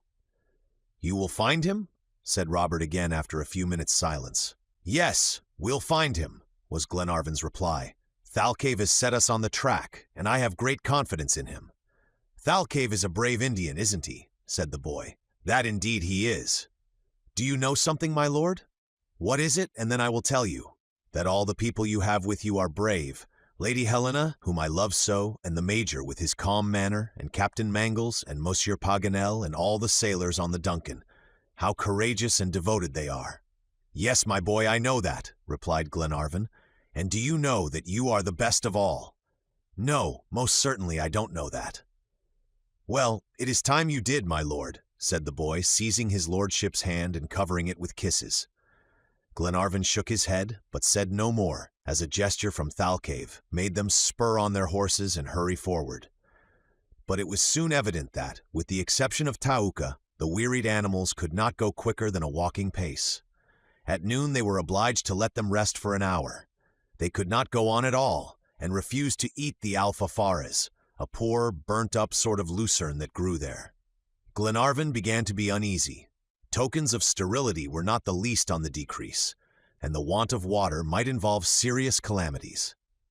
THALCAVE said nothing, thinking probably that it would be time enough to despair if the Guamini should be dried up, if, indeed, the heart of an Indian can ever despair. Spur and whip had both to be employed to induce the poor animals to resume the route, and then they only crept along, for their strength was gone. Thaouka, indeed, could have galloped swiftly enough, and reached the Rio in a few hours, but THALCAVE would not leave his companions behind, alone in the midst of a desert. It was hard work, however, to get the animal to consent to walk quietly. He kicked and reared and neighed violently, and was subdued at last more by his master's voice than hand. THALCAVE positively talked to the beast, and Thaouka understood perfectly, though unable to reply, for after a great deal of arguing, the noble creature yielded, though he still champed the bit. THALCAVE did not understand Thaouka. It turned out, though Thaouka understood him. The intelligent animal felt humidity in the atmosphere and drank it in with frenzy, moving and making a noise with his tongue as if taking deep draughts of some cool, refreshing liquid. The Patagonian could not mistake him now. Water was not far off. The two other horses seemed to catch their comrade's meaning, and inspired by his example, made a last effort and galloped forward after the Indian. About 3 o'clock a white line appeared in a dip of the road, and seemed to tremble in the sunlight.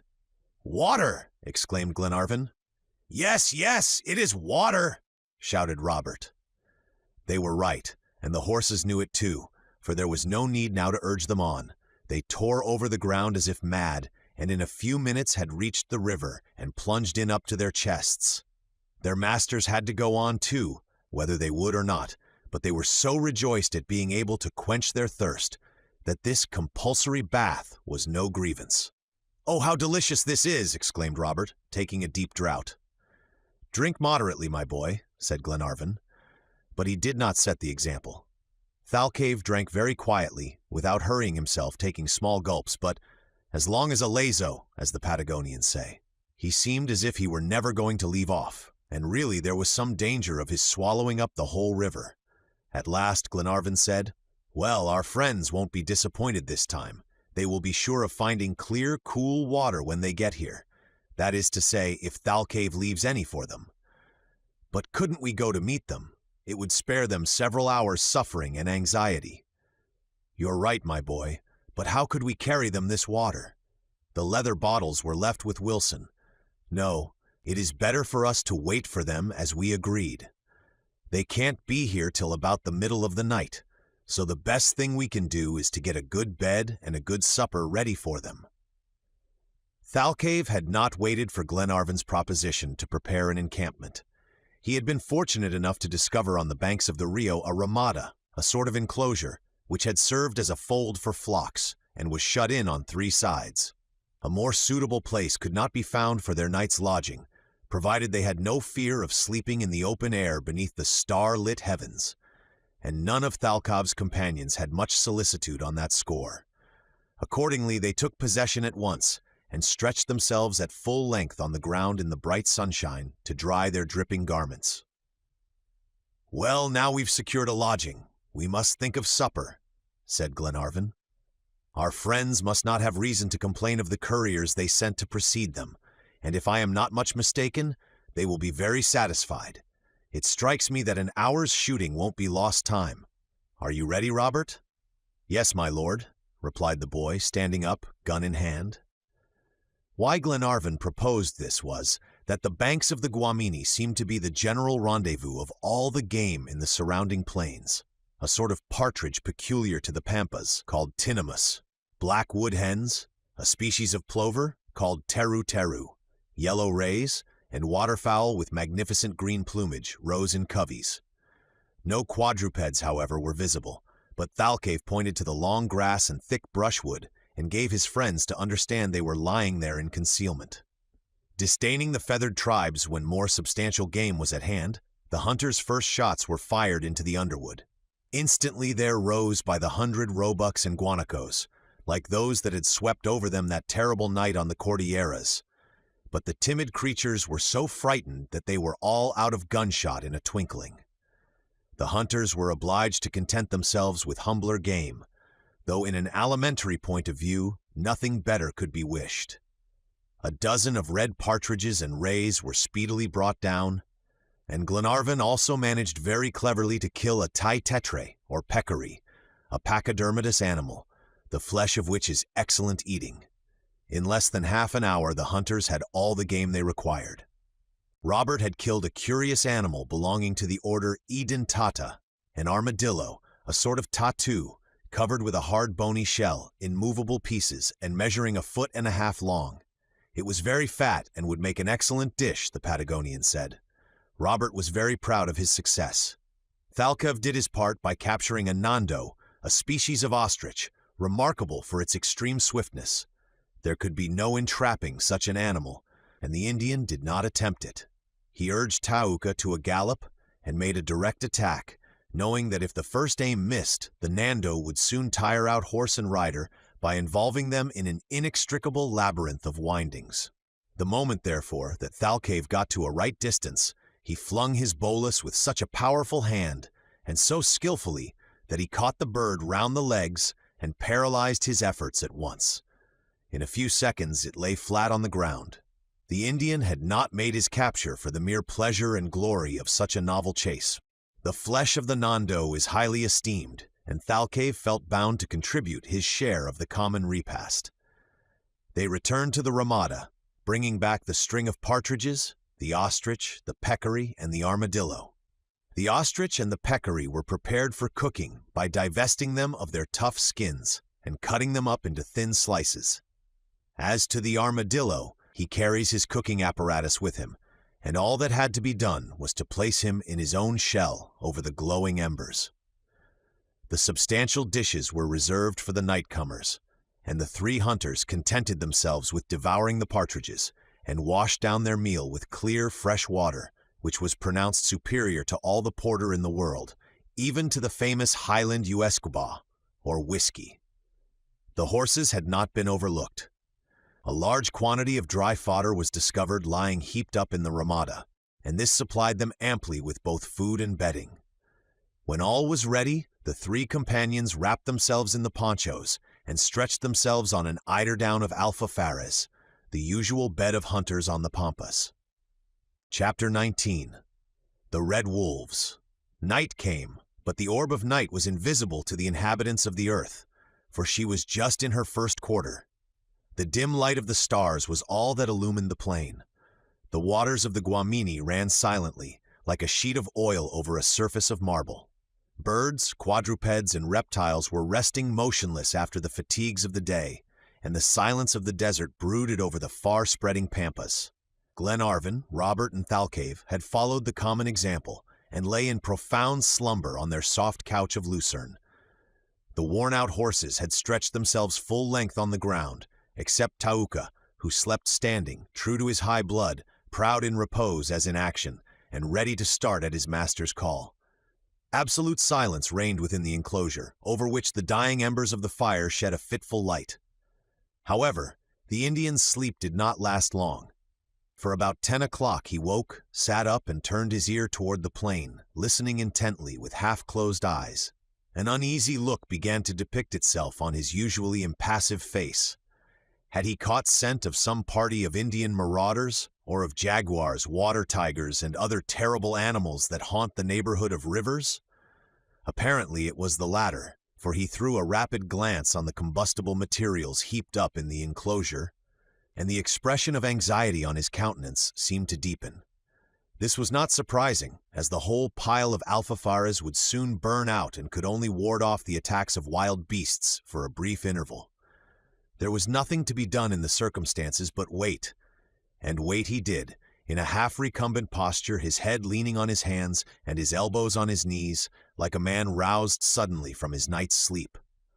A whole hour passed, and anyone except THALCAVE would have lain down again on his couch, reassured by the silence round him. But where a stranger would have suspected nothing, the sharpened senses of the Indian detected the approach of danger. As he was thus watching and listening, Theuka gave a low neigh and stretched his nostrils toward the entrance of the ramada. This startled the Patagonian and made him rise to his feet at once. "Theuka scents an enemy," he said to himself, going toward the opening to make careful survey of the plains. Silence still prevailed, but not tranquility, for THALCAVE caught a glimpse of shadows moving noiselessly over the tufts of Kura mammal. Here and there luminous spots appeared, dying out and rekindling constantly, in all directions, like fantastic lights dancing over the surface of an immense lagoon. An inexperienced eye might have mistaken them for fireflies, which shine at night in many parts of the pampas. But THALCAVE was not deceived. He knew the enemies he had to deal with, and lost no time in loading his carbine and taking up his post in front of the fence. He did not wait long, for a strange cry, a confused sound of barking and howling, broke over the pampas, followed next instant by the report of the carbine, which made the uproar 100 times worse.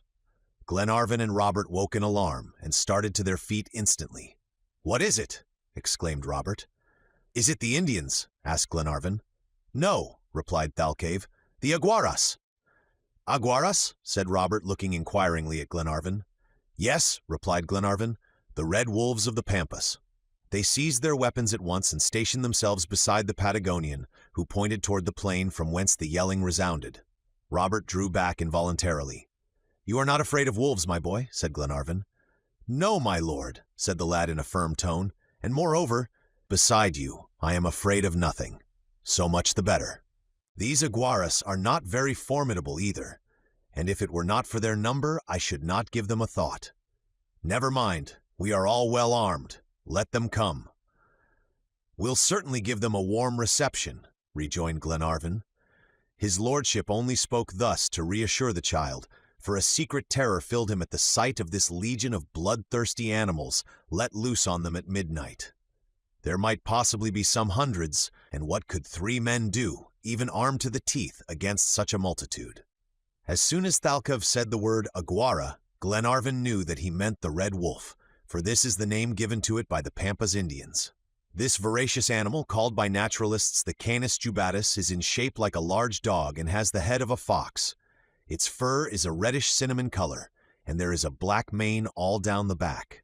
It is a strong, nimble animal, generally inhabiting marshy places and pursuing aquatic animals by swimming, prowling about by night, and sleeping during the day. Its attacks are particularly dreaded at the estancias, or sheep stations, as it often commits considerable ravages, carrying off the finest of the flock. Singly, the Aguara is not much to be feared, but they generally go in immense packs, and one had better have to deal with a jaguar or cougar than with them. Both from the noise of the howling and the multitude of shadows leaping about, Glenarvan had a pretty good idea of the number of the wolves, and he knew they had scented a good meal of human flesh or horse flesh, and none of them would go back to their dens without a share. It was certainly a very alarming situation to be in. The assailants were gradually drawing closer.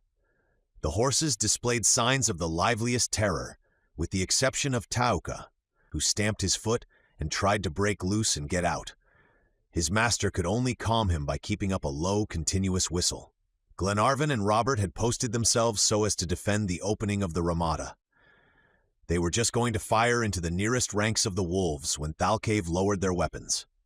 "What does THALCAVE mean?" asked Robert. "He forbids our firing. And why? Perhaps he thinks it is not the right time." But this was not the Indian's reason, and so Glenarvan saw when he lifted the powder flask, showed him it was nearly empty. "What's wrong?" asked Robert. "We must husband our ammunition," was the reply. "Today's shooting has cost us dear, and we are short of powder and shot. We can't fire more than 20 times. The boy made no reply, and Glenarvan asked him if he was frightened. "No, my lord," he said. "That's right," returned Glenarvan. A fresh report resounded that instant. THALCAVE had made short work of one assailant more audacious than the rest, and the infuriated pack had retreated to within 100 steps of the enclosure. On a sign from the Indian, Glenarvan took his place, while THALCAVE went back into the enclosure and gathered up all the dried grass and alfaferas, and indeed all the combustibles he could rake together, and made a pile of them at the entrance. Into this he flung one of the still glowing embers, and soon the bright flames shot up into the dark night. Glenarvan could now get a good glimpse of his antagonists, and saw that it was impossible to exaggerate their numbers or their fury. The barrier of fire just raised by THALCAVE had redoubled their anger, though it had cut off their approach. Several of them, however, urged on by the hindmost ranks, pushed forward into the very flames, and burned their paws for their pains. From time to time another shot had to be fired, notwithstanding the fire, to keep off the howling pack, and in the course of an hour 15 dead animals lay stretched on the prairie. The situation of the besieged was, relatively speaking, less dangerous now. As long as the powder lasted and the barrier of fire burned on, there was no fear of being overmastered. But what was to be done afterward, when both means of defense failed at once? Glenarvan's heart swelled as he looked at Robert. He forgot himself in thinking of this poor child, as he saw him showing a courage so far above his years. Robert was pale, but he kept his gun steady, and stood with firm foot ready to meet the attacks of the infuriated wolves. However, after Glenarvan had calmly surveyed the actual state of affairs, he determined to bring things to a crisis. "In an hour's time," he said, "we shall neither have powder nor fire. It will never do to wait till then before we settle what to do." Accordingly, he went up to THALCAVE and tried to talk to him by the help of the few Spanish words his memory could muster, though their conversation was often interrupted by one or the other having to fire a shot. It was no easy task for the two men to understand each other, but most fortunately Glenarvan knew a great deal of the peculiarities of the Red Wolf. Otherwise he could never have interpreted the Indian's words and gestures. As it was, fully a quarter of an hour elapsed before he could get any answer from THALCAVE to tell Robert in reply to his inquiry. "What does he say?" "He says that at any price we must hold out till daybreak. The iguara only prowls about at night, and goes back to his lair with the first streak of dawn. It is a cowardly beast that loves the darkness and dreads the light, an owl on 4 feet. "Very well, let us defend ourselves then till morning." "Yes, my boy, and with knife thrusts when gun and shots fail." Already THALCAVE had set the example, for whenever a wolf came too near the burning pile, the long arm of the Patagonian dashed through the flames and came out again reddened with blood. But very soon this means of defense would be at an end. About 2 o'clock, THALCAVE flung his last armful of combustibles into the fire, and barely enough powder remained to load a gun 5 times. Glenarvan threw a sorrowful glance round him. He thought of the lad standing there and of his companions and those left behind, whom he loved so dearly.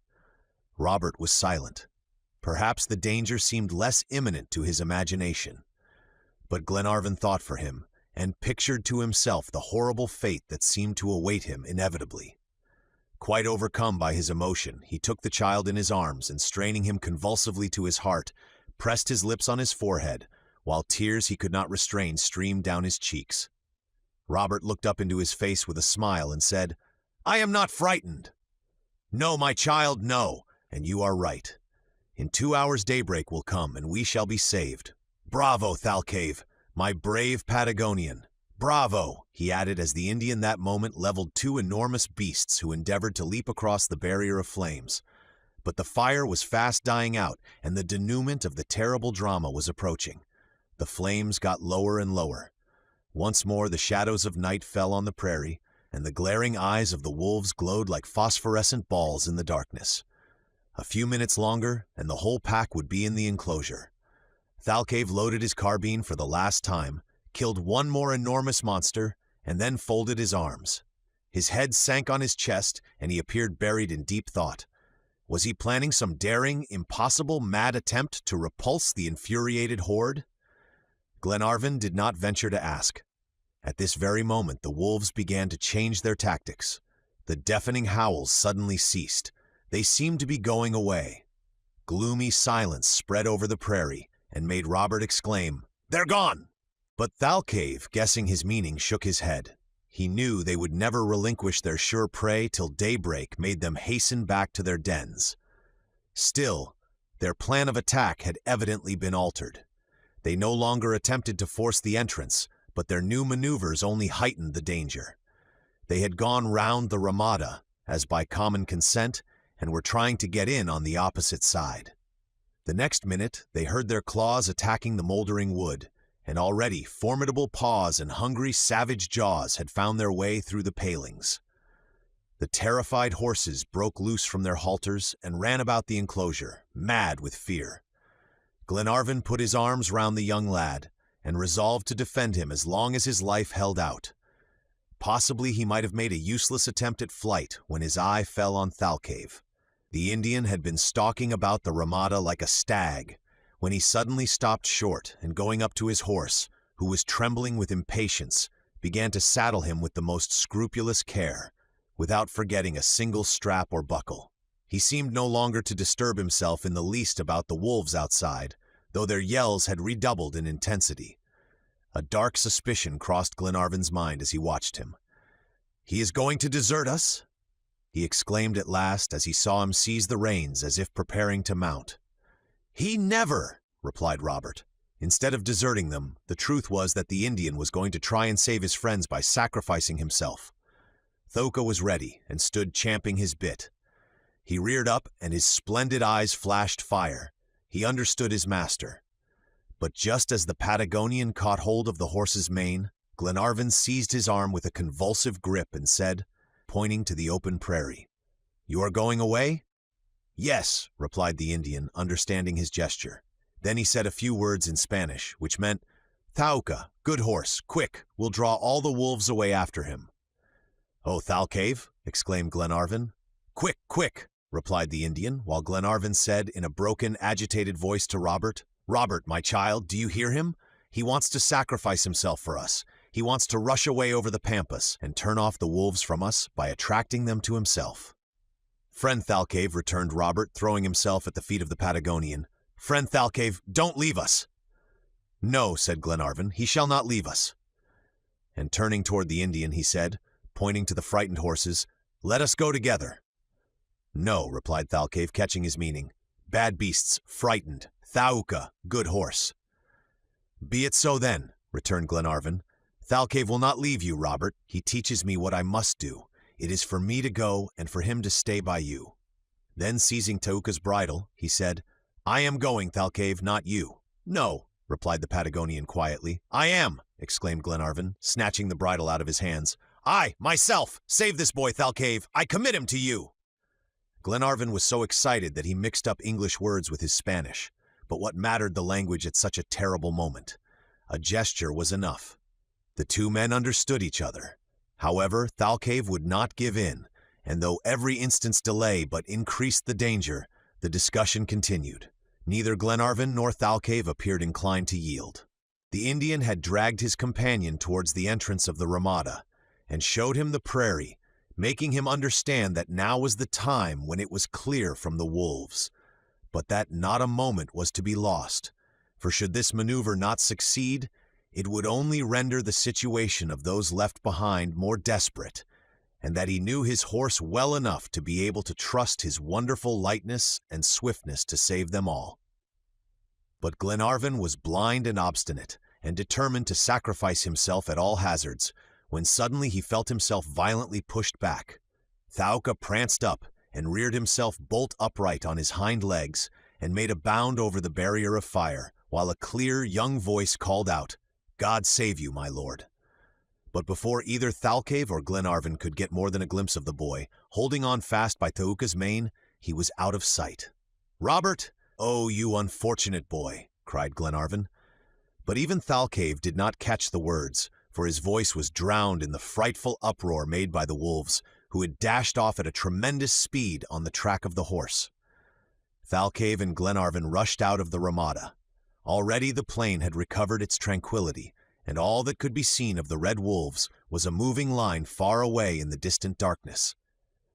Glenarvan sank prostrate on the ground, and clasped his hands despairingly. He looked at THALCAVE, who smiled with his accustomed calmness, and said, "Toka, good horse! Brave boy! He will save himself!" "And suppose he falls?" said Glenarvan. "He'll not fall."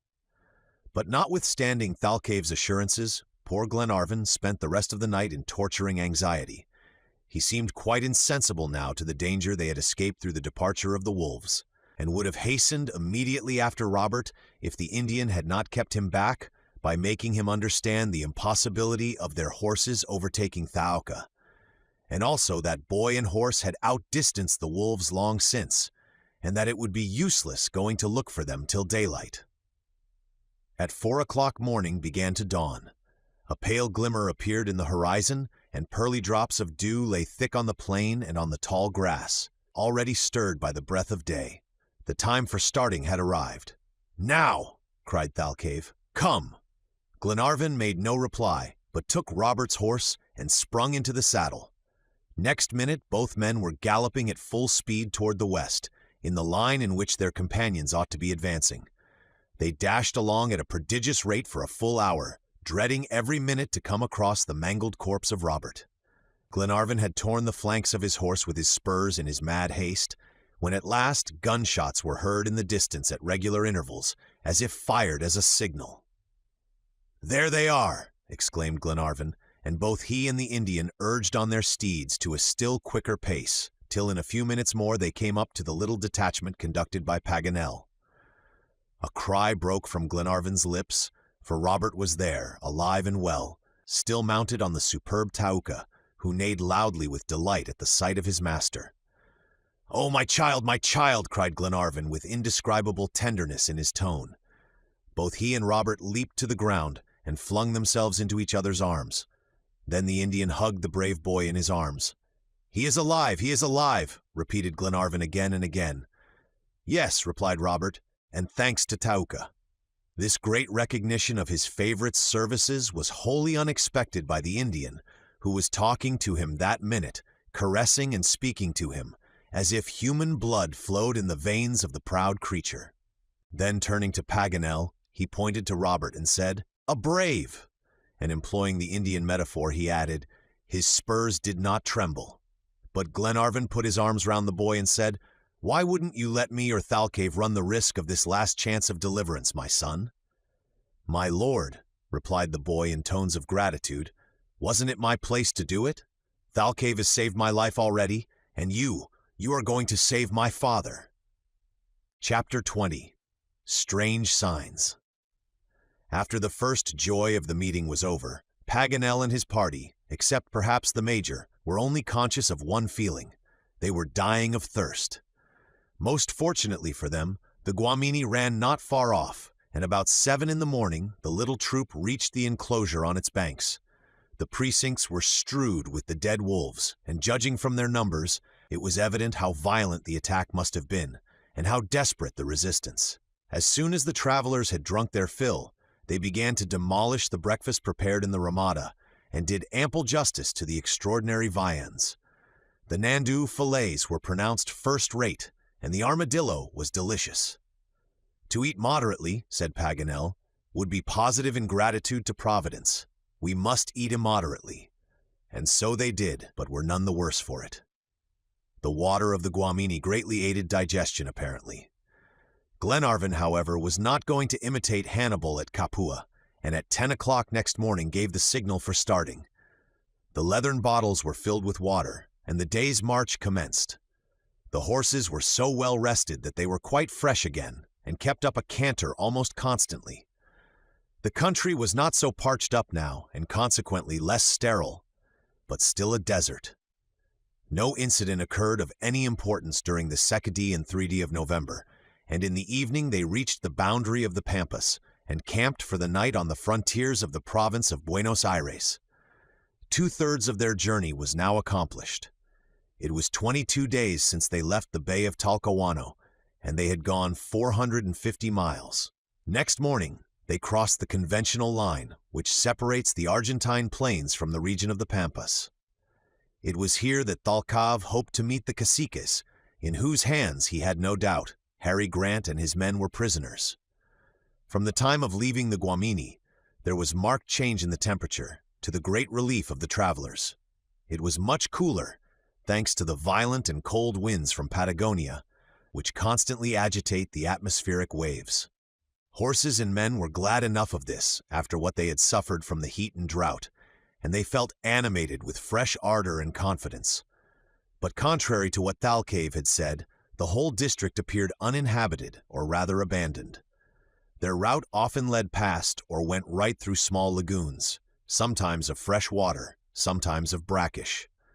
On the banks and bushes about these, king wrens were hopping about and larks singing joyously in concert with the tangaras, the rivals in color of the brilliant humming birds. On the thorny bushes, the nests of the Anubis swung to and fro in the breeze like an Indian hammock, and on the shore magnificent flamingos stalked in regular order like soldiers marching, and spread out their flaming red wings. Their nests were seen in groups of thousands, forming a complete town, about a foot high and resembling a truncated cone in shape. The flamingos did not disturb themselves in the least at the approach of the travelers, but this did not suit Paganel. "I have been very desirous a long time," he said to the major, "to see a flamingo flying." "All right," replied McNabbs. "Now while I have the opportunity, I should like to make the most of it," continued Paganel. "Very well, do it, Paganel. Come with me then, Major, and you too, Robert. I want witnesses." And all three went off towards the flamingos, leaving the others to go on in advance. As soon as they were near enough, Paganel fired, only loading his gun, however, with powder, for he would not shed even the blood of a bird uselessly. The shot made the whole assemblage fly away en masse, while Paganel watched them attentively through his spectacles. "Well, did you see them fly?" he asked the major. "Certainly I did," was the reply. "I could not help seeing them, unless I had been blind." "Well, and did you think they resembled feathered arrows when they were flying?" "Not in the least." "Not a bit," added Robert. "I was sure of it," said the geographer with a satisfied air. "And yet the very proudest of modest men, my illustrious countryman, Chateaubriand, made the inaccurate comparison. Oh, Robert, comparison is the most dangerous figure in rhetoric that I know. Mind you, avoid it all your life and only employ it in a last extremity." "Are you satisfied with your experiment?" asked McNabbs. "Delighted. And so am I, but we had better push on now, for your illustrious Chateaubriand has put us more than a mile behind." On rejoining their companions, they found Glenarvan busily engaged in conversation with the Indian, though apparently unable to make him understand. Thalcave's gaze was fixed intently on the horizon, and his face wore a puzzled expression. The moment Paganel came in sight, Glenarvan called out, "Come along, friend Paganel. Thalcave and I can't understand each other at all." After a few minutes' talk with the Patagonian, the interpreter turned to Glenarvan and said, "Thalcave is quite astonished at the fact, and certainly it is very strange that there are no Indians, nor even traces of any to be seen in these plains, for they are generally thick with companies of them, either driving along cattle stolen from the estancias, or going to the Andes to sell their Zorillo cloths and plaited leather whips. And what does Thalcave think is the reason? He does not know. He is amazed, and that's all. But what description of Indians did he reckon on meeting in this part of the Pampas? Just the very ones who had the foreign prisoners in their hands, the natives under the rule of the caciques Calfucura, Catriel, or Yanchatruz. Who are these caciques? Chiefs that were all-powerful 30 years ago, before they were driven beyond the Sierras. Since then they have been reduced to subjection as much as Indians can be, and they scour the plains of the Pampas and the province of Buenos Aires. I quite share Thalcave's surprise at not discovering any traces of them in regions which they usually infest as salteadores, or bandits. And what must we do then? "I'll go and ask him," replied Paganel. After a brief colloquy, he returned and said, "This is his advice, and very sensible it is, I think.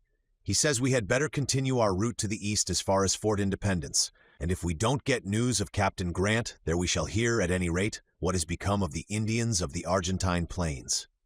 "Is Fort Independence far away?" asked Glenarvan. "No, it is in the Sierra Tandil, a distance of about 60 miles. "And when shall we arrive?" "The day after tomorrow, in the evening." Glenarvan was considerably disconcerted by this circumstance. Not to find an Indian where in general there were only too many was so unusual that there must be some grave cause for it. But worse still, if Harry Grant were a prisoner in the hands of any of those tribes, had he been dragged away with them to the north or south? Glenarvan felt that, cost what it might, they must not lose his track, and therefore decided to follow the advice of Thalcave and go to the village of Tandil. They would find someone there to speak to, at all events. About 4 o'clock in the evening, a hill, which seemed a mountain in so flat a country, was sighted in the distance. This was Sierra Tapalquem, at the foot of which the travelers camped that night. The passage in the morning over this sierra was accomplished without the slightest difficulty. After having crossed the Cordillera of the Andes, it was easy work to ascend the gentle heights of such a sierra as this. The horses scarcely slackened their speed. At noon they passed the deserted fort of Tapalquem, the first of the chain of forts which defend the southern frontiers from Indian marauders. But to the increasing surprise of Thalcave, they did not come across even the shadow of an Indian. About the middle of the day, however, 3 flying horsemen, well mounted and well armed, came in sight, gazed at them for an instant, and then sped away with inconceivable rapidity. Glenarvan was furious. "Gauchos," said the Patagonian, designating them by the name which had caused such a fiery discussion between the Major and Paganel. "Ah, the Gauchos," replied McNabbs. "Well, Paganel, the north wind is not blowing today. What do you think of those fellows yonder?" "I think they look like regular bandits." "And how far is it from looking to being, my good geographer?" "Only just a step, my dear Major." Paganel's admission was received with a general laugh, which did not in the least disconcert him. He went on talking about the Indians, however, and made this curious observation. "I have read somewhere," he said, "that about the Arabs there is a peculiar expression of ferocity in the mouth, while the eyes have a kindly look. Now, in these American savages it is quite the reverse, for the eye has a particularly villainous aspect." No physiognomist by profession could have better characterized the Indian race. But desolate as the country appeared, Thalcave was on his guard against surprises, and gave orders to his party to form themselves in a close platoon. It was a useless precaution, however, for that same evening they camped for the night in an immense tolderia, which they not only found perfectly empty, but which the Patagonian declared, after he had examined it all round, must have been uninhabited for a long time. Next day, the first estancias of the Sierra Tandil came in sight. The estancias are large cattle stations for breeding cattle, but Thalcave resolved not to stop at any of them, but to go straight on to Fort Independence. They passed several farms fortified by battlements and surrounded by a deep moat, the principal building being encircled by a terrace from which the inhabitants could fire down on the marauders in the plain. Glenarvan might perhaps have got some information at these houses, but it was the surest plan to go straight on to the village of Tandil. Accordingly, they went on without stopping, fording the Rio of Los Huasos and also the Chapaleofu, a few miles further on. Soon they were treading the grassy slopes of the first ridges of the Sierra Tandil, and an hour afterward, the village appeared in the depths of a narrow gorge, and above it towered the lofty battlements of Fort Independence. Chapter 21: A False Trail. The Sierra Tandil rises 1,000 feet above the level of the sea. It is a primordial chain, that is to say, anterior to all organic and metamorphic creation. It is formed of a semicircular ridge of gneiss hills covered with fine short grass. The district of Tandil, to which it has given its name, includes all the south of the province of Buenos Aires, and terminates in a river which conveys north all the rios that take their rise on its slopes. After making a short ascent up the Sierra, they reached the postern gate, so carelessly guarded by an Argentine sentinel that they passed through without difficulty, a circumstance which betokened extreme negligence or extreme security. A few minutes afterward, the commandant appeared in person. He was a vigorous man about 50 years of age, of military aspect, with grayish hair, and an imperious eye, as far as one could see through the clouds of tobacco smoke which escaped from his short pipe. His walk reminded Paganel instantly of the old subalterns in his own country. Thalcave was spokesman, and addressing the officer, presented Lord Glenarvan and his companions. While he was speaking, the commandant kept staring fixedly at Paganel in rather an embarrassing manner. The geographer could not understand what he meant by it, and was just about to interrogate him, when the commandant came forward, and seizing both his hands in the most free and easy fashion, said in a joyous voice in the mother tongue of the geographer, "A Frenchman." "Yes, a Frenchman," replied Paganel. "Ah, delightful! Welcome, welcome! I am a Frenchman too," he added, shaking Paganel's hand with such vigor as to be almost alarming. "Is he a friend of yours, Paganel?" asked the major. "Yes," said Paganel somewhat proudly. "One has friends in every division of the globe." After he had succeeded in disengaging his hand, though not without difficulty, from the living vice in which it was held, a lively conversation ensued. Glenarvan would fain have put in a word about the business on hand, but the commandant related his entire history and was not in a mood to stop till he had done. It was evident that the worthy man must have left his native country many years back, for his mother tongue had grown unfamiliar, and if he had not forgotten the words, he certainly did not remember how to put them together. He spoke more like a Negro belonging to a French colony. The fact was that the governor of Fort Independence was a French sergeant, an old comrade of Parachapee. He had never left the fort since it had been built in 1828, and strange to say, he commanded it with the consent of the Argentine government. He was a man about 50 years of age, a Basque by birth, and his name was Manuel Afaraguer, so that he was almost a Spaniard.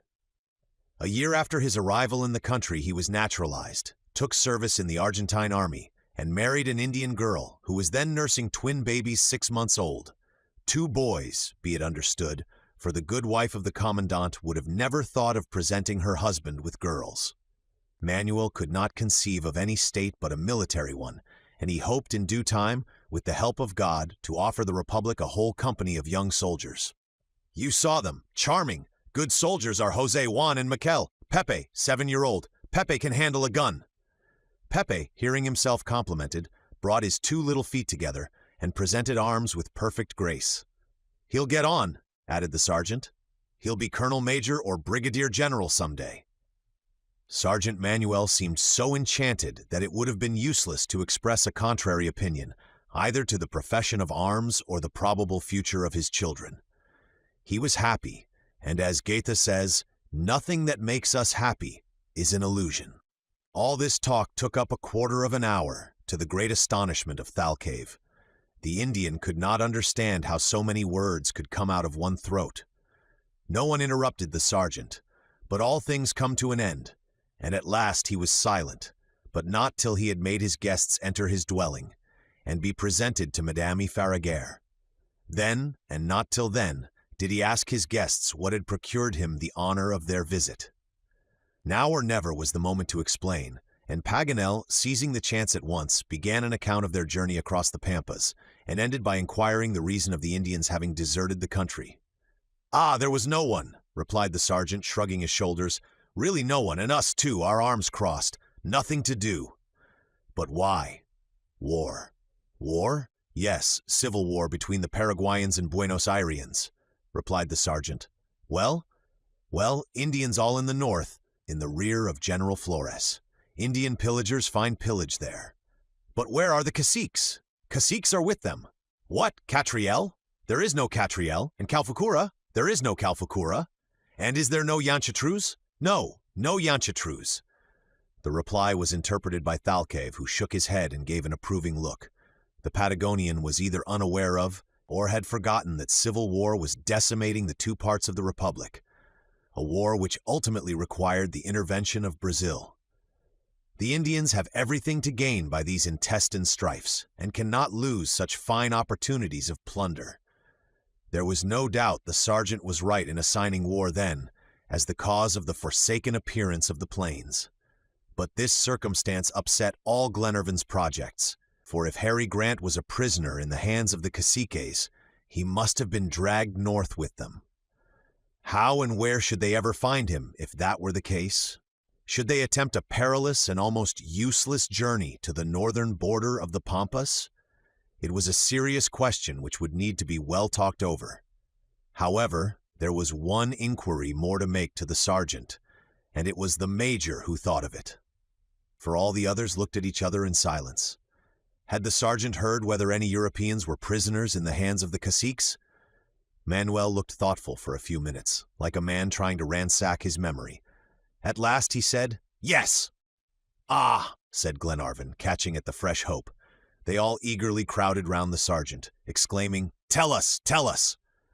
"It was some years ago," replied Manuel. "Yes, all I heard was that some Europeans were prisoners, but I never saw them." "You are making a mistake," said Glenarvan. "It can't be some years ago. The date of the shipwreck is explicitly given. The Britannia was wrecked in June 1862. It is scarcely 2 years ago." "Oh, more than that, my lord." "Impossible," said Paganel. "Oh, but it must be. It was when Pepe was born. There were 2 prisoners." "No, 3, said Glenarvan. "2, replied the sergeant in a positive tone. "2, echoed Glenarvan, much surprised. "2 Englishmen?" "No, no." "Who is talking of Englishmen?" "No, a Frenchman and an Italian." "An Italian who was massacred by the Poyuches?" exclaimed Paganel. "Yes, and I heard afterward that the Frenchman was saved." "Saved!" exclaimed young Robert, his very life hanging on the lips of the sergeant. "Yes, delivered out of the hands of the Indians." Paganel struck his forehead with an air of desperation, and said at last, "Ah, I understand. It is all clear now. Everything is explained." "But what is it?" asked Glenarvan, with as much impatience. "My friends," replied Paganel, taking both Robert's hands in his own, "we must resign ourselves to a sad disaster. We have been on a wrong track. The prisoner mentioned is not the captain at all, but one of my own countrymen, and his companion, who was assassinated by the Poyuches, was Marco Vizzello. The Frenchman was dragged along by the cruel Indians several times as far as the shores of the Colorado, but managed at length to make his escape and return to Colorado. Instead of following the track of Harry Grant, we have fallen on that of young Guinard." This announcement was heard with profound silence. The mistake was palpable. The details given by the sergeant, the nationality of the prisoner, the murder of his companions, his escape from the hands of the Indians, all evidenced the fact. Glenarvan looked at Thalcave with a crestfallen face, and the Indian, turning to the sergeant, asked whether he had never heard of 3 English captives. "Never," replied Manuel. "They would have known of them at Tandil, I am sure. No, it cannot be."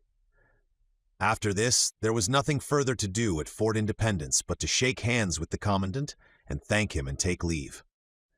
Glenarvan was in despair at this complete overthrow of his hopes, and Robert walked silently beside him with his eyes full of tears.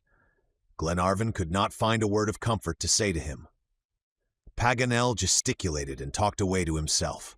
The major never opened his mouth, nor Thalcave, whose amour propre, as an Indian, seemed quite wounded by having allowed himself to go on a wrong scent. No one, however, would have thought of reproaching him for an error so pardonable. They went back to the fonda and had supper, but it was a gloomy party that surrounded the table. It was not that any one of them regretted the fatigue they had so heedlessly endured, or the dangers they had run, but they felt their hope of success was gone, for there was no chance of coming across Captain Grant between the Sierra Tandil and the sea, as Sergeant Manuel must have heard if any prisoners had fallen into the hands of the Indians on the coast of the Atlantic. Any event of this nature would have attracted the notice of the Indian traders who trafficked between Tandil and Carmen at the mouth of the Rio Negro. The best thing to do now was to get to the DUNCAN as quick as possible at the appointed rendezvous. Paganel asked Glenarvan, however, to let him have the document again, on the faith of which they had set out on so bootless a search. He read it over and over, as if trying to extract some new meaning out of it. "Yet nothing can be clearer," said Glenarvan. "It gives the date of the shipwreck and the manner and the place of the captivity in the most categorical manner." "That it does not! No, it does not!" exclaimed Paganel, striking the table with his fist. "Since Harry Grant is not in the Pampas, he is not in America, but where he is the document must say, and it shall say, my friends, or my name is not Jacques Paganel any longer." Chapter 22. The Flood. A distance of 150 miles separates Fort Independence from the shores of the Atlantic. Unless unexpected and certainly improbable delays should occur, In 4 days, Glenarvan would rejoin the DUNCAN. But to return on board without Captain Grant, and after having so completely failed in his search, was what he could not bring himself to do. Consequently, when next day came, he gave no orders for departure. The Major took it upon himself to have the horses saddled and make all preparations. Thanks to his activity, next morning at 8 o'clock the little troop was descending the grassy slopes of the Sierra. Glenarvan, with Robert at his side, galloped along without saying a word. His bold, determined nature made it impossible to take failure quietly. His heart throbbed as if it would burst, and his head was burning. Paganel, excited by the difficulty, was turning over and over the words of the document and trying to discover some new meaning. Thalcave was perfectly silent and left Tauka to lead the way. The Major, always confident, remained firm at his post, like a man on whom discouragement takes no hold. Tom Austin and his 2 sailors shared the dejection of their master. A timid rabbit happened to run across their path, and the superstitious men looked at each other in dismay. "A bad omen," said Wilson. "Yes, in the Highlands," repeated Mulrady. "What's bad in the Highlands is not better here," returned Wilson sententiously. Toward noon they had crossed the Sierra and descended into the undulating plains which extend to the sea. Limpid rios intersected these plains and lost themselves among the tall grasses. The ground had once more become a dead level, the last mountains of the Pampas were passed, and a long carpet of verdure unrolled itself over the monotonous prairie beneath the horses' tread. Hitherto the weather had been fine, but today the sky presented anything but a reassuring appearance. The heavy vapors, generated by the high temperature of the preceding days, hung in thick clouds, which ere long would empty themselves in torrents of rain. Moreover, the vicinity of the Atlantic and the prevailing west wind made the climate of this district particularly damp. This was evident by the fertility and abundance of the pasture and its dark color. However, the clouds remained unbroken for the present, and in the evening, after a brisk gallop of 40 miles, the horses stopped on the brink of deep Canadas, immense natural trenches filled with water. No shelter was near, and ponchos had to serve both for tents and coverlets, as each man lay down and fell asleep beneath the threatening sky. Next day the presence of water became still more sensibly felt. It seemed to exude from every pore of the ground. Soon large ponds, some just beginning to form, and some already deep, lay across the route to the east. As long as they had only to deal with lagoons, circumscribed pieces of water unencumbered with aquatic plants, the horses could get through well enough, but when they encountered moving sloughs called pentanos, it was harder work. Tall grass blocked them up, and they were involved in the peril before they were aware. These bogs had already proved fatal to more than one living thing, for Robert, who had got a good bit ahead of the party, came rushing back at full gallop, calling out, "Monsieur Paganel, Monsieur Paganel, a forest of horns!" "What?" exclaimed the geographer. "You have found a forest of horns?" "Yes, yes, or at any rate a coppice." "A coppice," replied Paganel, shrugging his shoulders. "My boy, you are dreaming." "I am not dreaming, and you will see for yourself. Well, this is a strange country. They sow horns, and they sprout up like wheat. I wish I could get some of the seed." "The boy is really speaking seriously," said the Major. "Yes, Mr. Major, and you will soon see I am right." The boy had not been mistaken, for presently they found themselves in front of an immense field of horns, regularly planted and stretching far out of sight. It was a complete copse, low and close packed, but a strange sort. "Well," said Robert. "This is peculiar, certainly," said Paganel, and he turned round to question Thalcave on the subject. "The horns come out of the ground," replied the Indian, "but the oxen are down below." "What?" exclaimed Paganel. "Do you mean to say that a whole herd was caught in that mud and buried alive?" "Yes," said the Patagonian, and so it was. An immense herd had been suffocated side by side in this enormous bog, and this was not the first occurrence of the kind which had taken place in the Argentine plains. An hour afterward, and the field of horns lay 2 miles behind. Thalcave was somewhat anxiously observing a state of things which appeared to him unusual. He frequently stopped and raised himself on his stirrups and looked around. His great height gave him a commanding view of the whole horizon, but after a keen, rapid survey, he quickly resumed his seat and went on. About a mile further, he stopped again, and leaving the straight route, made a circuit of some miles north and south, and then returned and fell back in his place at the head of the troop, without saying a syllable as to what he hoped or feared. This strange behavior, several times repeated, made Glenarvan very uneasy, and quite puzzled Paganel. At last, at Glenarvan's request, he asked the Indian about it. THALCAVE replied that he was astonished to see the plains so saturated with water. Never, to his knowledge, since he had followed the calling of guide, had he found the ground in this soaking condition. Even in the rainy season, the Argentine plains had always been passable. "But what is the cause of this increasing humidity?" said Paganel. "I do not know, and what if I did? Could it be owing to the Rios of the Sierra being swollen to overflowing by the heavy rains? Sometimes they are. And is it the case now? Perhaps." Paganel was obliged to be content with this unsatisfactory reply, and went back to Glenarvan to report the result of his conversation. "And what does THALCAVE advise us to do?" said Glenarvan. Paganel went back to the guide and asked him. "Go on fast," was the reply. This was easier said than done. The horses soon tired of treading over ground that gave way at every step. It sank each moment more and more, till it seemed half under water. They quickened their pace, but could not go fast enough to escape the water, which rolled in great sheets at their feet. Before 2 hours, the cataracts of the sky opened and deluged the plain in true tropical torrents of rain. Never was there a finer occasion for displaying philosophic equanimity. There was no shelter, and nothing for it but to bear it stolidly. The ponchos were streaming like the overflowing gutter spouts on the roof of a house, and the unfortunate horsemen had to submit to a double bath, for their horses dashed up the water to their waists at every step. In this drenching, shivering state, and worn out with fatigue, they came toward evening to a miserable rancho, which could only have been called a shelter by people not very fastidious, and certainly only travelers in extremity would even have entered it.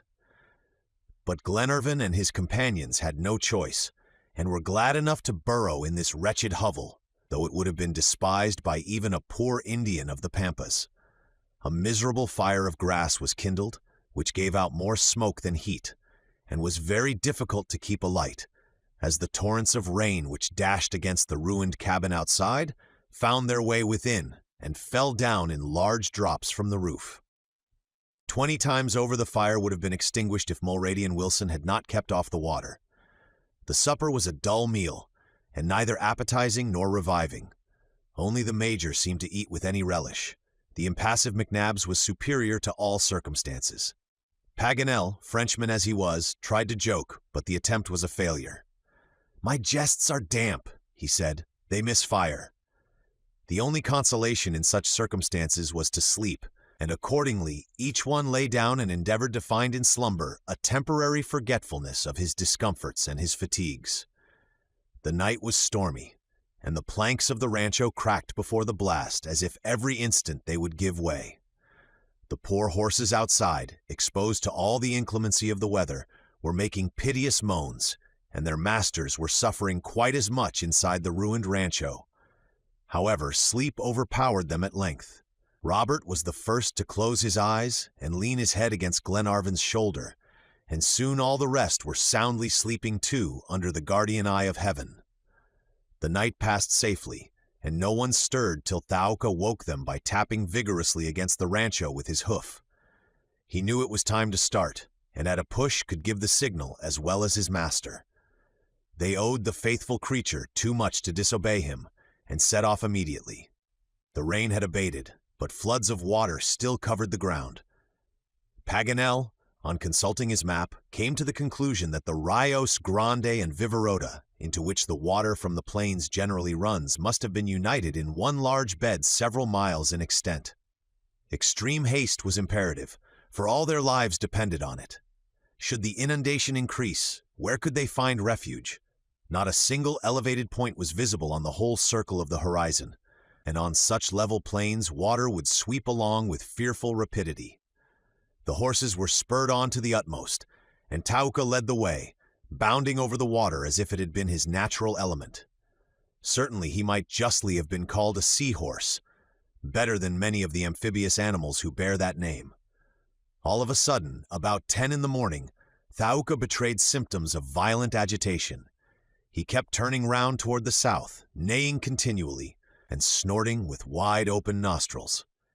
He reared violently, and THALCAVE had some difficulty in keeping his seat. The foam from his mouth was tinged with blood from the action of the bit, pulled tightly by his master's strong hand, and yet the fiery animal would not be still. Had he been free, his master knew he would have fled away to the north as fast as his legs would have carried him. "What is the matter with Thaouka?" asked Paganel. "Is he bitten by the leeches? They are very voracious in the Argentine streams." "No," replied the Indian. "Is he frightened at something then?" "Yes, he sensed danger." "What danger?" "I don't know." But though no danger was apparent to the eye, the ear could catch the sound of a murmuring noise beyond the limits of the horizon, like the coming in of the tide.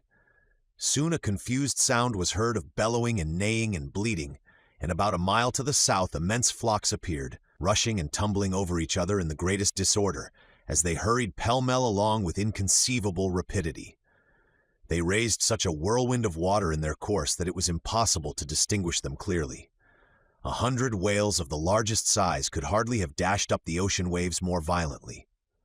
"Anda! Anda! Quick!" shouted THALCAVE, in a voice like thunder. "What is it, then?" asked Paganel. "The rising," replied THALCAVE. "He means an inundation," exclaimed Paganel, flying with the others after THALCAVE, who had spurred on his horse toward the north. It was high time, for about 5 miles south an immense towering wave was seen advancing over the plain and changing the whole country into an ocean. The tall grass disappeared before it as if cut down by a scythe, and clumps of mimosas were torn up and drifted about like floating islands. The wave was speeding on with the rapidity of a racehorse, and the travelers fled before it like a cloud before a storm wind. They looked in vain for some harbor of refuge, and the terrified horses galloped so wildly along that the riders could hardly keep their saddles. "Anda! Anda!" shouted THALCAVE, and again they spurred on the poor animals till the blood ran from their lacerated sides. They stumbled every now and then over great cracks in the ground, or got entangled in the hidden grass below the water. They fell, and were pulled up only to fall again and again, and be pulled up again and again. The level of the waters was sensibly rising, and less than 2 miles off the gigantic wave reared its crested head. For a quarter of an hour this supreme struggle with the most terrible of elements lasted. The fugitives could not tell how far they had gone, but judging by the speed, the distance must have been considerable. The poor horses, however, were breast-high in water now, and could only advance with extreme difficulty.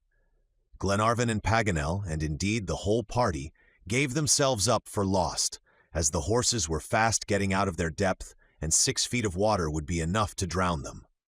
It would be impossible to tell the anguish of mind these 8 men endured. They felt their own impotence in the presence of these cataclysms of nature so far beyond all human power. Their salvation did not lie in their own hands. 5 minutes afterward, and the horses were swimming. The current alone carried them along with tremendous force, and with a swiftness equal to their fastest gallop. They must have gone fully 20 miles an hour. All hope of delivery seemed impossible when the Major suddenly called out, "A tree!" "A tree!" exclaimed Glenarvan. "Yes, there," replied THALCAVE, pointing with his finger to a species of gigantic walnut tree, which raised its solitary head above the waters. His companions needed no urging forward now.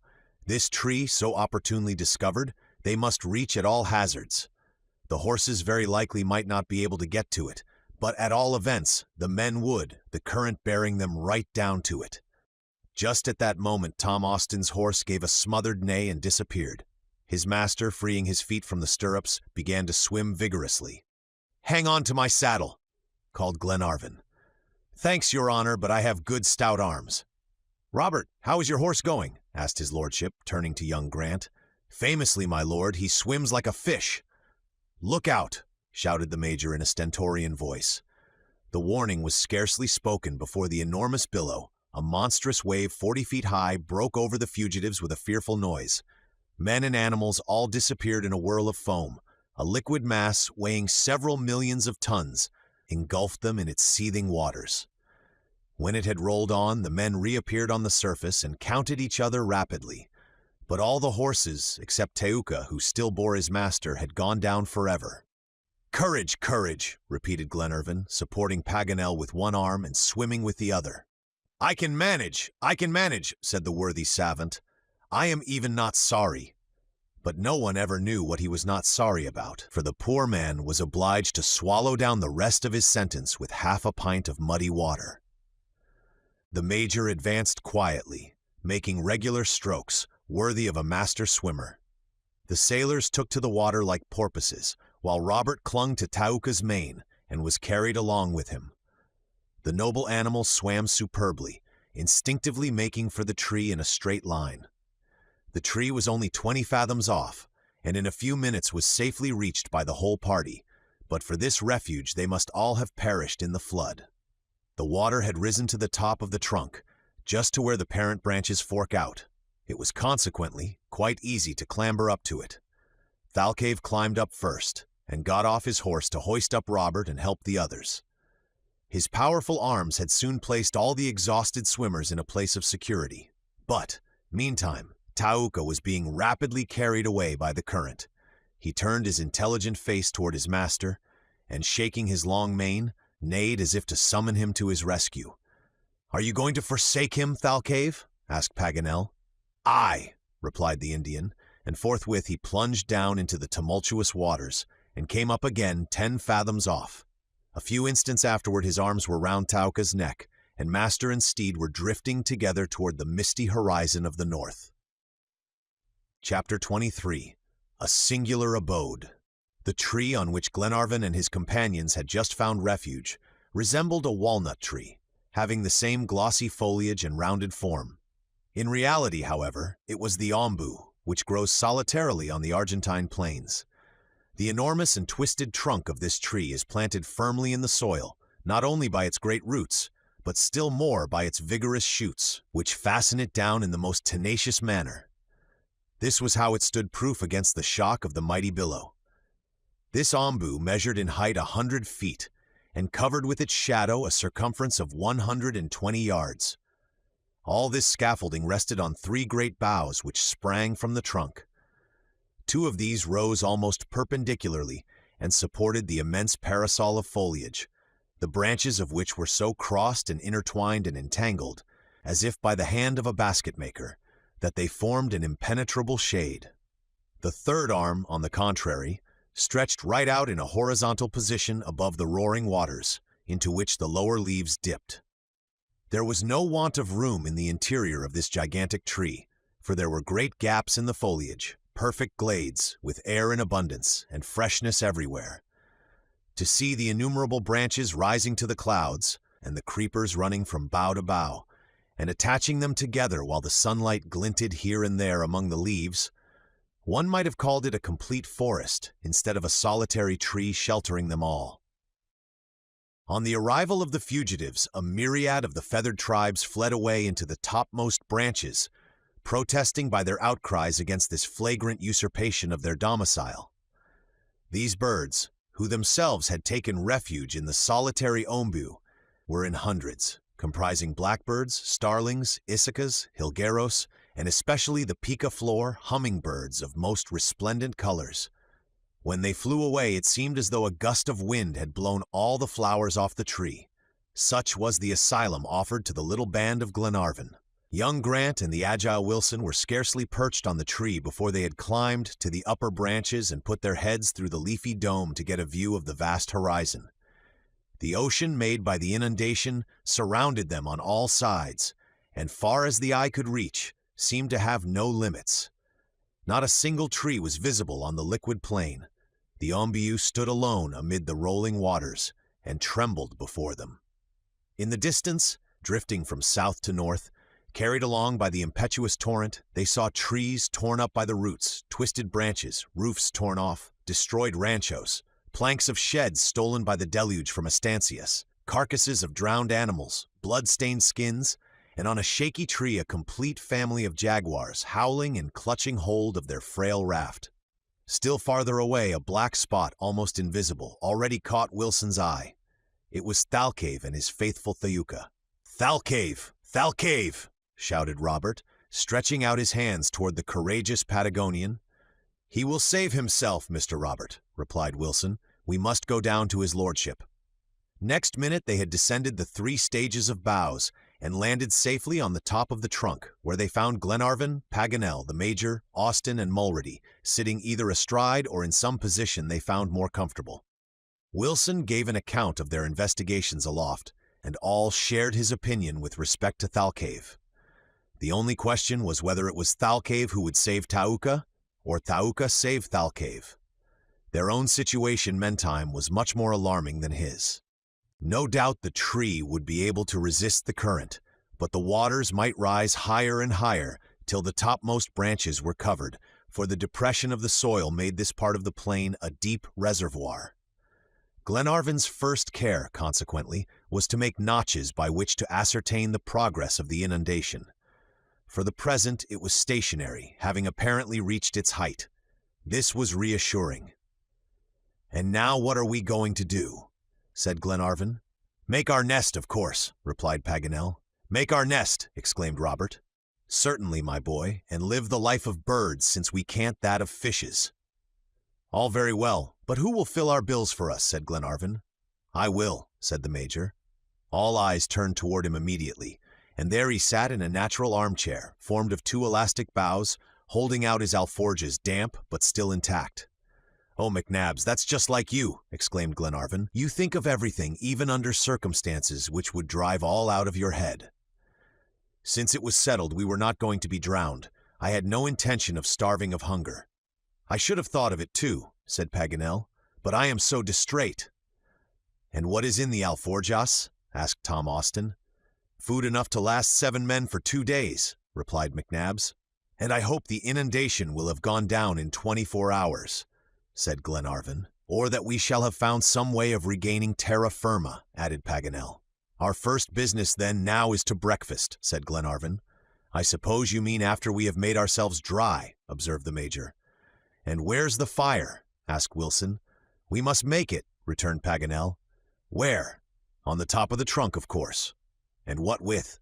"With the dead wood we cut off the tree." "But how will you kindle it?" asked Glenarvan. "Our tinder is just like wet sponge." "We can dispense with it," replied Paganel. "We only want a little dry moss and a ray of sunshine, and the lens of my telescope, and you'll see what a fire I'll get to dry myself by. Who will go and cut wood in the forest?" "I will," said Robert, and off he scampered like a young cat into the depths of the foliage, followed by his friend Wilson. Paganel set to work to find dry moss, and had soon gathered sufficient. This he laid on a bed of damp leaves, just where the large branches began to fork out, forming a natural hearth, where there was little fear of conflagration. Robert and Wilson speedily reappeared, each with an armful of dry wood, which they threw on the moss. By the help of the lens it was easily kindled, for the sun was blazing overhead.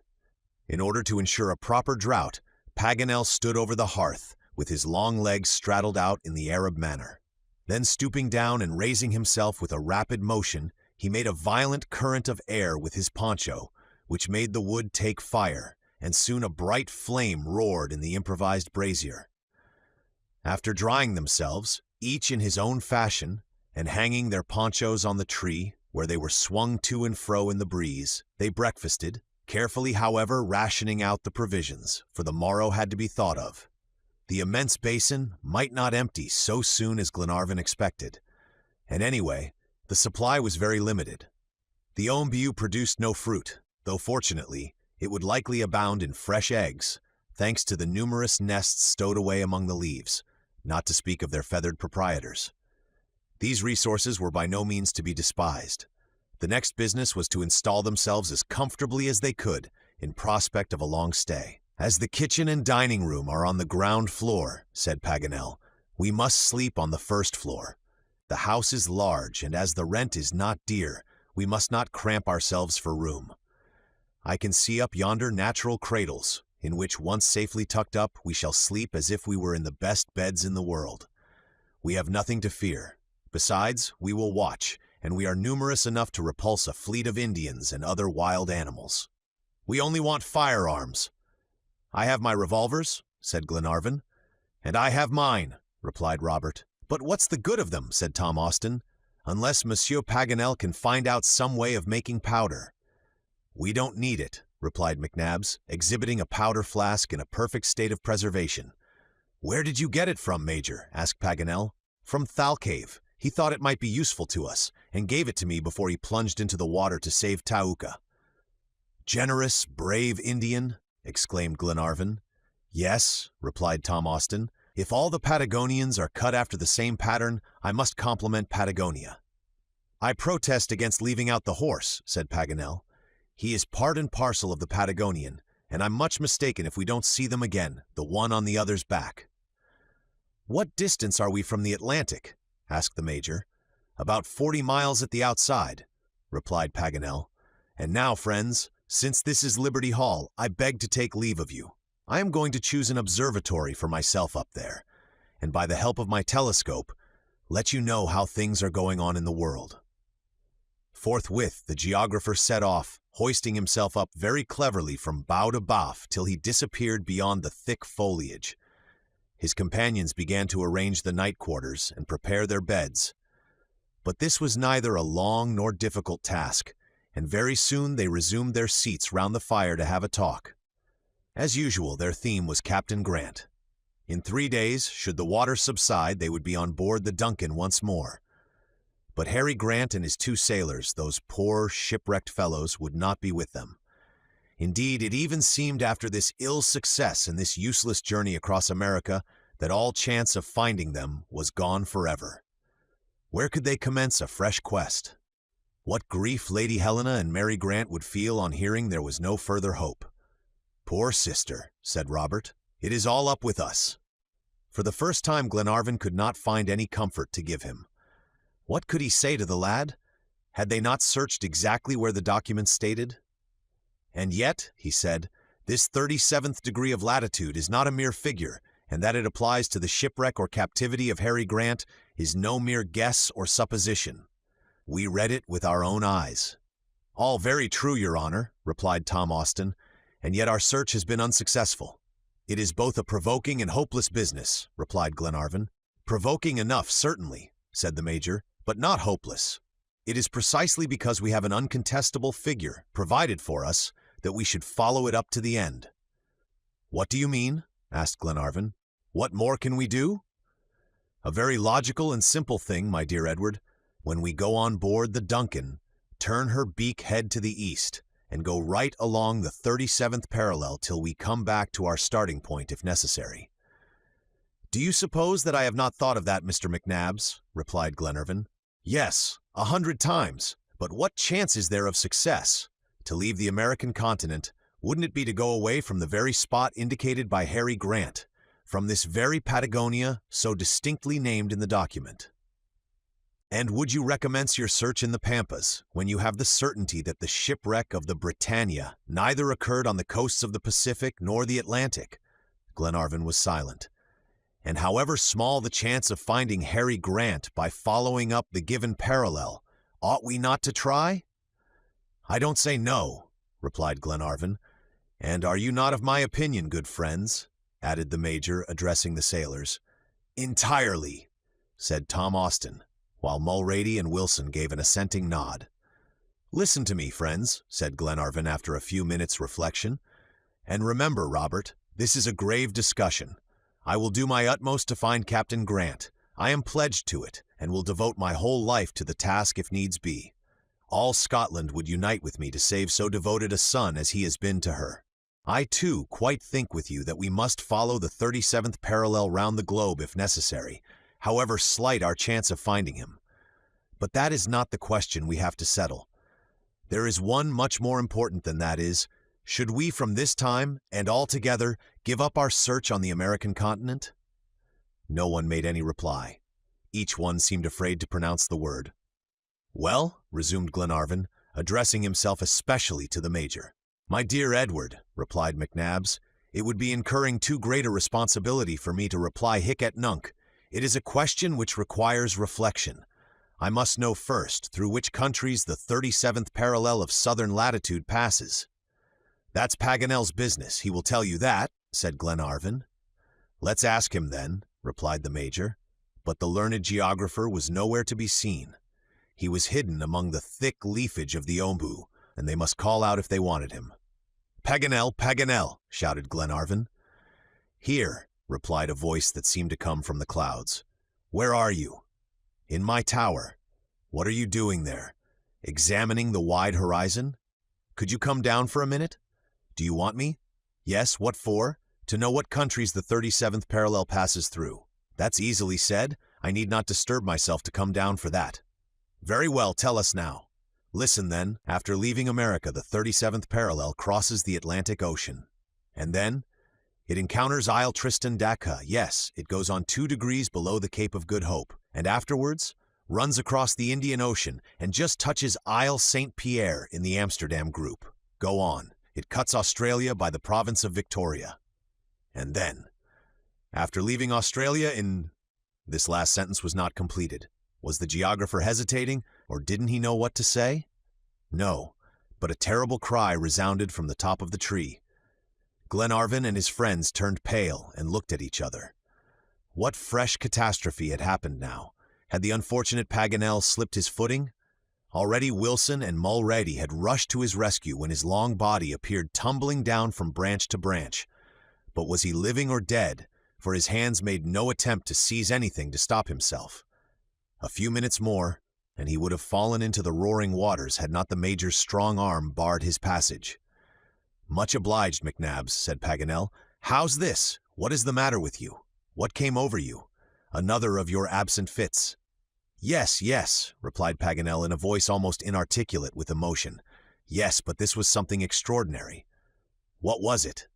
"I said we had made a mistake. We are making it still and have been all along." "Explain yourself." "Glenarvan, Major, Robert, my friends," exclaimed Paganel, "all you that hear me, we are looking for Captain Grant where he is not to be found." "What do you say?" exclaimed Glenarvan. "Not only where he is not now, but where he has never been." 24. Paganel's disclosure. Profound astonishment greeted these unexpected words of the learned geographer. What could he mean? Had he lost his sense? He spoke with such conviction, however, that all eyes turned toward Glenarvan, for Paganel's affirmation was a direct answer to his question. But Glenarvan shook his head and said nothing, though evidently he was not inclined to favor his friend's views. "Yes," began Paganel again, as soon as he had recovered himself a little. "Yes, we have gone a wrong track, and read on the document what was never there." "Explain yourself, Paganel," said the Major, "and more calmly if you can." "The thing is very simple, Major. Like you, I was in error.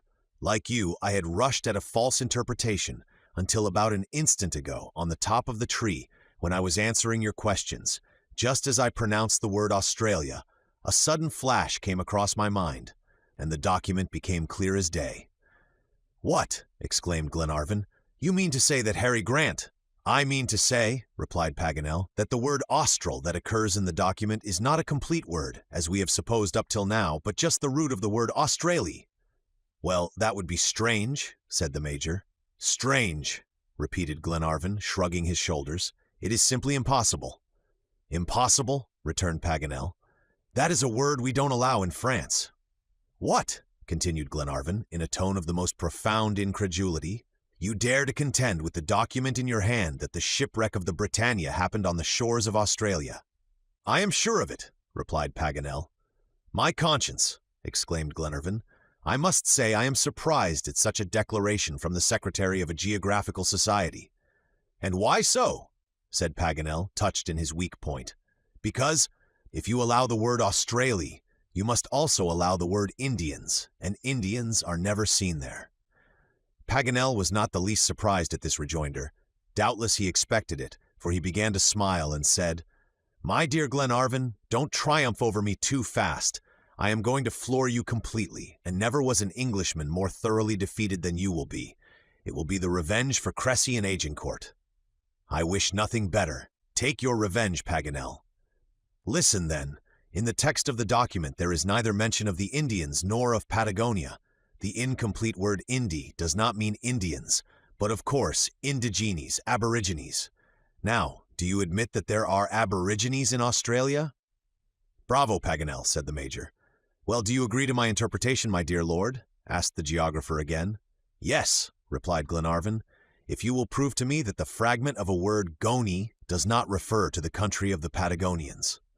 "Certainly it does not. It has nothing to do with Patagonia," said Paganel. "Read it any way you please except that." "How? Cosmogony, theogony, agony." "Agony," said the Major. "I don't care which," returned Paganel. "The word is quite unimportant. I will not even try to find out its meaning.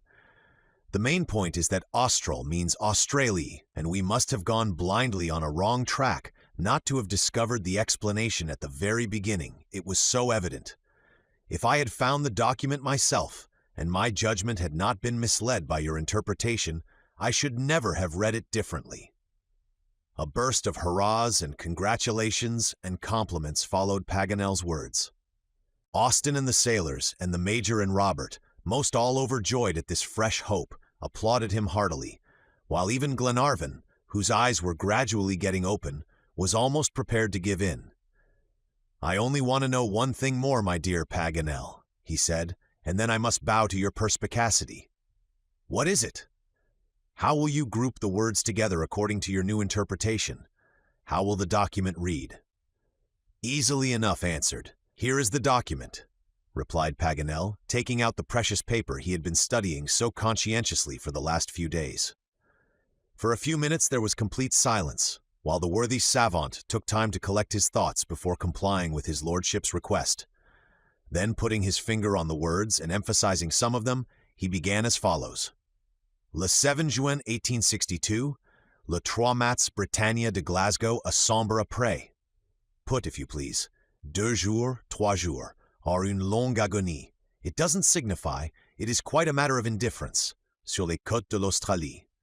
Se dirigeant à terre, 2 matelots et le capitaine Grant vont essayer d'aborder, or ont aborde le continent où ils seront, or sont prisonniers de cruels indigènes, ils ont jeté ce document, etc. Is that clear? "Clear enough," replied Glenarvan, "if the word continent can be applied to Australia, which is only an island." "Make yourself easy about that, my dear Glenarvan. The best geographers have agreed to call the island the Australian continent." "Then all I have now to say is, my friends," said Glenarvan, "away to Australia, and may Heaven help us." "To Australia," echoed his companions with one voice. "I tell you what, Paganel," added Glenarvan, "your being on board the DUNCAN is a perfect providence."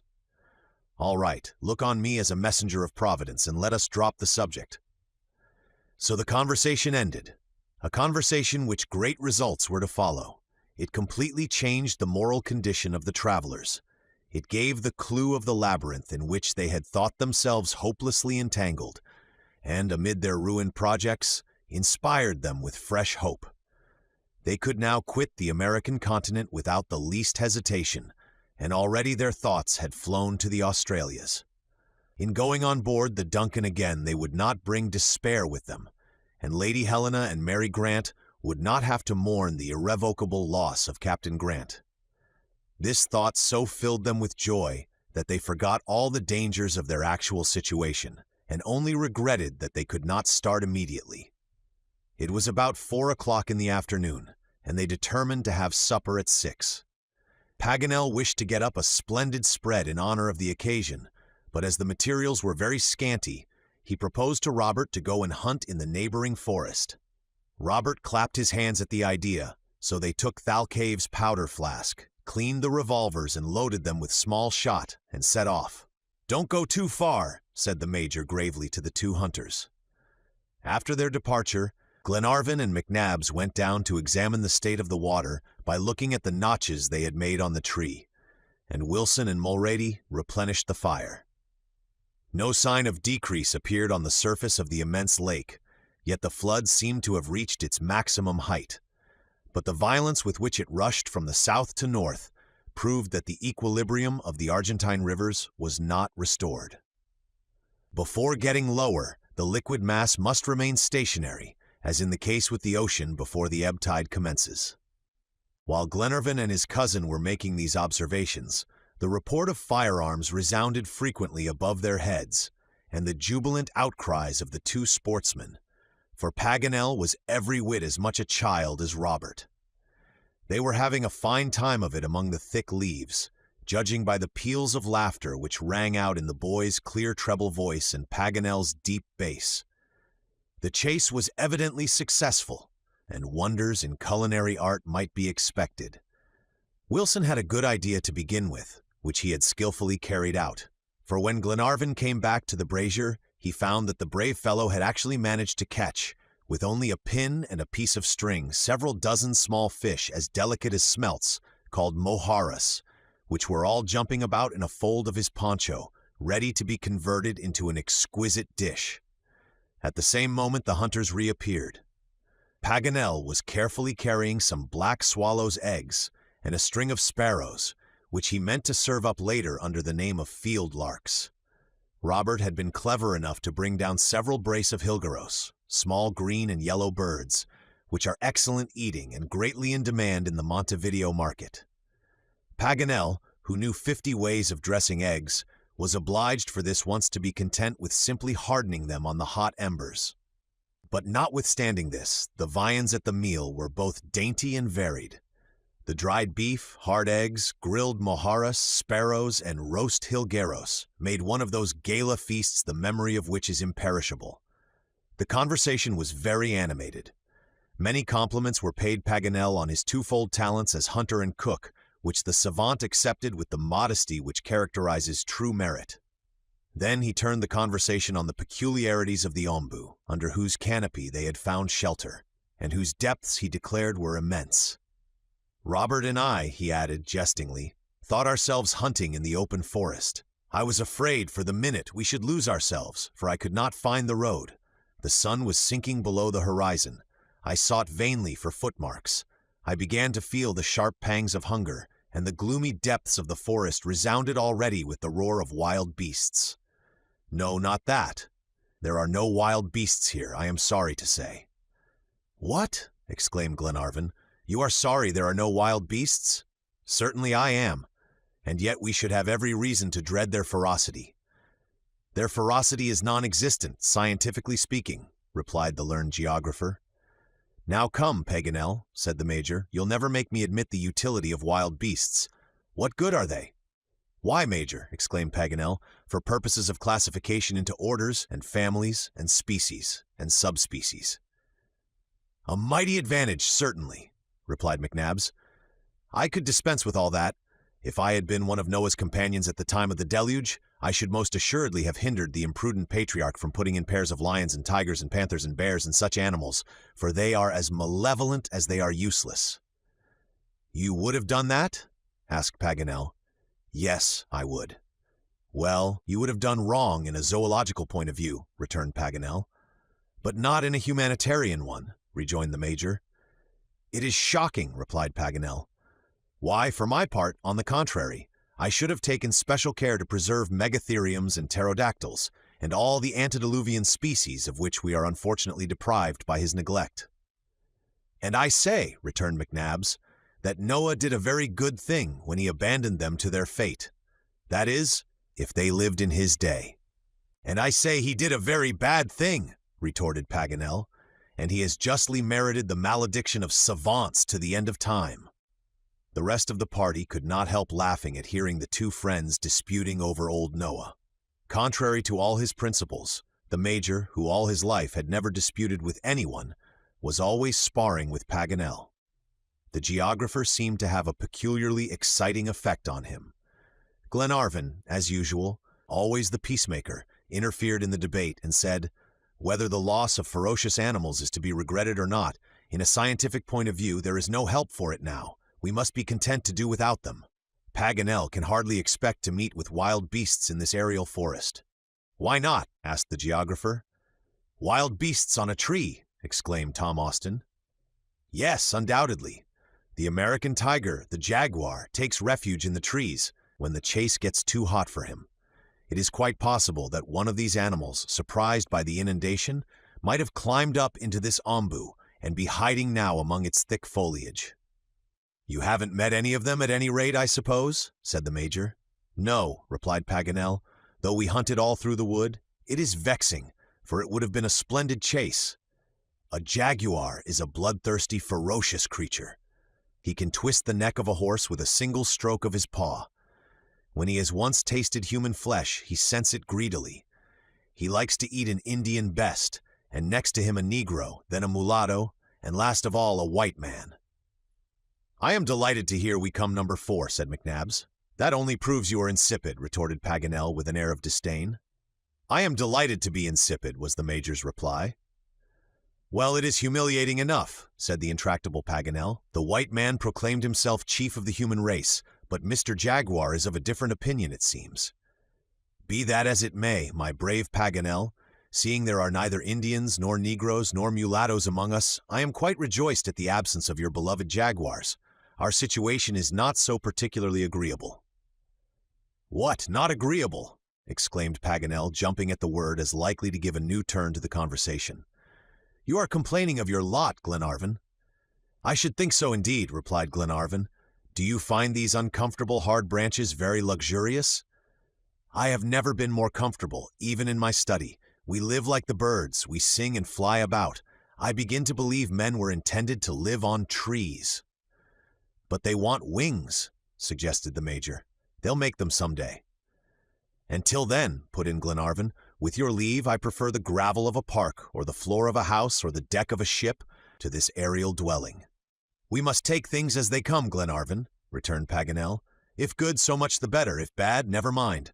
Ah, I see you are wishing you had all the comforts of Malcolm Castle." "No, but I am quite certain Robert is perfectly happy," interrupted Paganel, eager to ensure one partisan at least. "Yes, that I am," exclaimed Robert in a joyous tone. "At his age it is quite natural," replied Glenarvan. "And at mine too," returned the geographer. "The fewer one's comforts, the fewer one's needs, and the fewer one's needs, the greater one's happiness." Now, said the Major, "here is Paganel running a tilt against riches and gilt ceilings." "No, McNabbs," replied the savant, "I'm not, but if you like I'll tell you a little Arabian story that comes into my mind, very apropos this minute." "Oh, do," said Robert. "And what is your story to prove, Paganel?" inquired the Major. "Much what all stories prove, my brave comrade." "Not much, then," rejoined McNabbs, "but go on, Scheherazade, and tell us the story." "There was once," said Paganel, "a son of the great Harun al-Rashid, who was unhappy and went to consult an old dervish. The old sage told him that happiness was a difficult thing to find in this world. However, he added, I know an infallible means of procuring your happiness. "What is it?" asked the young prince. "It is to put the shirt of a happy man on your shoulders." Whereupon the prince embraced the old man and set out at once to search for his talisman. He visited all the capital cities in the world. He tried on the shirts of kings and emperors and princes and nobles, but all in vain. He could not find a man among them that was happy. Then he put on the shirts of artists and warriors and merchants, but these were no better. By this time he had traveled a long way without finding what he sought. At last he began to despair of success, and began sorrowfully to retrace his steps back to his father's palace, when one day he heard an honest peasant singing so merrily as he drove the plow, that he thought, surely this man is happy, if there is such a thing as happiness on earth. Forthwith he accosted him and said, "Are you happy?" "Yes," was the reply. "There is nothing you desire?" "Nothing." "You would not change your lot for that of a king?" "Never." "Well then sell me your shirt." "My shirt? I haven't one." Chapter 25, Between Fire and Water. Before turning into their nest, as Paganel had called it, he and Robert and Glenarvan climbed up into the observatory to have one more inspection of the liquid plain. It was about 9 o'clock. The sun had just sunk behind the glowing mists of the western horizon.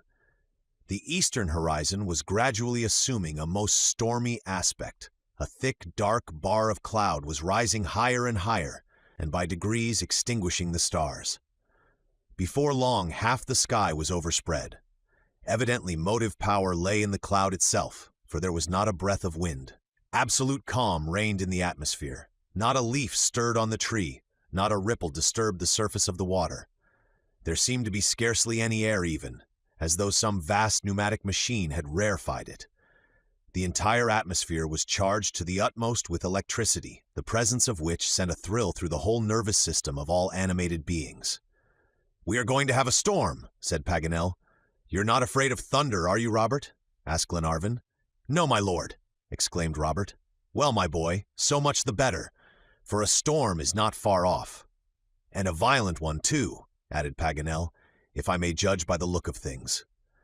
It is not the storm I care about, said Glenarvan, so much as the torrents of rain that will accompany it. We shall be soaked to the skin. Whatever you may say, Paganel, a nest won't do for a man, and you will learn that soon, to your cost. With the help of philosophy, it will, replied Paganel. Philosophy, that won't keep you from getting drenched. No, but it will warm you.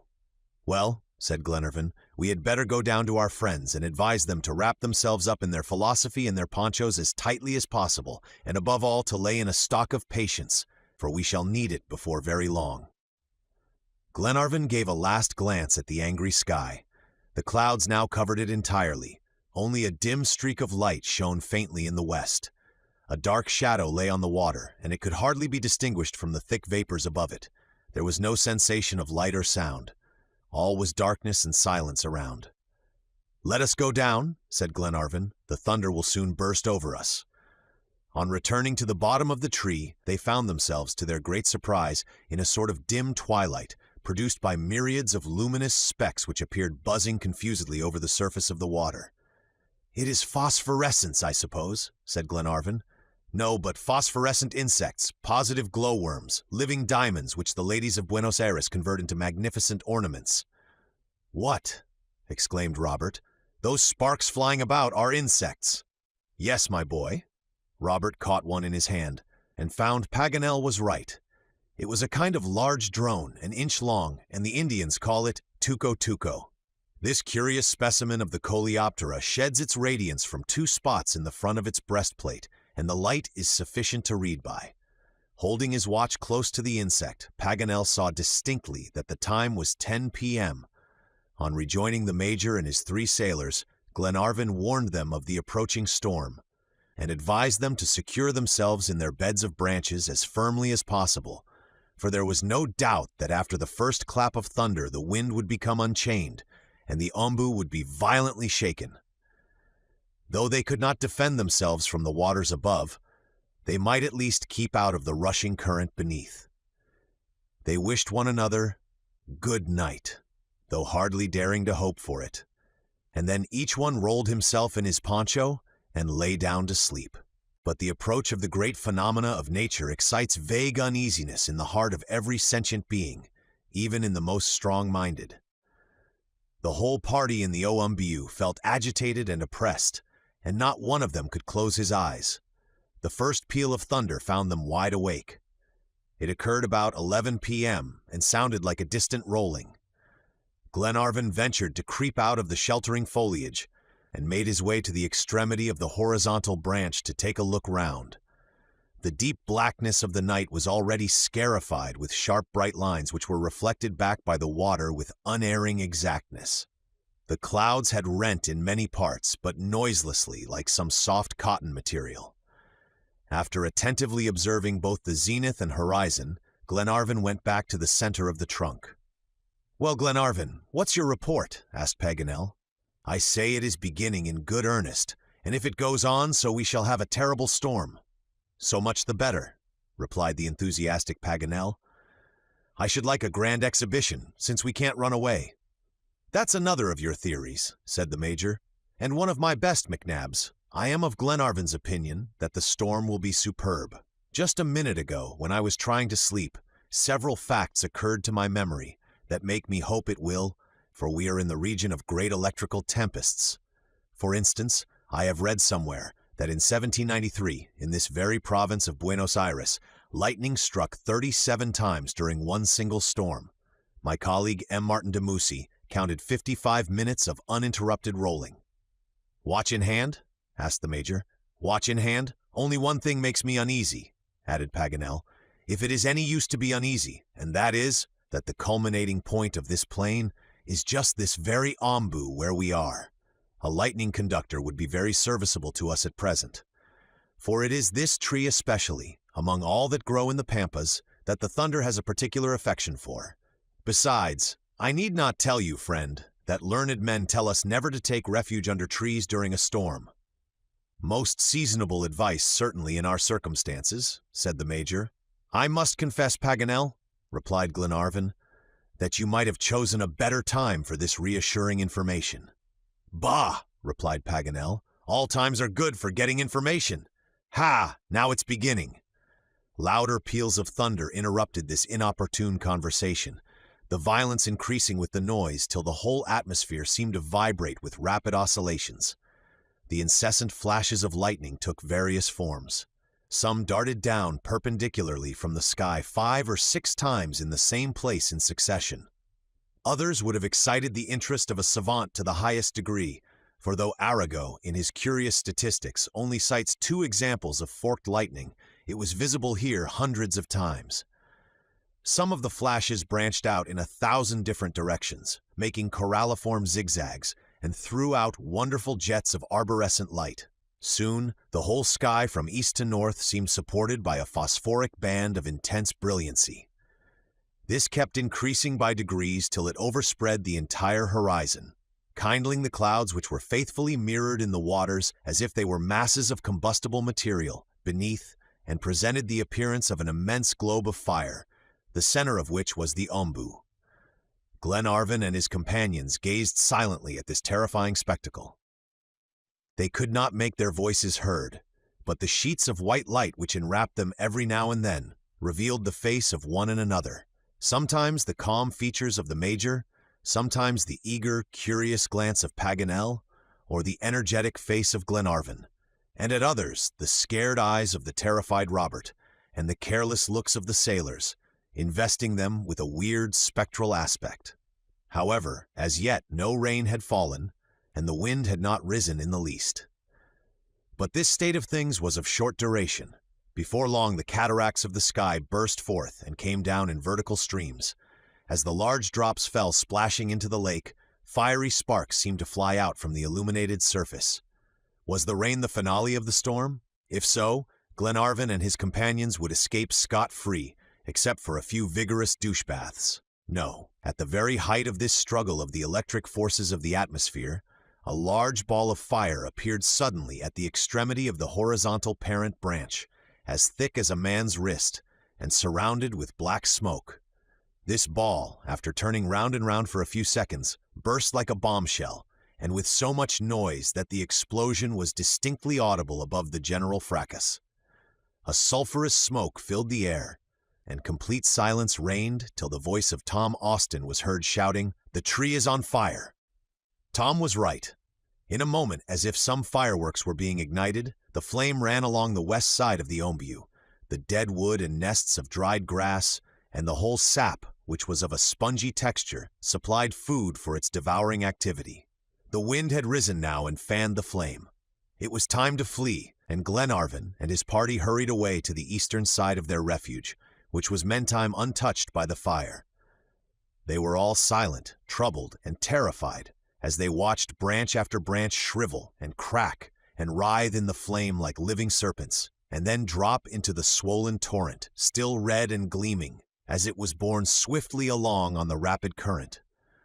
The flames sometimes rose to a prodigious height and seemed almost lost in the atmosphere, and sometimes, beaten down by the hurricane, closely enveloped the OMBU like a robe of Nessus. Terror seized the entire group.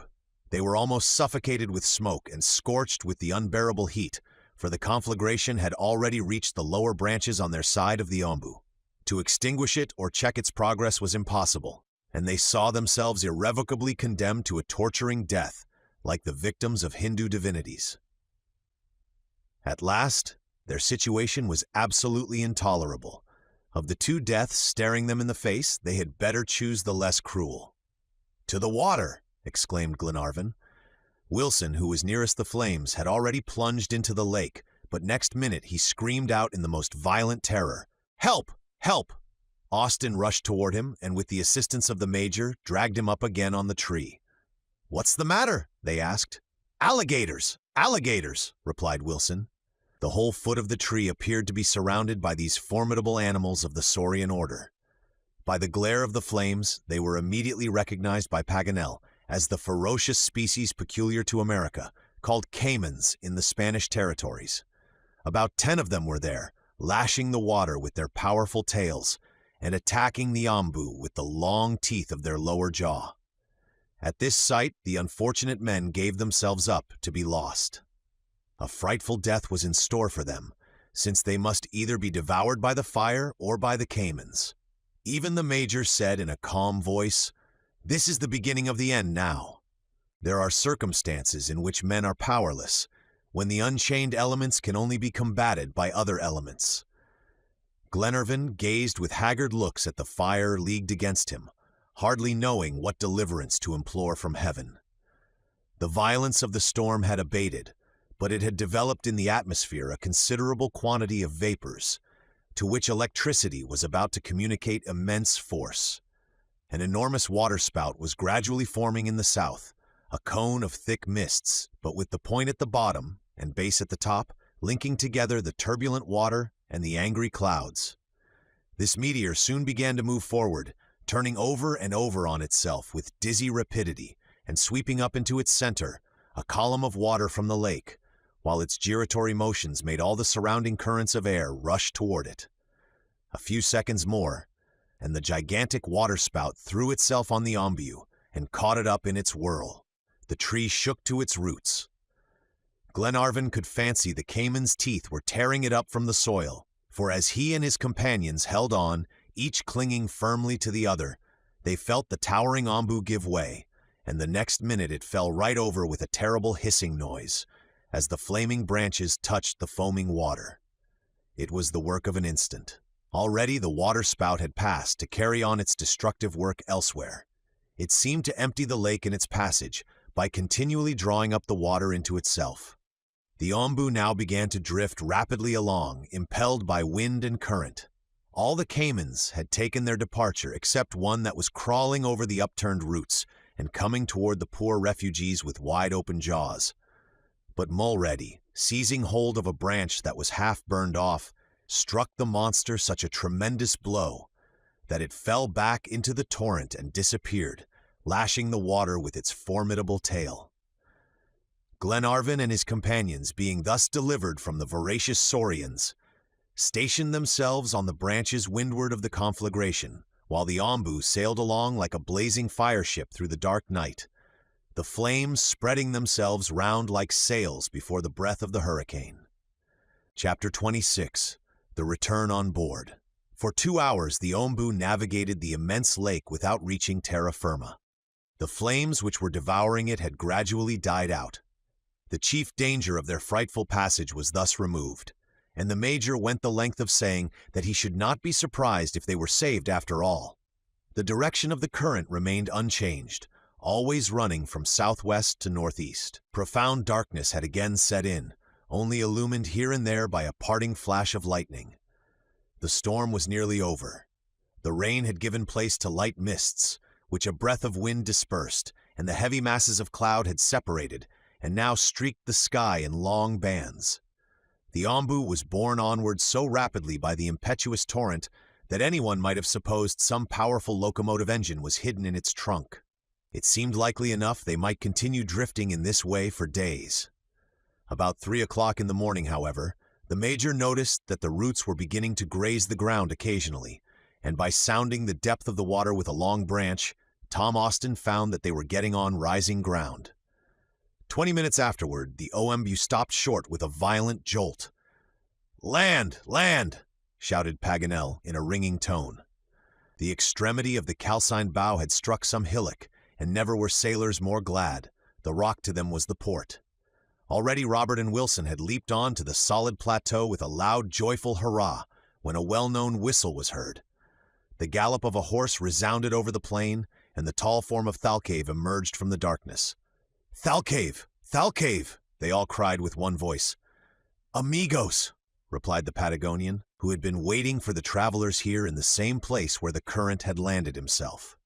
As he spoke, he lifted up Robert in his arms and hugged him to his breast, never imagining that Paganel was hanging on to him. A general and hearty handshaking followed, and everyone rejoiced at seeing their faithful guide again.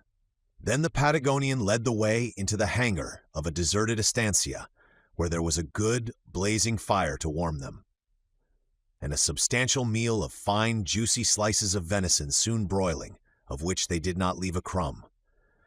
When their minds had calmed down a little, and they were able to reflect on the dangers they had come through from flood and fire and alligators, they could scarcely believe they had escaped. THALCAVE, in a few words, gave Paganel an account of himself since they parted, entirely ascribing his deliverance to his intrepid horse. Then Paganel tried to make him understand their new interpretation of the document and the consequent hopes they were indulging. Whether the Indian actually understood his ingenious hypothesis was a question, but he saw that they were glad and confident, and that was enough for him. As can easily be imagined, after their compulsory rest on the Ombiu, the travelers were up betimes and ready to start. At 8 o'clock they set off. No means of transport being procurable so far south, they were compelled to walk. However, it was not more than 40 miles now that they had to go, and Tauka would not refuse to give a lift occasionally to a tired pedestrian, or even to a couple at a pinch. In 36 hours they might reach the shores of the Atlantic. The low-lying tract of marshy ground still underwater soon lay behind them, as THALCAVE led them upward to the higher plains. Here the Argentine territory resumed its monotonous aspect. A few clumps of trees, planted by European hands, might chance to be visible among the pasturage, but quite as rarely as in Tandil and Tapalcam Sierras. The native trees are only found on the edge of long prairies and about Cap Corrientes. Next day, though still 15 miles distant, the proximity of the ocean was sensibly felt. The virazon, a peculiar wind which blows regularly half of the day and night, bent down the heads of the tall grasses. Thinly planted woods rose to view, and small tree-like mimosas, bushes of acacia, and tufts of coromantel. Here and there, shining like pieces of broken glass, were salinous lagoons, which increased the difficulty of the journey, as the travelers had to wind round them to get past. They pushed on as quickly as possible, hoping to reach Lake Salado, on the shores of the ocean, the same day, and at 8 p.m., when they found themselves in front of the sand hills 200 feet high, which skirt the coast, they were all tolerably tired. But when the long murmur of the distant ocean fell on their ears, the exhausted men forgot their fatigue and ran up the sandhills with surprising agility. But it was getting quite dark already, and their eager gaze could discover no traces of the DUNCAN on the gloomy expanse of water that met their sight. "But she is there, for all that," exclaimed Glenarvan, "waiting for us and running alongside." "We shall see her tomorrow," replied McNabbs. Tom Austin hailed the invisible yacht, but there was no response. The wind was very high and the sea rough. The clouds were scudding along from the west, and the spray of the waves dashed up even to the sandhills. It was little wonder, then, if the man on the lookout could neither hear nor make himself heard, supposing the DUNCAN were there. There was no shelter on the coast for her, neither bay nor cove nor port, not so much as a creek. The shore was composed of sandbanks which ran out into the sea and were more dangerous to approach than rocky shoals. The sandbanks irritate the waves and make the sea so particularly rough that in heavy weather vessels that run aground there are invariably dashed to pieces. Though then the DUNCAN would keep far away from such a coast, John Mangles is a prudent captain to get near.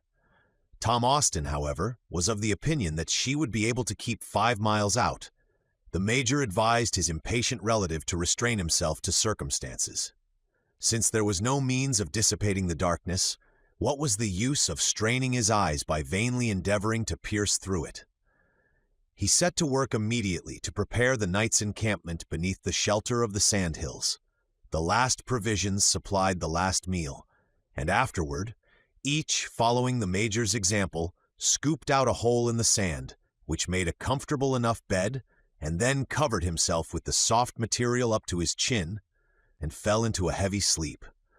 But Glenarvan kept watch. There was still a stiff breeze of wind, and the ocean had not recovered its equilibrium after the recent storm. The waves, at all times tumultuous, now broke over the sandbanks with a noise like thunder.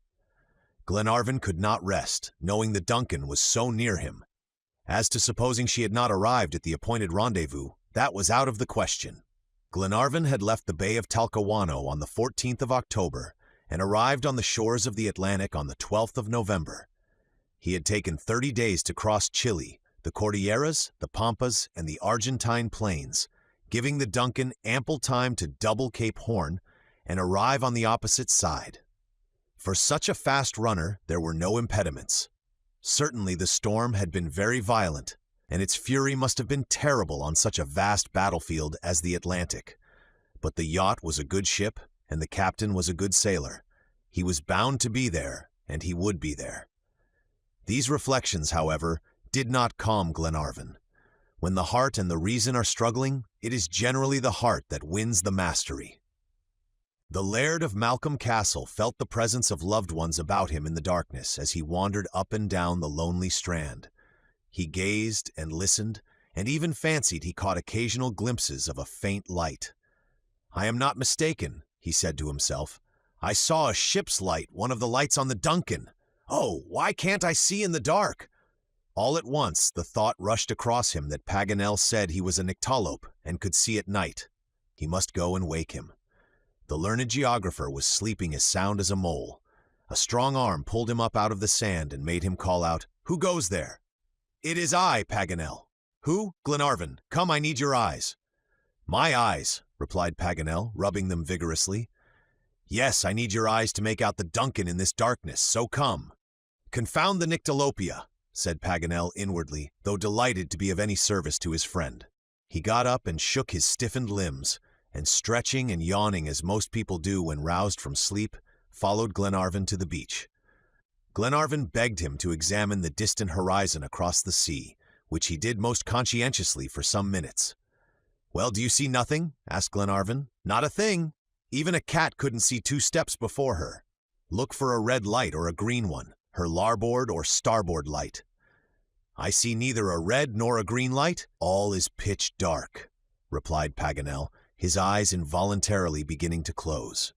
For half an hour he followed his impatient friend, mechanically letting his head frequently drop on his chest and raising it again with a start. At last he neither answered nor spoke, and he reeled about like a drunken man. Glenarvan looked at him and found he was sound asleep. Without attempting to wake him, he took his arm, led him back to his hole, and buried him again comfortably. At dawn next morning, all the slumberers started to their feet and rushed to the shore, shouting, "Hurrah! Hurrah!" as Lord Glenarvan's loud cry, "The DUNCAN! The DUNCAN!" broke upon his ear. There she was, 5 miles out, her courses carefully reefed and her steam half up. Her smoke was lost in the morning mist. The sea was so violent that a vessel of her tonnage could not have ventured safely nearer the sandbanks. Glenarvan, by the aid of Paganel's telescope, closely observed the movements of the yacht. It was evident that John Mangles had not perceived his passengers, for he continued his course as before. But at this very moment Thalcave fired his carbine in the direction of the yacht. They listened and looked, but no signal of recognition was returned. A second and a third time the Indian fired, awakening the echoes among the sandhills. At last a white smoke was seen issuing from the side of the yacht. "They see us!" exclaimed Glenarvan. "That's the cannon of the DUNCAN." A few seconds, and the heavy boom of the cannon came across the water and died away on the shore. The sails were instantly altered, and the steam got up so as to get as near the coast as possible. Presently, through the glass, they saw a boat lowered. "Lady Helena will not be able to come," said Tom Austin. "It is too rough." "Nor John Mangles," added McNabbs. "He cannot leave the ship." My sister, cried Robert, stretching out his arms toward the yacht, which was now rolling violently. "Oh, how I wish I could get on board," said Glenarvan. "Patience, Edward. You will be there in a couple of hours," replied the Major. 2 hours. But it was impossible for a boat, a 6-oared one, to come and go in a shorter space of time. Glenarvan went back to Thalcave, who stood beside Tauca, with his arms crossed, looking quietly at the troubled waves. Glenarvan took his hand and, pointing to the yacht, said, "Come!" The Indian gently shook his head. "Come, friend," repeated Glenarvan. "No," said Thalcave gently. "Here is Tauca, and there the Pampas," he added, embracing with a passionate gesture the wide-stretching prairies. Glenarvan understood his refusal. He knew that the Indian would never forsake the prairie, where the bones of his fathers were whitening, and he knew the religious attachment of these sons of the desert for their native land. He did not urge Thalcave longer, therefore, but simply pressed his hand. Nor could he find it in his heart to insist when the Indian, smiling as usual, would not accept the price of his services, pushing back the money and saying, "For the sake of friendship." Glenarvan could not reply, but he wished at least to leave the brave fellow some souvenir of his European friends. What was there to give, however? Arms, horses, everything had been destroyed in the unfortunate inundation, and his friends were no richer than himself. He was quite at a loss how to show his recognition of the disinterestedness of this noble guide, when a happy thought struck him. He had an exquisite portrait of Lady Helena in his pocket, a chef d'oeuvre of Lawrence. This he drew out and offered to Thalcave, simply saying, "My wife."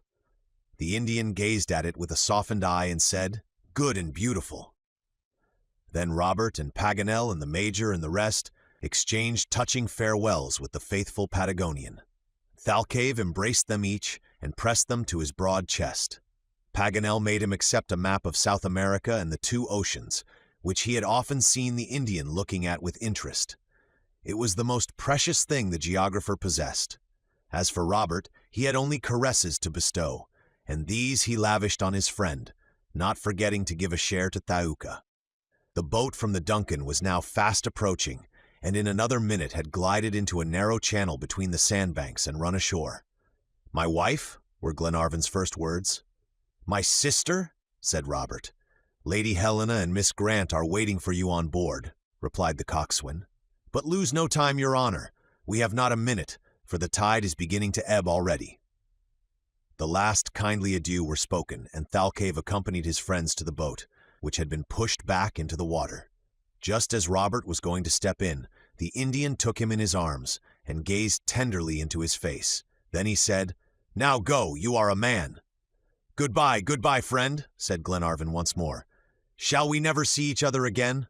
Paganel called out. "Quien sabe? Who knows?" replied Thalcave, lifting his arms toward heaven. These were the Indian's last words, dying away on the breeze, as the boat receded gradually from the shore. For a long time his dark, motionless silhouette stood out against the sky, through the white, dashing spray of the waves. Then by degrees his tall form began to diminish in size, till at last his friends of a day lost sight of him altogether. An hour afterward Robert was the first to leap on board the DUNCAN. He flung his arms round Mary's neck, amid the loud, joyous hurrahs of the crew on the yacht. Thus the journey across South America was accomplished, the given line of march being scrupulously adhered to throughout. Neither mountains nor rivers had made the travelers change their course, and though they had not had to encounter any ill will from men, their generous intrepidity had been often enough roughly put to the proof by the fury of the unchained elements.